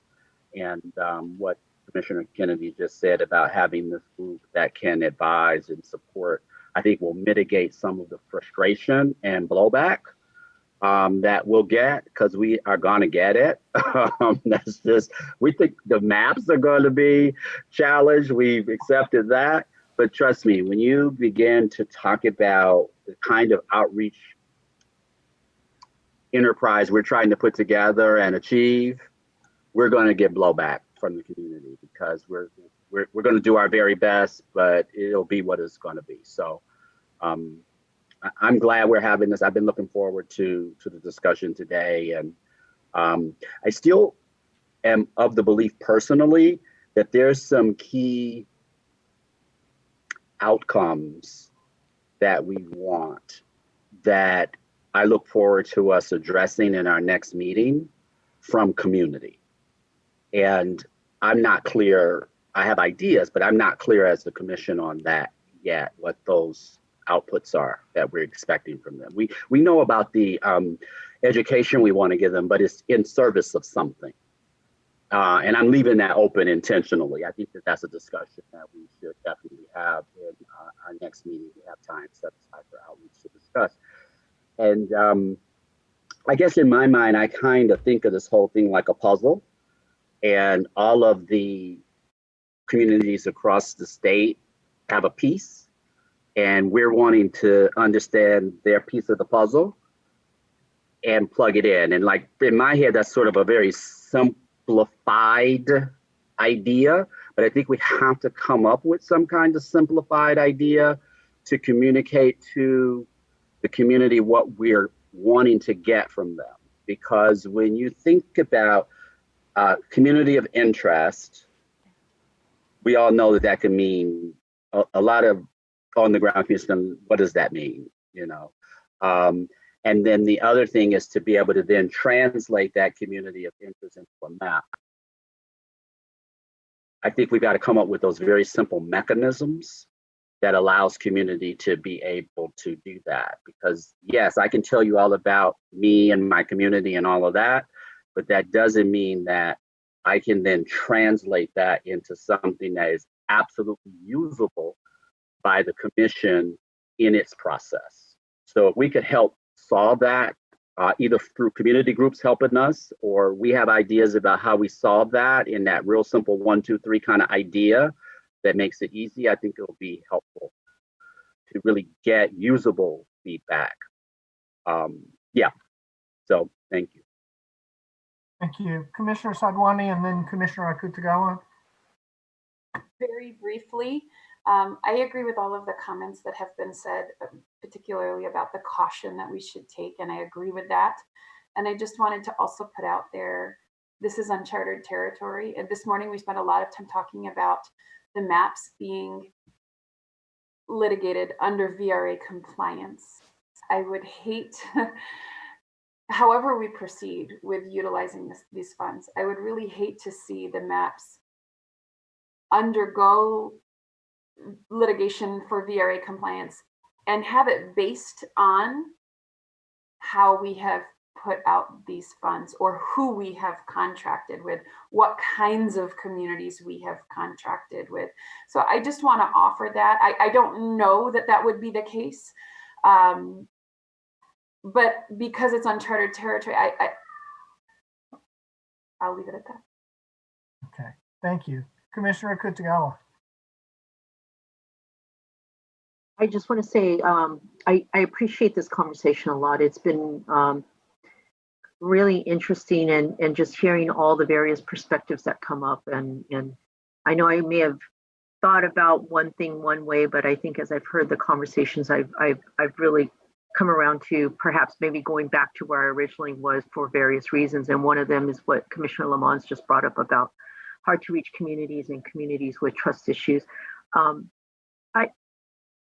I guess I am kind of curious what something that Commissioner Lamont just said got me thinking about something else that was on the document that the Outreach and Engagement Committee put together around commission identified goals. And he asked about, or what I heard him say is about, you know, how do we get the maps? I mean, how do we reach, especially communities that not only are just hard to reach, but you know, how do you help them explaining their communities of interest? And again, I go back to the presenter yesterday, and one of the things he said about, is it better to get one map that includes the input of 50 people who came together at a meeting or virtually that a community organization organized versus 50 separate maps, but we're talking about a one street difference. And I don't see it reflected here. I don't know if that's something that needs to be reflected in the goals that I think what I'm seeing here. And Commissioner Lamont, I'm not sure if these are the goals that you're thinking about, or if you're thinking about something different. It's on the. I wasn't aware. Yeah, I wasn't aware of those goals when I made the goal statement yesterday. Now that we have been made aware of those goals, I still don't feel like, I think those goals are a subset of, it's not that those aren't the goals, but that's not an exhaustive list of the goals. I think that's an aspect. Okay. And I think that's the conversation that we need to, what do we hope to get? Like, we've talked a lot about the output in terms of the education and helping people understand why this is an important process and why it's important to participate. There's also got to be education around how you participate, and it's sort of going more in that direction. We won't have trouble saying how, but we got to figure out how to say how in a very easy way that delivers us an output that we can actually use. And I think that part right there, for me, is still a question mark. And not that I'm confused, I just don't think that we have gotten to that point yet to define that. And that's going to be really, really, really important, because at the end of the day, whatever route we take to the fund disbursement, and I think we're going to probably have to have some more discussions around that as well. I'm hoping that what's available to us will really shape and narrow that discussion, so it won't be as go in as many potential directions as it can go at this point. So I won't focus on that. But whatever we ultimately decide to use as a mechanism to get our message out to the ground level of community to get their input, we have got to be able to be asking for an output from them that we want and can use. And I know that the subcommittee that's looking at processing the data, like we thought about it from this idea, we're going to be getting input in all these different ways, and we want to find a group that can take this information and translate it for us.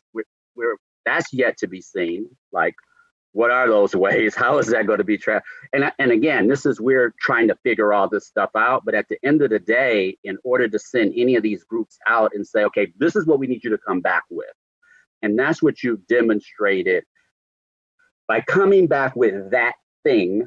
You've demonstrated what we wanted you to demonstrate for those resources. And I think if we can make a clear line to that, and we can show that that's not nonpartisan, and we can show that that was based on a certain amount of reach and all of that, I think a lot of the concerns that people have about how we can be influenced and affected can be mitigated. But again, we can't begin to even have a risk conversation around this until we have more information. I hope that answered your question, Commissioner Cooper. Thank you, Commissioner Lamont. We have a caller, and then after the caller, I have Commissioner Turner.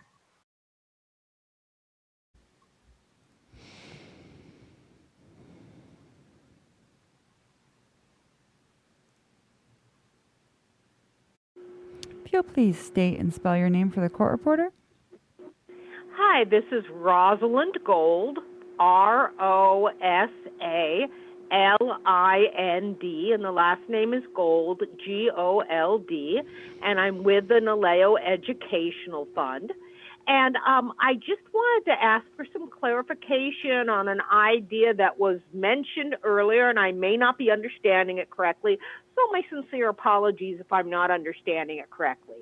But it has to do with what is the role of the commission and community groups vis-a-vis producing outreach and education materials.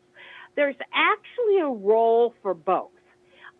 We feel that the thing that the commission can do best is to produce sort of templates and high-level materials that emphasize why redistricting is important for all Californians, some basic education about the process, some basic education about what happens at a meeting, some basic education about the criteria. But there's a partnership role for community groups to provide materials that are very specific to our communities and that reach people with specifics about, like, okay, these are the kinds of things you should be thinking about when you submit community of interest testimony. Here's the kind of reasons, giving some real specific examples of why for our particular community redistricting is important. Certainly making sure that there is good accessible language, and so it's a difference between what I call high level and deep dive materials. I don't think that there's necessarily duplication in that sense, but I do think there is a role for both, like I said, for a partnership in this regard. And, again, I think we had talked about having a language access advisory committee. That is another role for that committee in looking over the materials that the commission comes up with. Thank you so much. Thank you, Ms. Gold. I would say that, that very much reflects what I'm hearing from the commission, that we want this to be a partnership, and we do not want to get in the way of partners putting out, developing, and disseminating information that is developed to have the greatest impact possible in the various communities throughout the state. Commissioner Sinai? I want to apologize because I didn't mean to should anybody when I made my comment. My thought was exactly what you're saying, Ms. Gold, that I felt like that the community needed kind of those templates and some of that the basic piece from us so that they could make it. I wasn't trying to say anything negative about the community creating materials, and I know I used the should word and I shouldn't have, so I used it twice. So I thank you. I just wanted to get the clarification. No worries. Thank you all for, again, being so thoughtful and responsive as you think about all of these issues. You're welcome, and thank you for calling us. Commissioner Turner. Yes, thank you. The earlier conversation we were having about goals and stuff reminded me, kind of prompted me to another piece of the conversation when we were doing our outreach to the community groups. That ties in back to the grant amounts, irregardless of to whether we'll distribute them directly or if we'll use a third-party vendor. The ask was for us to be very clear on what our measurables are for the community groups, what are their expected deliverables, because based on what that is would kind of point to how much it would cost them to do the work. And if we're not really clear on what we're wanting them to do, to what degree, what the reach is, how many people, et cetera, we're throwing dollar amounts out that really don't mean anything or have nothing to attach to. And so I just want to make sure that at some point we provide our community groups some clear expectation of what their deliverables would be for a grant amount of, well, any grant amount. Thank you for that. Are there others at this point? We have 8 minutes until we would have to take a break. But if we have pretty much exhausted our discussion, then we can close and continue working in our subcommittees and see everybody on the 1st of December. Happy Thanksgiving. Is there a caller waiting to make a comment? Katie, do we have anyone in queue? She says no. Okay. If they would like to make another comment, they can raise their hand, but the person in the queue has already spoke.